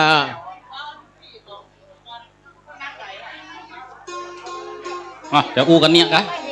เอาให้คำอันนี้พอเขาเล่นไปแล้ว เอามันไหนเพน้อยเนาะครับเนาะมันไหนของผมนะครับเอากูกับปนานนี่บอกอัน2 คนเขาบอกปนาน เอาได้ เสน่ห์กาหลวงมาอู้ยำหู้อยู่นะครับวันนี้เอากับไก่พิธีกรรมตั้งเม็ดตอนเม็ดนี่อยู่ในปนานเนาะนะครับ มีจะถวายผ้าป่าอยู่เนอะบางพ้องเปิดฝั่งปิกจำพูดเชียงใหม่ได้ตานแล้วไปหยังกินอิ่มยิ้มสวยรวยงวดนาแล้วเดี๋ยวมูนี่ยังไม่ได้ตานเด้อกินดิ๊กพระพวง เดี๋ยวพวกเนี้ยเนาะเรียมเป็นทันเดี๋ยวพวกนั้นว่านะ โบราณไปสอนว่าจะไปใกล้ดังตานจะไปมานก่อนแดงจะไปแสงดังโก้งจะไปโกงเงินวัดปัดโทจะไปซัดน้องเมียเอาเลี้ยวจะไปฮื้อเสียจื้อมันเท่าจะไปซื้อยาบ้าจะไปกล้ายาอี เอาแหมเลี้ยวจะไปตีตู้เจ้าปัดโทจะไปกินเหล้าในวิหารไปเปลี่ยนตะวันใช่ไหมขาวไปเปลี่ยนมือยาวใช่ไหมชี้เฮ้ยบดี มันดึงแต่ของเอมันอยู่ด้วยกันโลกนะครับใจจะได้เสน่ห์กาหลงเดี๋ยวจะกู้กับเดี๋ยวจะกู้กับปนานเนี่ยเสน่ห์กาหลงโมอูยังหัวเป็นตีนเป็นมือนะครับกำลังเอาสตังค์อยู่ห้องกำหือห้องกำอึ1 2ห้องกำหือมือนี่เป็นจริงในด้านข่าวเนาะแม่นละข่าวเกลือโบราณไปสอนครับผมอย่าไปล่าของเก่าจะไปเมาของใหม่นี่จะไปไล่เมียหลวงจะไปขวงเมียน้อยจะไปห้อยใส่ไฟจะไปไอ้กลางมูจะไปอวดตัวนั่นเนาะจะไปกวดตัวเจ้าจะไปเมาในวัดนิมนต์ครับนิมนต์เดวิดกำแม่กำบนนั้นว่าจะไปกวดตัวเจ้าจะไปเมาในวัดนี่บนนึงว่าเมาดีมันของตัวเจ้านี่มันของดีกว่าหรอนะครับเพราะยังว่าการปะเจ้านี่มันจะเป็นบุญปะบุญมันว่าคนที่คิดดีแบบกว่าจะอ่านตัวเป้คนว่าปัดรู้เจ้าคนว่าน่ะมันได้คนไวมันเสียงเพิ่นว่าโอ้กันได้กะมันได้กะได้หยังพดไปก็ได้หยังได้ป้อนนี่ป้อนเอาไว้กองตามตัวเจ้าระบุกับปั่นป้อนแล้วเหรอเอาอย่างเส้นว่าอย่างกับก็อย่างก็เขาปั่นป้อนเนี่ยกะตะกี้แล้วว่าเขาล่ะระยะถาวลีว่าหาปุราปริปุเรนที่สังกปาจะพูดรวยนี่กูหายไปเป็นถามว่าลีว่าหาคือมันเนี่ยนะบุบเบิกอิ่มใจก็โอ้อันนั้นหันยังหนึ่งปอนจุจกมันว่าจะได้ปอนจุจกปอนจุจกนี่มันมีทำจุจกใครได้ยินก็ใครได้ยินใครได้ยินก็ใครได้ยินก็ถ้าคนได้ใครได้ยินเก็บเอาโน่ปั่นปอนเก็บเอาสาวเนี่ยมันเสียงจะได้เล่นมาได้ถ้าว่าใครได้ยินนะเฮ้ยนี่มุนเขามาเตะทำจุจกเลยตะกี้มันเสียงมันเสียงระดับมาจีก็โลตัวปีที่เตะนะโอ้ผมนี่ย่ำได้เลยจะนั่นนะเป้ถ้าว่าอาจารย์บรรลุเมื่อฝากมา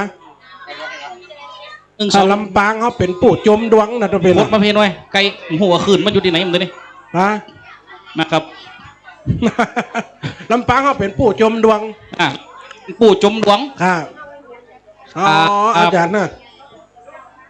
เนี่ยตัวที่อุ้นหัวเลี้ยงแม่อุ้นตลกเนี่ย ครับอีแม่จื่อหยังกา แม่บอกคำมันประตูมาขอแม่อายุมันยืนยาวเห็นหนังสือเก่งๆเนอะแม่เนอะ เนี่ยอย่างอมราป่าแห้งเนี่ยมันจะดัดเสียงเป็นเสียงนั้นนะนั่นสาธุสาธุมาสาธุคุณยายประหยัดคนยายประหยัดเนอะมหาน้องเนี่ยก็น้องติ๋มนะครับมหาโยมปิติ๋มนี่กำเนิดคุณยายประหยัดเนอะอยู่ที่ไหนว่าจะมีอะไรแหละคุณยายประหยัดจ๋านั่นไปถลำคำก้าอยู่ที่ไหนเนี่ยใส่เสี้ยร้ายๆได้เป็นไผอันนี้โยมติ๋มเขาจะก้อนเลยโยมแม่เนอะอายุมันยืนเงากูคูกูโคตรเยอะจ่อยนะเพราะนี่เขามันอยู่ในแผ่ในป่าตัวไปครับมันตึงเปิ้งหมดไอ้อัตปีกระจ้อยให้เปิ้นเหี่ยกำนะครับเอามือสันล่อขึ้นสักกำเนาะได้กำได้สันล่อร้องเพลงจ้อยพอเนอะชายกำหนึ่งกะสันล่ออันนั้นมาจะล้อมตั้มห้าวห้าวหายนะมันเน้ละเล็ดละเล็ดจะนั่นนะจะล้อมได้เนี่ยขอไม้สักตัวนะขอไม้ตัวมีใครอยู่นี่ก็คนกระย่างไปมันได้ก็ทันลูกนี้ไปนี่มันได้กวมหยังฮั่นมาขันอย่างนี้อาจ้อยเขาป่าไม้นำเป็นฝนเป็นลมมาเนี่ยกะมลังอาจ้อยยังก็ได้มาจ้อยสีบัตเตอร์มันถึงใดอีโลถ้าโหแบบเปิดมาเล่นนี่ผมจะเอากำซ้อมาคือกับบทประพันธ์ซ้อผมมีประมาณ50 กว่าเรื่องวันหน้าเอามาจิ้มเนื้อเจ้าพระอาจารย์น่ากับแม่เอามาเฮยยมแม่ตัวเอาง่ายๆไม่ได้เป็นหลอกน่านเป็นพ่อมาเป็นอื่นหรอกซ้อหลอกน่านเจ้าอ๋อตะกี้กับแตงสดๆตะกี้เนี่ยคุณน้ำนมแหงตีแตงตะกี้นะคุณน้ำนมแหงอันนั้นคนเท่าเลี้ยงหลานโอ้ยอันนมแหงคือจบนำมาตายละหลานตะกี้ห้องกับพ่อไฮบนไอ้เฟซบุ๊กมันติดตามพอเตอลองสีจ่อยอะไรพอได้มันได้หมดเด้อคนละบ้านละเมืองน่ะนี่ลำปางด้วยกันได้แต่ก็ไปฟังเพลงบุษบาเสียงเทียนเจ้าพระอาจารย์จะร้องเพลงบุษบาอันนี้ขอจ่อยขอจ่อยขอสถาเปิ่นจะปิกละเองนะสถากันได้ยินสล้อมได้ล่ะ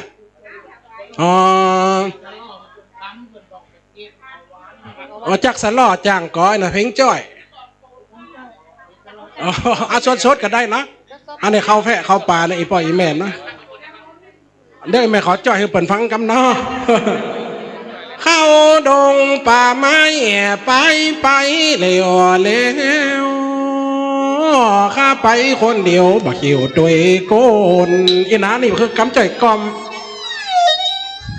น่ะลองจักกันเดี๋ยวเก็บตัวได้ก่อนลองก่อนละห้องแล้วเสียงมันคนละคีกะคนละคีก็เบียร์ห้องไม่ได้บรรทายโหบเยอะเนอะเปิดหน้าไก่เข้าดงป่าไม้กีรีเข่าคงซ้ำเป็นสร้างบงเป็นปุงห้องไม่ตึงมาเลี้ยงลายเป็นจุมมีกิ่งใบมุงปืนไม่ลายไม่บองป่งขึ้นสอซองในคงเขียนห้องในไผ่บอกกลางใหญ่น้อยนางนี่หลังลายมาเกาะกิ่งใบเหี่ยวไม้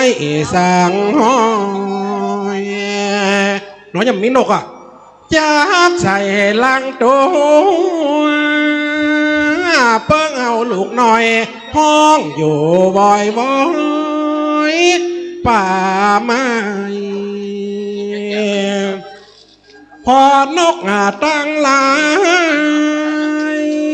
บินไก่สอดใส่ก็กิ่งแห่งไปมานกอุ้มนกเก้าแขกเต่าแลโล ตั้งนกปะตาอีลุงและอินนกเซลกินปีบินหนีปักหินมาไก่จอยวอยขอกฟ้ากุ๊กกุ๊กกุ๊กเนี่ยนะว่าจ้อยเข้าปลาไหมโอ้เสียหลอกกันลองไปกลหาขี้ละอ่ะลองตั้งใหม่อ่ะลอง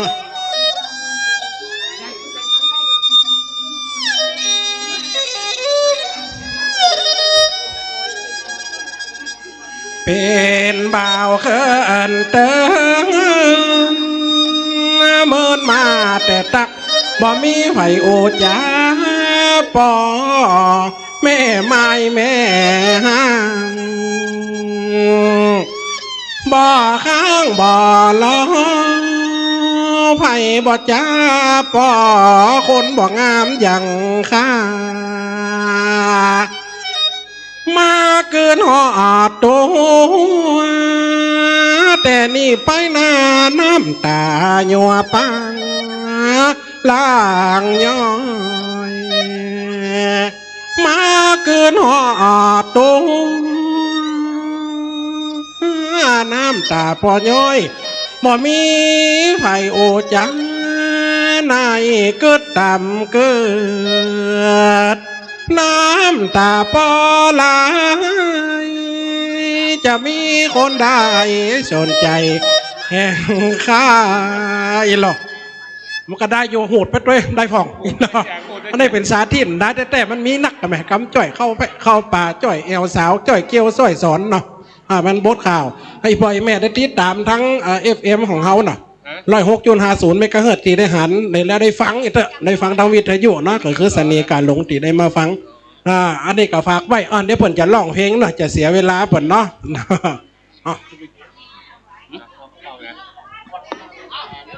วันนั้นมาเอาไม้ตรอนจะว่ายังใจเลยปิดปอมตุปิดตอมว่าให้หมดเสียงกำมะหยี่ฟังเรียบร้อย ต่อไปพบกับนักร้องคนเดิมจินตลามักลาบ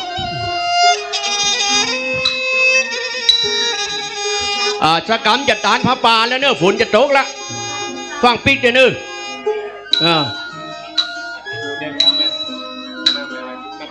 ไม่ดีก่อนหลวงพ่อเขาถามเลขที่วัดนี่เลขอะไรอย่างนี้นะเขาแค่ได้เลขเด็ดโอ้อยู่ไหนกี่หมันบอกเลขที่วัดกำเนิด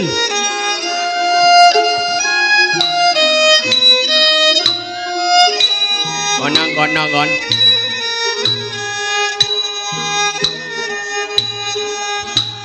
เทียนที่เวียนพระพุทธทาตัวข้าอันนี้เปิดถ่ายทอดของวิทยุพิธานเทียนที่เวียนมักสการบันดาลให้หากไทยสมปรารถนาฟังตับแกเนออีนาวจะตานผ้าป่าอยู่เนอเข้ามารักทารักเพียงเป็นธรรมดาใครครอน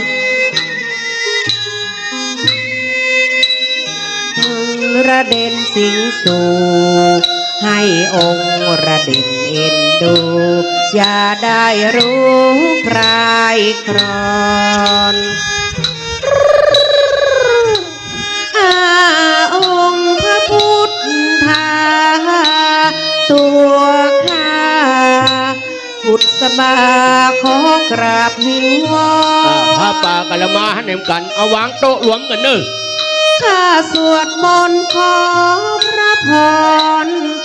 วิงวอนให้หากไทยรักเป็นปราณีรักอย่าเคลือบแฝงดังแสงเทียนริบหรีให้องค์ระดินมนตรีโปรดมีจิตนึกเมตตาก ราบขอบคุณหลวงพ่อเนอะที่เวียนวน เจ้าคณะอำเภอตรงฝายตำบลตรงฝาย รักเพียงแต่บุญ เจ้าวัดวัดศรีภูมิมาตาชมปอย ตั้งใจ และตุลุงโลดโดยเปิดกลับแล้ว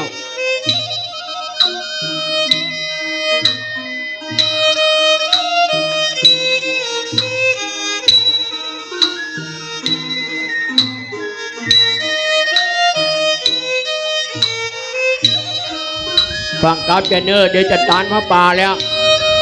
เทวดาฮือเวลาน้อยม่านมาแล้วขี่จำมืดมาแล้ว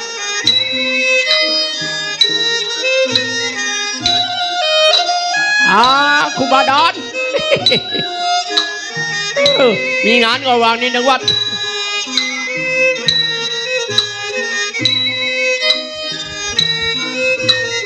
อาจจะตอดพระป่าแล้วนะต่อจากเพลงนี้จบจะตอดแล้วเพราะหลวงพ่อบอกมาแล้วว่าเทวดาฮือเวลาน้อย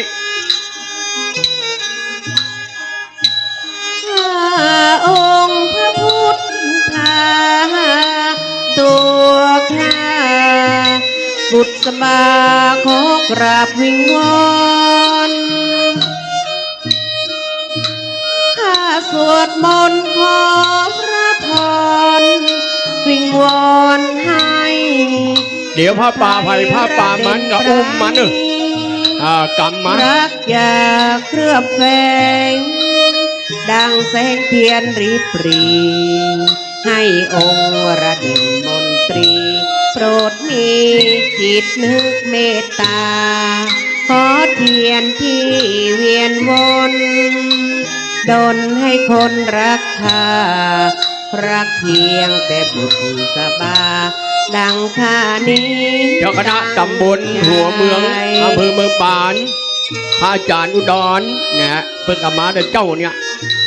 ผมไปปุ่นหลายครั้งละเขาเลยไปนอนวัดเป็นปุ่นเกี่ยมพระป่าของไผ่ของมันเนอฟังปิดนะ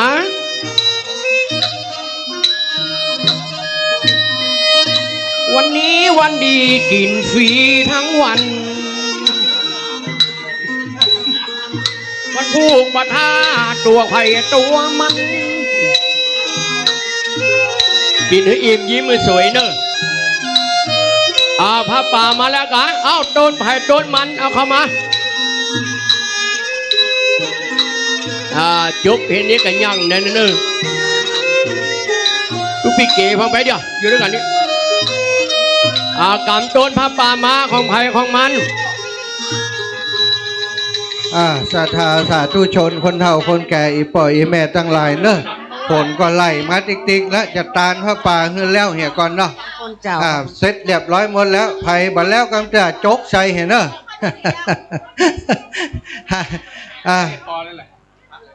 อันกับนิมนต์หลวงป่อท่านพระครูโสพลพัฒนวิกรมเป็นตัวแทนของท่านท่านอาจารย์พระมหานพดลสุวรรณเมธีโปรดเมตตามาฮับพระป่าวันนี้ฮะเอาตัวให้มาอาจารย์มอบให้ท่านอาจารย์วันนั้นแล้วผมได้ยินอยู่เอาจะแบ่งแหมว่าถ้าแบ่งบ่เฮืออันถ้าแบ่งเขาจะปั่นคนเดียวก็ได้อาจารย์จะรู้แบ่งอยู่อีปออีแม่เด้อพี่น้องอันสถาตั้งอันสลอดซอซึงเรียนเชิญตั้งในเพศสักการเป็นตัวแทนมาสักคนเนอะปอท่านอาจารย์ท่านประธานโยมปอประพาสมันก็เรียนเชิญโยมปอประพาสเข้ามาตั้งในเพศเนอะ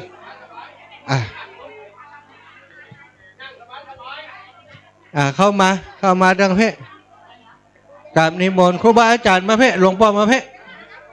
หลวงพ่อมานั่งไว้เพศหลวงพ่อมานั่งไว้สถาจะมา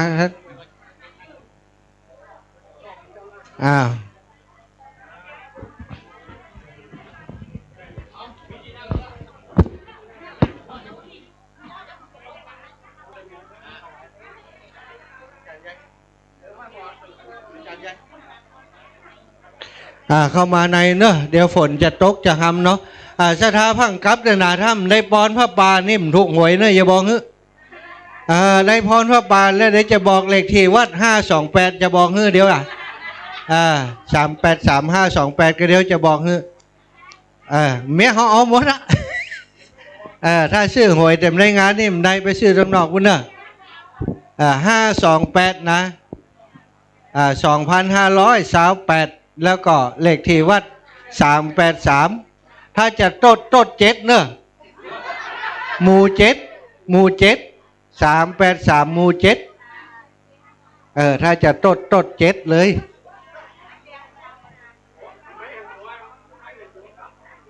เอาไม้สายก็มีหรอไม้สายนั่นน่ะตีนั่งตั้งนอกเนี่ยเล่งไม้สายเอาใส่2 ตัวเข้า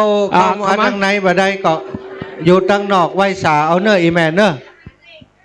นั่งสบายเนอะโคตรสบายก็ได้ไม่ว่านั่งไว้นายงิกนางอบอกเนี่ยบุญเข้ายากนะตะกี้ตานเป็ดผีพออาจารย์มันนี่นั่นเคลื่อนจะจัดการเป็นอาจารย์ทั้งหมดเนอะนี่ตานผ้าป่ามูอยู่แข่งขาบดีกับบัธรรมะได้เก้าอี้กับบุญศรัทธาญาติโยมเนอะขอบคุณศรัทธาท่านเจ้าตั้งหลายกูคนเนาะฝนก็จะตกกินข้าวอิ่มแล้วมันตึงเงี้ยถ้ามันได้กินข้าวกำจัดมันจะฟังไปไหนกองกินข้าวอิ่มอันอิ่มจะไปแล้วอีน่ะไปจะฟังกันแต่เนาะแต่ฝนมันก็ถึงจัดหลู่จะมาติ๊กก็ห้ามไว้2-3 วันละกระเดียวก็จะปล่อยแล้วเอาปนนั้นไหว้พระเรียบร้อยหมดแต่เจ้าประเดียวกล่าวคำถวายอย่างเดียวกล่าวคำถวายอย่างเดียวสุมาเห็นน้อยก็ได้ล่องคอเห็นน้อยเรียบร้อยแล้วบอกินตัวฟังตัวนึงอันนี้ก็กลัวประเดี๋ยวบุญพอไวแล้วไว้ผ้าหับศีลเรียบร้อยเดี๋ยวเจ้ามัดไผ่บพิษสักคนศีล5 ข้อนะขวกินขวดตานยกขึ้นติดต่ำติดสูงต่างมานะเวทวันไม่จะเป็นบาปเป็นกรรมสุมาเห็นน้อยเนาะสุมาขวดตานเนอสาธุอาหังวันดามิสีละสานาวัตุสัพพะตานังสาธุโอกาสคาเดวัตถุไดยตันตั้งหลายมวลมากพร้อมทุกภาคนานาจิตนาผ่องแผ้วในกลางควงแก้ววัดบรรพตคีรีบรรพตดีปรากฏเกศตาพี่น้องศรัทธาจูภูติมากันตุกแต่งสร้างหางดาต้านเรื่องราชรัดผ้าป่ากันคือใจสับซึ่งดีงามใบลอยตามใบแดงตองใบสามวันกุลที่ปากันด้วยเจตนาเบื้องต้นและจิตสุดปากันตุกแต่งสร้างหางดาต้านจากบ้านจากท้องในวัดในวายนี้หมาก็ดีบ่หมาก็ดีฝากกัดฝากสองหมาก็ดีก็นับเป็นมหามูลศาสตราข้าเจ้าเบื้องต้นทำกลางและที่สุดบางเตือกบางทีพอกินขวดตานติดตุกแต่งสร้างหางดาตันก่อนจัดถวายแด่พระสงฆ์องค์ข้าเจ้าวันมีพระพุทธแต่เจ้าเป็นเก้าเป็นประธานบรรเตือกบางทีกว่าประมาตกรรมได้เกิดขึ้นด้วยกายกรรม3วจีกรรม4มโนกรรม3อันบางงามเกิดขึ้นได้จักได้ตื้นด้วยไม้ด้วยมือขึ้นติดต่ำย่ำติดสูงตรองไกลเดียวกายทมน้ำลายคาน้ำมาเหยียดแข้งจันลาดคนเท่าคนแก่กงโกลูกยากนางยากขี้เมียงขี้หักสดออกปากตกใส่กัวกินขวดตานฟูกากว่าเป็นบาปเป็นกรรมมาติด8ไม่กดแขวนในจิตตะสันดานกว่าเป็นหินาตานกรรมอันต่ำหยอบอันบอบประกอบไปโดยมหานิสังสาคือตาสตานและสหายตานผู้ขาอยากคือเป็นสามีตานนันมุดใส่ผ่องเพียวปัสจากแล้วสิ้นมาละมนจินดีน้อมนมายังมาทุบุปาราชาดวงดอกน้ำขมินสมปล่อยหอมอ้อยเบื่อสุมาคาระแม่นชะทาข้าเจ้าได้สุมาคาราวะขวกินขวดานก็นับว่าเป็นของกินของตานานมดใส่พ่ออ่องแถวในกลางของแก้วหออารามดังตุคาขอสุมาโดยอัตถบาลีว่าอิเมสเปตยะธรรมาปะริสุทธาสุจิโนวิวัตตกามินิโยนิปานาปัจจโยกายกเมนาวาวจีกเมนาวามโนกเมนาวาสันจิจตุสังอสันจิจตุสัง อนาคตะตัวสั่งปัจจุบันนาตัวสั่งสปังตัวสั่งขมันตุโนอิดเลยกล่าวคำถวายว่าพร้อมๆกันเนอะคนใดว่าก้อยนี่ได้บุญเกินเดียวนะนะโมพร้อมกันนะโมตัสสะภะคะวะโตอะระหะโตสัมพุทธัสสะนะโมตัสสะภะคะวะโตอะโตสัมมาสัมพุทธัสสะนะโมตัสสะภะคะวะโตอะระหะโตสัมมาสัมพุทธัสสะอิมานิมะยังพันเตปังสกุรจีวรานิสะปริวาลานิภิกขุสังฆสะโอโนชยามะสาธุโนพันเตสาธุโนพันเตภิกขุสังโฆภิกขุสังโฆอิมานิปังสกุระจีวรานิสัปริวาลานิปฏิคันหาตุอัมหากังทีครตังหิตายะสุขายะข้าแต่พระสงฆ์ผู้เจริญข้าพเจ้าทั้งหลายขอน้อมถวายซึ่งผ้าป่าสามัคคีพร้อมบริวารทั้งหลายเหล่านี้แด่พระสงฆ์ขอพระสงฆ์จงรับซึ่งผ้าป่าสามัคคีพร้อมบริวารทั้งหลายเหล่านี้ของข้าพเจ้าทั้งหลายเพื่อประโยชน์และความสุขความเจริญแก่ข้าพเจ้าทั้งหลายด้วยแก่ญาติของข้าพเจ้าทั้งหลายด้วยอันมีบิดรมารดาปู่ย่าตายายบรรพบุรุษบุพการีชนเจ้ากรรมนายเวรเจ้าเกณฑ์ชะตาและสรรพสัตว์ทั้งหลายที่เขามีความทุกข์ขอให้พ้นจากทุกข์ที่มีความสุขแล้วขอให้มีความสุขยิ่งขึ้นไปด้วยบุญกุศลที่ข้าพเจ้าทั้งหลายได้กระทำบำเพ็ญวันนี้ขอจงได้เป็นตบะเดชะเป็นภาวะปัจจัยเป็นนิสัยตามทรงให้ข้าพเจ้าทั้งหลายจงถึงพร้อมด้วยมนุษย์สมบัติสวรรค์สมบัติและนิพพานสมบัติตั้งแต่กาลบัดนี้เป็นต้นไปด้วยเถิดสาธุ เน้นใหญ่กว่าจะกินก่อนสัมพุทธัสสะนะโมตัสสะภะคะวะโตอะระหะโตสัมมาสัมพุทธัสสะอิมังปังสุกระจิวรังอัสสมิกังปะปุณติอิมังปังสุกุระจิวรังอัสสมิกังปะปุณติอิมังปังสุกุระจิวรังอัสสมิกังปะปุณติศรัทธาญาติโยมครูบาอาจารย์ถวายความเคารพต่อครูบาอาจารย์ท่านพระครูโสพลพัฒนวิกรมท่านอาจารย์ตุปีดอนหรือว่าท่านพระครูสุจิตบุญญโชติเจ้าคณะตำบลหัวเมืองหลวงพ่อพระครูโสพลรองเจ้าคณะอำเภอเมืองปานวันนี้ครูบาอาจารย์ทั้งสองรูปมาเป็นตัวแทนของท่านอาจารย์พระมหานพดลสุวรรณเมธีท่านอาจารย์ติดภารกิจการบรรยายของสำนักพระพุทธศาสนาจังหวัดสุโขทัยที่ทุ่งเสลี่ยมเนาะก็ได้โทรไปหาท่านอาจารย์พระครูโสพลพัฒนวิกรมซึ่งเป็นครูบาอาจารย์ที่เคารพนับถือกันช่วยไปดูแลมหาสมชาติกำเนิดพระป่าเปิ่นกว่ามีไผ่กว่าสถามมา กว่ามีครูบาอาจารย์มารองรับรองบางครั้งบางทีถ้าเขาเป็นพระลูกวัดมาอยู่ด้วยเปิ่นอย่างอีมาพัฒนาโดยมารับใจครูบาอาจารย์อย่างอีโอ้วันกินวันตาลเจ้าอาวาสอยู่มลังเปิ่นพิษกันเฮียก้าอีนะกว่าสถาคืดอย่างอัน ท่านอาจารย์ก็เลยได้มอบหมายให้ครูบาอาจารย์ท่านพระครูโสพลพัฒนวิกรมมาเป็นเก้าเป็นก๊กแทนเปิ้นเนาะวันนี้ศรัทธาญาติโยม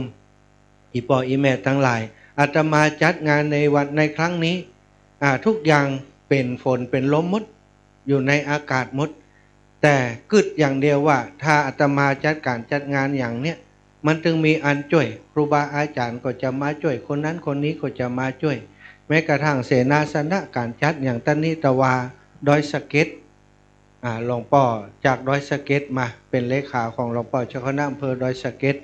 แล้วก็หลวงปู่พระครูปฏิพันธ์ธรรมทินมาช่วยดูแลความเรียบร้อยทั้งหมดเนาะอาตมาก็เป็นลูกน้องเปิ้นอันตั้งโต๊ะหมู่บูชาไว้หลวงโกนะตั้งไว้โยมแม่จุฑาดร.จุฑามาศเป็นโยมอุปถัมภ์อยู่ที่นี่ท่านอาจารย์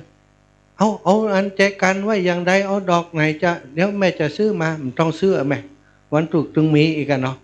ก็มหู้ว่าไผจะเอามาพ่องแต่วันนี้เต็มแพทย์สถาอยู่ปุ้นแหมอยู่นี่แหมอันนี้คือจะตานาบุญที่ศรัทธาญาติโยมเวลาทำบุญทำกุศลเปิ้นมีจิตใจใครทำอยู่แล้วอย่างวันนี้สำรับทายทานตะคืนนอนรับคืนหูทายทานจะมีก็จ้าวันพุก นิมนต์ด้วยเจ้าเก้าตนบะมีนะบัดได้ไปซื้อคนเดียวนะโยมแม่กุลปานี10 พลังเก้าชุดเอามาพลึบเลยกะว่าจะถวายกระซองนะวัดใจใช่กันศรัทธาญาติโยมหอมมาต่อหื้อใส่ต่ออันอีแม่มาปันห้าก็ปันห้าไปนะห้อมเหลือสักบาทนะอีแม่ใส่มลุ้นเนอะโยมแม่ก็เป็นเจ้าภาพวันนี้เขาบ่ได้เสี่ยงสักบาทไปมป้อนเหลือแหมนะบ่ได้ถวายมูนี่นะเป็นศรัทธาญาติโยมเป็นเจ้าภาพโมดดีปล่อยแม่ทั้งหลายอันนี้คือเจตนาบุญถามว่ามันเป็นบุญไผ่บ่ใจบุญมหาสมชาตินะบุญมดมัวที่มันได้มาปะกันนี่บุญมดหมู่มดจุมที่มาได้ประชุมจุ่มนุมกันอยู่นี่หลวงพ่อสีอองได้มรณภาพบนกุฏิหลังนี้กุฏิหลังนี้ปล่อยทิ้งล่างมา5-6 ปีถ้าจะเกินพุ่นนะต้นเก้าพักกฐินละลงพักหนองล่ำอาคารล่ำหลังคาพุ่นนะตึกนี่สูงบ่สูงต้นพักหนองล่ำพุ่นนะรอบพุ่นนี้หาเข้ามาอย่างกับมาเมืองเปิ้นว่าหิมมาปานเข้ามาเขาวงกฏแค่เขาแม่นมดเนี่ยเข้ามาเพี้ยวมาพัดแต่ว่าวันนั้นก็หันเป็นภาพอย่างอีแล้วในใจหันว่าวันหนึ่งถ้าอาตมาอยู่ที่นี่พัฒนาที่นี่อีปออีแม่ตึงมามีความรู้สึกอย่างอันนี้ก็ได้สร้างบอกครูบาอาจารย์เปิ้นเป็นอย่างว่าจะทำนั่นทำนี้ศาลาตรงนี้อันนี้ก็ล้วมดไอ้แม่มันเมินอันนี้ยศยั่วหยาดมดก็เนี่ยใหม่หลังคาหลังนี้กระเบื้องแต่ก็เปลี่ยนฮือตันเนี่ยญาติโยมที่พอว่าท่านอาจารย์ระวังตกหลังคานะนะเขาจับนะไต่หลังคาเดียอยู่บนว่าศาลามันถ้าเขาแบบเนี้ยตัวศาลามันขี้ข้านะห่อนมันก็ลงมามันจนเขาลงว่ามันลงแต่ยำน้อยเดียวมันก็เก่งใจมันก็จ่วยเขาเนี่ยนะก้อนอันบัดตันได้นะไอ้แม่สวะนี่ตะวานี่นะสวะแล้วเพียวนี่น้ำเปียโยตอนมาตอนก้อนอันมันตันก็เนี่ยคือตันเพื่ออย่างเพื่อศรัทธามาหันจะได้สบายใจว่าโอ้อันนี้กะลุอันนี้กะโลเป็นกะบ่ม่วนใจนะสตังอยู่นี่เดี๋ยวก็เซ็ตศาลานะนี่นะอันนี้ก็ช่วยกันศรัทธาอีปอยแม่ศาลาก็ต้องทำงานก็ต้องไปซื้อข้าวกินซื้อวัสดุซื้ออย่างต่างๆก็ต้องอาศัยบุญจากอีปอยแม่สิ่งที่เฮาอยากจะทำตรงนี้เพราะว่าวัดบรรพตสถิตเนี่ยศาลากลางห่างไป 3-4 กิโลเข้าไปเวียง 3-4 กิโลแล้วหนทางจะแหวกนี่และตรงเนี้ยจะเป็นศูนย์กลางของสำนักปฏิบัติธรรมตอนนี้เป็นสำนักปฏิบัติธรรมแห่งที่4ของจังหวัดลำปางแล้วได้ใจนักที่สุดอบรมอย่างมานีมดภาคนี้ทกสก็มาครูบาอาจารย์จะอบรมศีลธรรมคุณธรรมมาที่นี่ตำรวจทหารมาที่นี่องค์กรการปกครองท้องถิ่นมาที่นี่ติดยาก็เอามานี่อีแม่แสดงว่าสถานที่ตรงนี้เนี่ยใจประโยชน์นักแต่ที่ผ่านมาครูบาอาจารย์ท่านอาจารย์มหาเปิ่นอยู่คนเดียวเปิ่นเนี่ยคนเดียวเหนื่อยวัดที่อื่นวัดเลี้ยงพระเลี้ยงตู้เจ้าอยู่ในวัดแต่วัดนี้เนี่ยตู้เจ้าต้องเสาะสตังมาจ่ายกับน้ำกับไฟเหมือนกันนะวัดตุลุงสตังเข้าปีมหูตัวใดนะ ศรัทธาญาติโยมไปตาลก็เข้าวันเข้าพรรษาออกพรรษาได้เป็นหมื่นนะแต่ที่นี่บ่มีเพราะว่าศรัทธาส่วนใหญ่เนี่ยเป็นหมู่บ้านที่เปิ่นมาอยู่ทำงานแบบเหมาะเนาะป่ะเนาะอย่างสันติภาพก็ดีสีพูนทรัพย์ก็ดีเนี่ยวันนี้เปิ่นกำลังมานี่เปิ่นกำลังมาหันงานอย่างเงี้ยวันหลังจะมาแหมเอว่าอันนี้อีปอก็อยู่อันสันติภาพกับวันธนวันเท่าวันสีพูนทรัพย์เปิ่นอยู่ฝั่งต่างทั้งพุ่นนะรอบนี้มันจะได้บิณฑบาตนะมีอยู่หลังเดียวนะวัดนี้แต่อันบ่มีบ้านเพราะฉะนั้นเนี่ยวัดนี้เนี่ยตู้เจ้าจะต้องหากินเป็นไปเตะไปอย่างได้สตังมาปบกอบมาจ่ายการน้ำกับไฟดูแลกันอยู่เนี่ยก่อนเลยมันลุมันโลอาจารย์เปิ่นจะเอาสตังที่ไหนมาซ่อมและอาจารย์เปิ่นเป็นคนที่เป็นพระนักปฏิบัติว่ากาอูกาจากัไผเนี่ยอาตมานี่เหมือนได้อันใดดีต้องบอกถ้าบอกแล้วศรัทธาได้บุญอาตมาบอก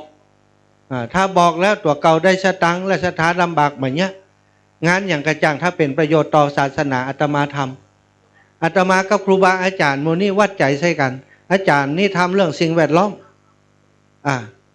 เขาตัดต้นไม้ในแพะในป่าอาจารย์ไปช่วยเอาอำเภอเอาตำรวจไปช่วยเนี่ยมันถึงสัมผัสจิตใจกันได้จิตใจที่เสียสละอาจารย์พระครูสุจิตก็เหมือนกัน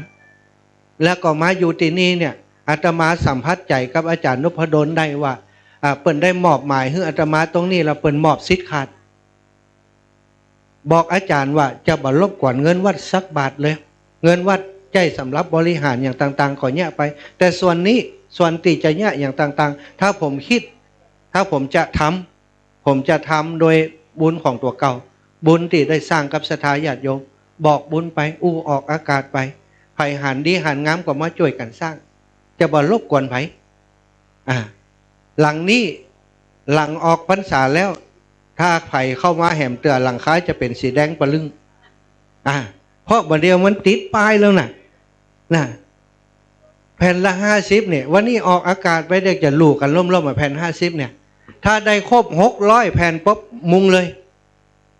หลังคาก็จะแดงปะลึงละจังฟ้อนเชียงใหม่หอมเลยวันนี้เนาะอันนี้น้องสาวพี่สาวอยู่เชียงใหม่เพื่อนนะกล้าลดการน้ำมันลดไปกลุ่มอย่างมาพ่อนไหมใส่เข้าไว้มาโชว์งามได้นะมาหันเนี่ยการนี้เพิ่นก็มาหากันอีไหมเนาะ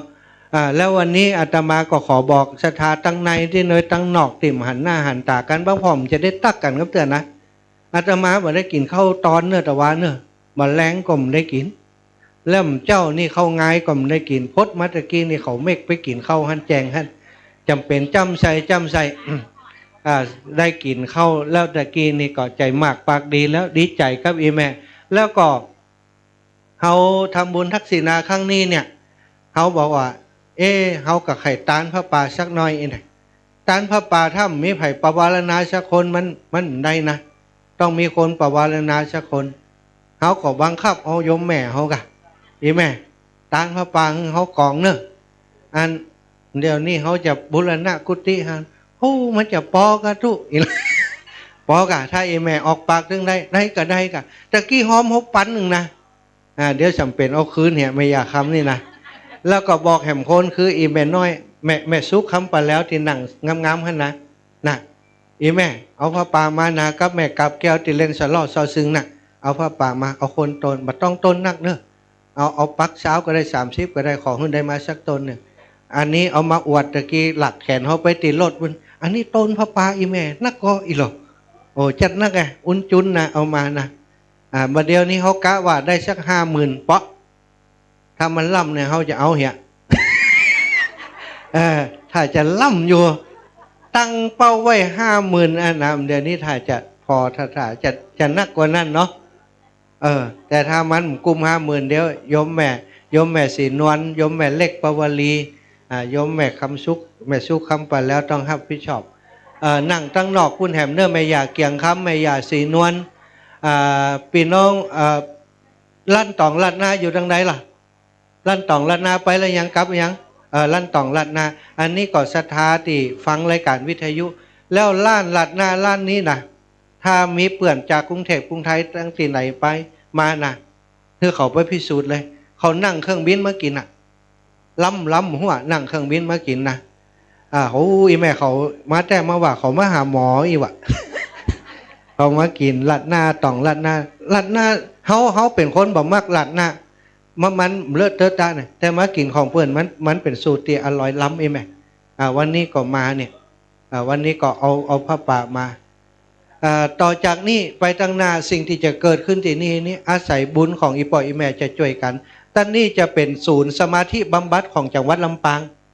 บัดเดียวสำนักวิปัสสนาแห่งที่4นะ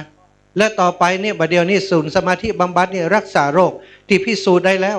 ความดันเบาหวานแม้กระทั่งมะเร็งถ้าเข้าคลอดได้เบิ่นแต่นี่นะ3 เดือนหันผลในเรื่องของการลดลงแล้วบางคนหายไปเลยแล้วเปิ่นจะเอาที่นี่เป็นศูนย์เป็นศูนย์สมาธิบำบัดตอนนี้คุณหมอที่เป็นเจ้าของลิขสิทธิ์สิทธิบัตรเนี่ยมาติดต่ออาจารย์แล้วเขาก็จะไปอบรมด้วยเปิ่นด้วยมันจะได้ช่วยกันบางคนบ่มีติเปิงเป็นโรคภัยไข้เจ็บอย่างต่างๆมีตังรักษาเอาไปเอามาเป็นโรคบ่สบายอกสบายใจเป็นโรคตั้งจิตใจไปพร้อมเนี่ยโรคก็กำเริบแล้วก็เสียชีวิตแต่ถ้าตรงนี้สถานที่ตรงนี้เขาสร้างขึ้นมาแล้วเกิดประโยชน์อย่างอีปอยแม่ลองคิดพอแล้วสิ่งที่เขาคิดเขาเคยอูไปในสถานนี้ว่าเขาอยากจะแปลงสถานที่พักพิงอิงอุ่นคือครับสถานญาติโยมเวลาเปิ่นเท่าเปิ่นแก่ที่เป็นมิไผ่ดูแลเนี่ยเขาจะห้ามดูแลเขาจะห้ามมาอยู่ตัวอย่างน้อยเนี่ยคนเขาก่อนจะเสี่ยงใจให้คนคือมีคนสักคนเข้าใจเขาต้องการจะเป็นสถานที่ตรงนั้นให้เปิ่นก็จะพัฒนาตรงนี้ให้ดีอันนี้เขาแปลงแล้วเขามันจะอยู่เขาจะไปแปลงกุฏิเขาเล็งสังกะสีแล้วสังกะสีหลังนั้นเดี๋ยวเขาจะเตะจะมุ้งหลังคาใหม่แปลงใหม่เขาสังกะสีไปแปลงกุฏิอยู่ทางในพุ่นตอนนี้จะแปลงสำหรับครูบาอาจารย์มาพักที่นี่แล้วก็ศรัทธาญาติโยมมีกิจกรรมที่นี่มาพักที่นี่เพื่อเป็นครอบครัวมาอยู่เป็นครอบครัวมาพักมายั่งที่นี่ได้เนาะฉะนั้นบุญที่จะเกิดจากการที่อาตมาจะทำตรงนี้แล้วเปิ่นจะมาได้ใจเนี่ยมันจะตกไปไหนตกไปตีปล่อยอีแม่ทั้งหมดทั้งมวลนะสาธุกันสาธุเนาะเอาละวันนี้อาตมาภาพในนามของครูบาอาจารย์ท่านอาจารย์พระมหานพดลสุวรรณเมธีเจ้าอาวาสวัดบรรพตสถิตขอกราบในเมตตาของท่านอาจารย์พระครูโสพลพัฒนวิกรมวัดบันทุ่งแจ้ซ้อนรองเจ้าคณะอำเภอเมืองปานท่านอาจารย์พระครูสุจิตบุญญาโชติ มีหลายจิตสุจิตบุญญาโชติตุปีแก้วเนาะแล้วก็ตลอดถึงครูบาอาจารย์ทุกรูปทุกองค์ตุปีวัดฝ่ายหินตุปีหนุ่มลูกตุตะวันท่านอาจารย์ครูบาอาจารย์ที่ถ่ายทอดออกอากาศไปทางสถานีวิทยุวัดฝ่ายหินตลอดถึงบันทึกเป็นวิดีโอลงใน YouTube ในช่องทางต่างๆในการเผยแพร่และก็ขออนุโมทนาบุญกับศรัทธาญาติโยมทุกท่านทุกคนที่นั่งอยู่ในบริเวณสถานลานธรรมแห่งนี้ก็ดีที่มาแต่เจ้าแล้วก็ปิกกลับไปแล้วอยู่กลางทางอยู่ในคณะนี้ก็ดีก็ขอฝากกับเทวบุตรเทวดานำเอาบุญเอากุศลนำเอาศีลเอาปอนที่ตนทองผู้ค่าจักได้ปั่นปอนให้กับศรัทธาญาติโยมในทีคาการะบัดนี้ยามนี้คือเปิ่นได้รับหูรับทราบโดยชยสิทธิดีลีอาจารย์ในวันนี้ก็เป็นวันดีสลิสุปมังคละอันประเสริฐล้ำเลิศยิ่งกว่าวันและยามทั้งหลายหมายมีมูลศรัทธาสมณศรัทธาครูบาอาจารย์จากหลายวัดหลายวาตลอดถึงศรัทธาญาติโยมอีพ่ออีแม่เฒ่าแก่ทั้งหลายเป็นน้องเจ้าลำปางเป็นน้องตังเจ้าเชียงใหม่เป็นน้องตังจังหวัดเชียงรายแป้น่านได้ร่วมบุญร่วมกุศลทำพระป่าสามัคคีมาทอดถวายร่วมบุญร่วมกุศลในการบูรณะปฏิสังขรณ์กุฏิสงฆ์ธรรมวิพัฒน์อนุสรณ์หลวงพ่อสีอองและทำบุญทักษิณานุปทานกิจให้กับหลวงพ่อสีอองในทีฆาการะบัดนี้ยามนี้ผู้ข้าก็ขอเอาคุณพระพุทธคุณพระธรรมคุณพระสังฆเจ้าคุณพระอรหันตเจ้าอุคุณอริยสงฆ์เจ้าคุณปรมิธรรมของหลวงพ่อพระครูสิริธรรมวิพัฒน์หลวงพ่อสีอองได้แผ่มาอภิบาลปกปักรักษามูลศรัทธาสมณศรัทธาครูบาอาจารย์ให้เจริญในธรรมของพระสัมมาสัมพุทธเจ้าญาติโยมศรัทธาสาธุชนทั้งหลายก็ขอให้มีความสุขความเจริญพยาธิอาพาธข้อเกณฑ์เป็นภัยให้ได้หอมให้ได้หายให้ได้มาลายหายไปแม้นว่าศรัทธาญาติโยมจะเอาบุญจะเอากุศลที่ท่านเจ้าทั้งหลายได้เปิดโรงทานนำข้าวน้ำโภชนามาหาอาหารมาถวายครูบาอาจารย์ในวันนี้และ มาเปิดโครงการในวันนี้อุทิศส่วนบุญส่วนกุศลนี้ไปให้เจ้ากรรมนายเวรเจ้าเทวบุตรเจ้าเทวดาพญาอินทร์พญาพรหมพญายมราชและหมู่ญาติทั้งหลายที่เปิ้นล่วงลับมรณาไปสู่ปรโลกไปนางให้เขาเจ้าทั้งหลายเหล่านั้นได้กินได้บริโภคได้พ้นจากที่ยากได้พรากจากที่ทุกข์เพื่อเปิ้นได้ถึงสุขเป็นที่แล้วคือมังแก้วยอดเนรปานบุญสมปานที่อีพ่ออีแม่ทั้งหลายที่ครูบาอาจารย์ทั้งหลายได้อบรมสั่งสมมาก็ดีได้ปั่มเปงในพระพุทธศาสนานี้ก็ดีก็ขอให้เป็นพระละว่าปัจจัยมาเตรียมมาเติมมาเพิ่มแมงบุญญาราศีแห่งท่านเจ้าทั้งหลายได้มีได้มีอายุมันขวัญยืนได้มั่งมูตุเจ้าท่านปรารถนาสุขสมบัติมนุษย์สมบัติสวรรค์สมบัตินิพพานสมบัติขอความปรารถนาของอีพ่ออีแม่ทั้งหลายของครูบาอาจารย์ทั้งหลายจงสำเร็จโดยพลันจงสำเร็จโดยพลันจงสำเร็จโดยพลันดังที่สลีสัพปัญโยพระพุทธเจ้าได้เมตตาประทานพรอันประเสริฐเอาไว้ว่ายะทาวาริวหาปูราปาริปูเรนติสาครังเอวะเมวะอิโตทินังเปตานังอุปกัปปติอิชิตังปฏิตังตุมหังขิปะเมวะสมิจฉตุสัพเพปุเรนตุสังคปาจันโทปนะระโสยถามณิโชติระโสยถาสัพพิติโยวิวัชชันตุสัพพะโรโกวินาสตุมาเตภวัตวันตรายโยสุขีติกายุโกภวะอภิวาทนาสีริสนิจังวุธาปจายโนจตาโรธรรมาวัฏันติอายุวันโนสุขังพลังนิพพานังปรมังสุขัง สาธุทำบุญอธิษฐานทำทานเพเมตตาว่าด้วยหมกำเนิดอิตัง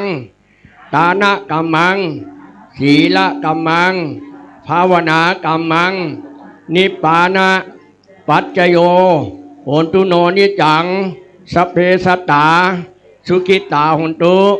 อภยาอเวลาหนตุอภยาปชาหนตุอานิคาหนตุสุขีอัตตานังบริหารันตุเดี๋ยวกันสุมาเกี่ยวดังสามกันเนอโยสันนิสิโนวะลาโปดิโมเลมาลังสาเสนังมาอันติงวิจัยโยสัมโมดิมาคาชิอนันตันลยาโนโลกุตโมต่างปนามะมาบุตต่างปนามะมาธรรมันต่างปนามาสังฆาสัต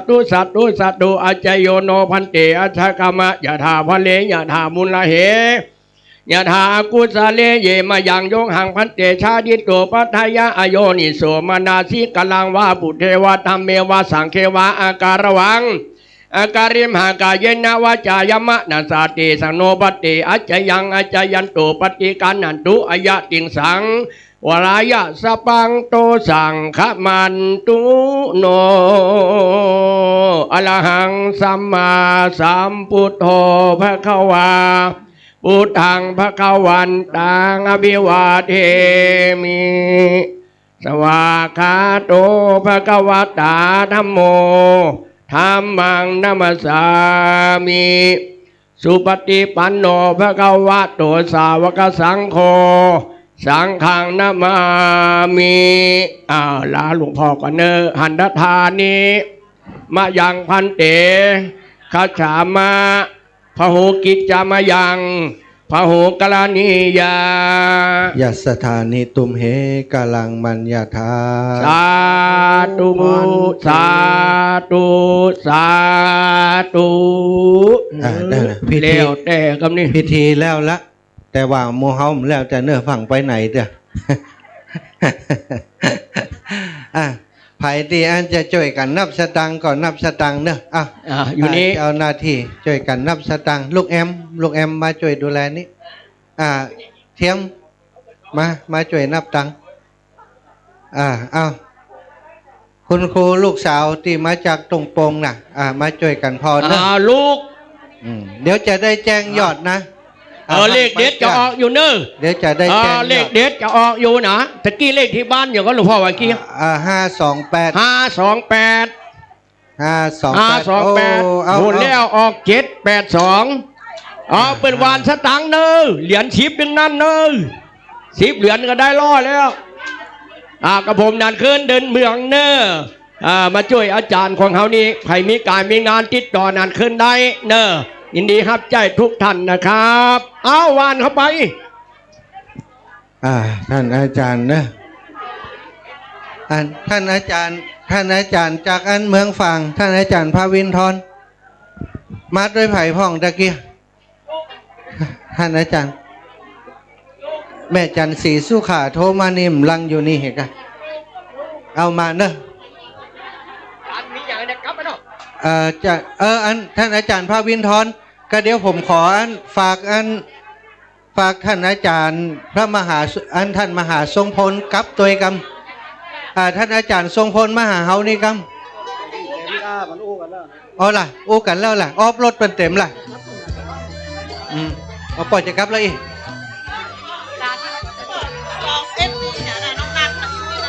น้องนัดเนอะอันสถาญาติโยมที่ใครหาดน้องนัดวันนี้เครื่องน้องนัดนะที่น้องนัดคุ้มเครื่องอยู่ฮันขอบคุณปหลวงนานเนอะปหนานหมุนบานนั้นมคณายกบันแม่เฟืองเอาที่ไหน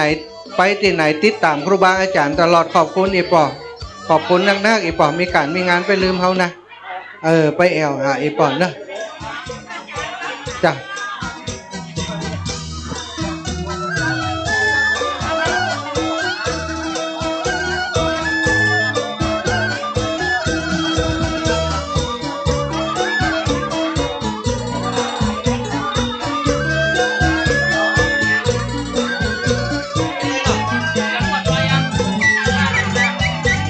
ไปทางไหนอยู่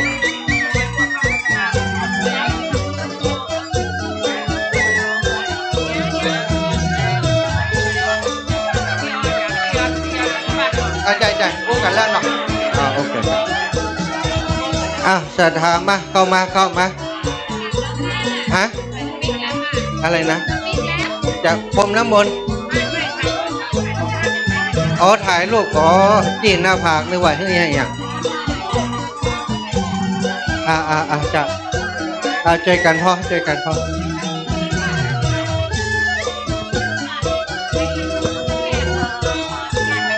เจ้าโยมแม่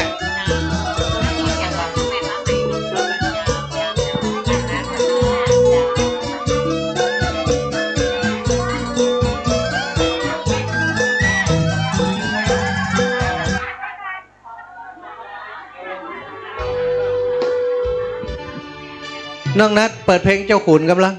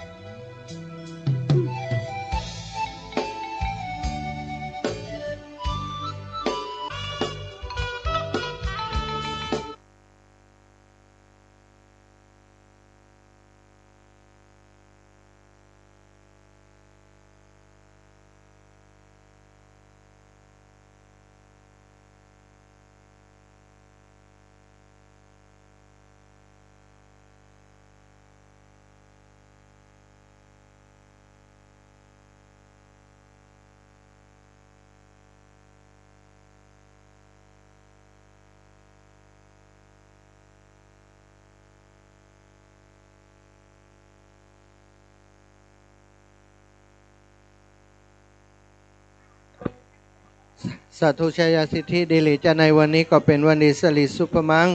กาละอันประเสริฐล้ำเลิศยิ่งกว่าวันและยามทั้งหลายมูลสถาป่อไว้ปินข้าวในนรงปินข้าวนางสาวคณิษฐาวงสุวรรณนางสาวจุไรรัตน์ปินข้าวพร้อมกับลูกๆหลานๆญาติกาวงวานชุกผู้ชุท่านชุกคนได้น้อมนำจตุปัจจัยทายธรรมมาถวายร่วมบุญงานทักษิณานุปทานกิจตลอดถึงพระป่าสามัคคีบุรณปฏิสังขรณ์กุฏิสิริธรรมวิพัฒน์อนุสรณ์ในวันนี้ผู้ข้าเป็นตัวแทนครูบาอาจารย์ท่านพระมหานุพดลสุวรรณเมธีได้ปฏิฆาหารับแล้วขออำนวยใจให้โยมป้อพร้อมกับลูกหลานญาติกาวงวานครอบครัวของอีป้อให้ได้อยู่ดีมีสุขให้ได้บ้างมูลตุนเต้าพญาอปาได้กล้ากาแก้วจัดตนจัดตัวมาดแม้นว่าเจ้าที่ทราบผลบุญตานี้ไปให้เจ้ากรรมในเวรเจ้าเทวบุตรเจ้าเทวดาให้เทวเพิ่นได้กินบริโภคพ้นจากที่ยากพรากจากที่ทุกข์ถึงสุขเป็นที่แล้วคือเมืองแก้วยอดเนรปานนั้นจงจะมีเตั้งแต่ดิลีอภิวาทนาสีริสนิจังวุธาปจายโนจัตตารโรธรรมาวัฏันติอายุวันโนสุขังพระลังบุญทักษาหลานน้อยมัดไว้วะนี่อันที่หยุดได้ปอดนี่ก็อยู่กรุงเทพเป็นคุณหมอเนาะตัน นั้นปิรัตก่อนปิรัตบ้านนั้นต้นยางเนี่ยว่าก่อนปิรัตเป็นพยาบาลแต่แกเกษียณไปแล้วนะสาธุเนอะสถาญาติโยมมาได้ทรงเนอะมัวอันอยู่ทางในพี่อยู่ขายจากกลับก็มาหาพี่ก่อนก็ได้สาธุอีแม่เอาเสียงคุณมาก่อนเนอะตัวคุณไปปุ่นนะชนบุรีปุ่น วันนี้ขอบคุณพ่อแม่พี่น้องที่เอาโรงทานมาตัวเองนะเจ้าวันนี้หลายตี้วันนี้อิ่มหนำสำราญเนาะ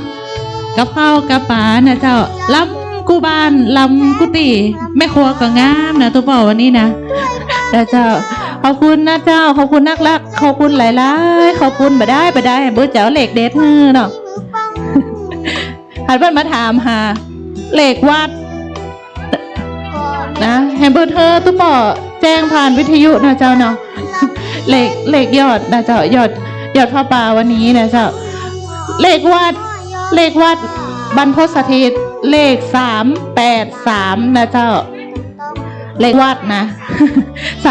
383พระอาจารย์เพิ่นบอกว่าถ้าเป็นเลขเก่านี่405แต่ถ้าเลขใหม่เนี่ยติดอยู่หน้าวัดนี่เลข383นะเจ้าฮะนะ เดี๋ยวเราไปถามทุกปอให้ไหมนะจ๊ะอ๋อมีไลน์แล้วล่ะวันนี้ก็เครื่องเสียงจากน้องนัทนะเจ้าน้องนัทสถาพรสุธาคำช่างเทคนิคของสถานีวิทยุเพื่อวิทยาลัยสงฆ์นครลำปางนะเจ้า FM 106.50 เมกะเฮิรตซ์น้องนัทน้องนัทอยู่ที่หน้าเครื่องเสียงนี่เด้อนะเจ้าหลายคนตักถามมาแต่เจ้าตักกันตักผิดตักถูกนะแต่เจ้านะ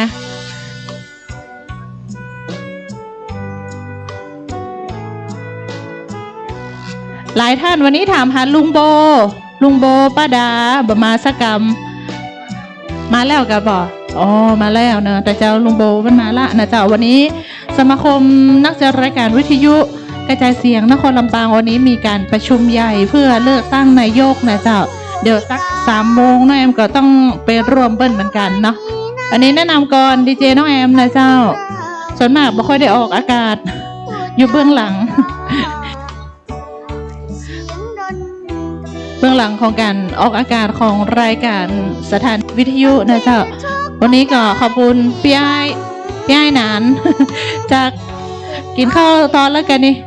จากวัดฝ่ายหินนะเจ้าทีมถ่ายทอดจากวัดฝ่ายหินนะเจ้าทีมงานเข้มแข็งแข็งแกร่งนะเจ้าเนาะวันนี้ก็พ่อแม่พี่น้อง FC หลายๆท่านหลายๆบ้านนะเจ้ามาจากตุ่งโป่งเมืองปานก็มีเนาะวันนี้เนาะตุ่งโป่งวันนี้มายืดกันสุมาภัยวันนี้นางหลุมมาได้ เนี่ยเหมือนทานเท่าเด้อนะเมื่อกี้มันเอา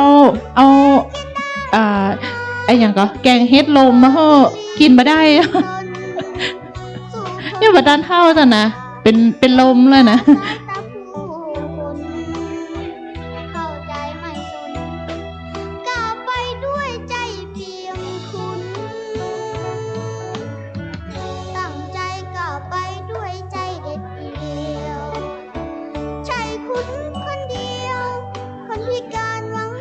จะแวะไปกราบพระก่อนก็ได้นะเจ้าสถานที่แห่งนี้วัดบรรพตสถิตนะเจ้าก็มีท่านพระอาจารย์พระมหานพดลสุวรรณเมธีนะเจ้าอาวาสวัดบรรพตสถิตนะเจ้าอีกครั้งยังครองตำแหน่งของเจ้าคณะอำเภอวังเหนือนะเจ้าแล้วก็รวมไปถึงประธานพระสงฆ์นักเผยแผ่จังหวัดลำปางนะเจ้าและอีกทั้งพระอาจารย์ยังเป็นผู้อำนวยการนะเจ้าผู้อำนวยการวิทยาลัยสงฆ์นครลำปางนะเจ้าคนล่าสุดคนปัจจุบันล่าสุดนี้พระอาจารย์ติดบรรยายที่จังหวัดสุโขทัยนะเจ้าก็เลยบ่ได้มาอยู่ต้อนรับกับพ่อแม่พี่น้องๆที่ได้มาร่วมบุญกันวันนี้นะเจ้าและแถมอย่างหนึ่งวันพรุ่งนี้ใครอยู่ใกล้ๆนะเจ้าบ้านใครอยู่ใกล้มาร่วมตานผ้าป่าแหมกองหนึ่งเจ้าตุปอเจ้าวันพรุ่งนี้วิทยาลัยสงฆ์นครลำปางจะทำบุญถวายผ้าป่าสามัคคีนะเจ้าทำเป็นการทำหลังคาตั้งเดินเจ้าตุปอเจ้าหลังคาตั้งเดินพรุ่งนี้ก็จะมาถวายจะมาถวายทานนะเจ้าที่วัดบรรพตสถิตแห่งนี้นะเจ้าวันที่26นะเจ้าเนาะเอา27กับวันพุธนี้เนาะ เจ้าเจ็ดนะเจ้าวันพรุ่งนี้ก็จะเป็นคณะศรัทธาแล้วก็จะเป็นนิสิตนักศึกษาของวิทยาลัยสงฆ์นครลำปางนะเจ้าก็จะเป็นเจ้าภาพทอดผ้าป่าสามัคคีสมทบทุนสร้างหลังคาต่างเดินนะเจ้าเชื่อมทางระหว่างตึก A กับตึก B นะเจ้าระยะทาง51เมตรนะเจ้าก็จะเป็นหลังคาเนาะแล้วก็บอกถึงพ่อแม่พี่น้องด้วยนะเจ้านั่น ไม่กลัวนะหลวงพ่อกลัวหลวงพ่อนั่นน่ะ ครับวันนี้เสาร์7วันฝูกเจ้าสิงหาคมณวัดบรรพตสถิตแห่งนี้เจ้าบอกเสาร์6เนี่ยมาวันนี้นั่นน่ะเสาร์7บ่ายโมงเกิงเจ้าบ่ายโมงเกิงมันเน้นใจดี บอกตามตรงก็บอกบุญตัวนะเจ้าพ่อแม่พี่น้องที่มีปัญหาว่าปลูกพักปลูกไม้ไส้เครือนะเจ้าจะเป็นข้าวสารอาหารแห้งนะเจ้าสมทบถวายผ้าทหารเพลแต่ผ้าภิกษุสามเณรที่ไปห้ามไปเฮียนที่วิทยาลัยสงฆ์นครลำปางประมาณ150รูปนะเจ้าตัวเจ้าตัวนายเปิดจะเฮียนทุกวันอังคารกับวันพุธนะเจ้าเนาะก็ไปร่วมถวายเพลบะมีสตางค์แบบเป็นหยังเนาะมีบะหนุนบะน้อยบะห้อยบะแตงมะนาวอีนะหรือว่าจะเป็นข้าวสารอาหารแห้งนะเจ้ามาร่วมสมทบกันได้นะเจ้าเอามาฝากตู้ป่อไว้ก็ได้นะเจ้ามาฝากท่านพระอาจารย์มหาสมชาติก็ได้เนอะนะเจ้าก็จะเป็นเครื่องปรุงก็ดีเนาะจะเป็นอาหารแห้งหรือว่าจะเป็นไข่ไก่นะเจ้าเอามาเปาะกันเอามาหอมกันนะเจ้าพระภิกษุสามเณรมาห้ามมาเฮียนที่วิทยาลัยสงฆ์นครลำปาง150รูปนะเจ้าประมาณ150ตนนะเจ้าอันนี้ก็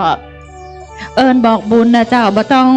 นักบ่ต้องนายังก็ได้นะเจ้าช่วยกันหอมคนเล็กคนน้อยนะเจ้าถวายเพลแล้วหลวงพ่อเนาะ หลวงพ่อด้วยกันหน่อยกะฝากหลวงพ่อหลวงบอกบุญด้วยเจ้าประกาศให้รับทราบตรงนี้มีเครื่องวงจรปิดด้วยเนอะนับสตางค์หนาระวังเถอะให้บอกเคล็ดลับเพื่อนเนอะเจ้ามันมีปรากฏการณ์มาแล้วหลักฐานพร้อมนี่นะมันไปเจจุนะอู้แต้อะไรนี่ฮั่นอยู่หิมหูนะครับอนุโมทนาเนอะบุญเนี่ยครับศรัทธาทานังเอาสตังใส่ตู้เดี๋ยวนี้แกออกหีบละนะครับเพราะว่าตะกี้บอกเลขไอ้ยาซื้อหวยได้กระดาษซื้อเสียวซื้อศาสตร์ได้ถึงนั่งถึงนอนถ้าซื้อเมื่อตอนมันออกมาแรงบ่ายพุ่นเนี่ยนะไผ่ใครได้3ตัวทั้งบนฝันเอาคนเดียวนึกว่าแมวน้อยใช่ถ้าเจ้าฝันแม่นนะเจ้าชื่อคนเดียวเห็นต้องบอกเขาไผ่อะนั่นมาถามใครได้มึงก่อนนะนึกว่าเขาได้2ตัว3ตัวแมวน้อยหมาน้อยเกิดใหม่พอดีนะเจ้านี่แต่สแลมดาวานี่ตีโฮมนี่พ่ออะไรเนี่ยโดยในการนำของคนอู้นี่กับสลาที่เจ้ากันแปลงนี่เคยทกหลังคานี่ขาหักเต็มนี่ก็ย้อนแปลงหลังคานี่จะหันมารถจนแหมแล้วไปได้ไม่รถที่จนย้ำบุตรเตี้ยถ้าทกอย่างให้ได้จีนะมันพยายามไปพุกเชงเอาไปดูเป็นตัวเจ้าแก้วลอดฟ้านี่ลอดสลาลงลอดหลังคาลงมาเนี่ยขาหักนี่นะลอดแต้กับนี่นะแล้วก็มีบุญกินตาอย่างวันหน้าเดี๋ยวจะพอดีท่านพระอาจารย์สมชาติเนี่ยพยายามจะดึงมาละปิดตัวมันนี่2 กว่าปีละเมาก็ไป3ชายแดนใต้เดินปิกขึ้นมาละเขาจะเอาผ้าขาวไปตัวว่าไปประไตน่ะ3ชายแดนใต้เอามาแต่ไหนเนาะมาแต่เนื้อแล้วก็เนื้อแลกตายเดี๋ยวว่าเก่งนี่แต่ให้ปล่อยกลับไปเนื้ออยู่ตายไม่ได้เนี่ยอันนี้ไตแต่100%เลยนี่นะไปอีสานก็มาใส่เนี่ยมาได้เนื้อเนี่ยกูเข่งหลายแถวเนี่ยเราโอ้ยจากเราสื่อถึงวันนี้พระบาทพระป่าสามัคคีเนอพี่น้องไปอีสานนั่นนี่ได้หมด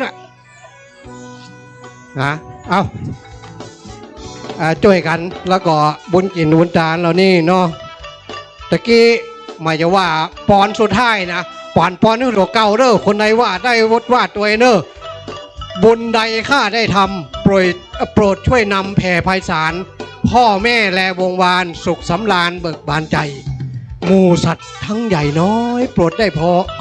ลอยรับบุญไว้ห่างโศกพ้นโรคภัยสุขสมใจทุกท่านเทินอันยวันนังสุขังบะโลกระเป๋าโตๆเฮามีสตังค์เต็มกระเป๋าทุกคู่ทุกคนเด้ออันเนี้ยอันสุดท้ายเนี่ยกระไดนี่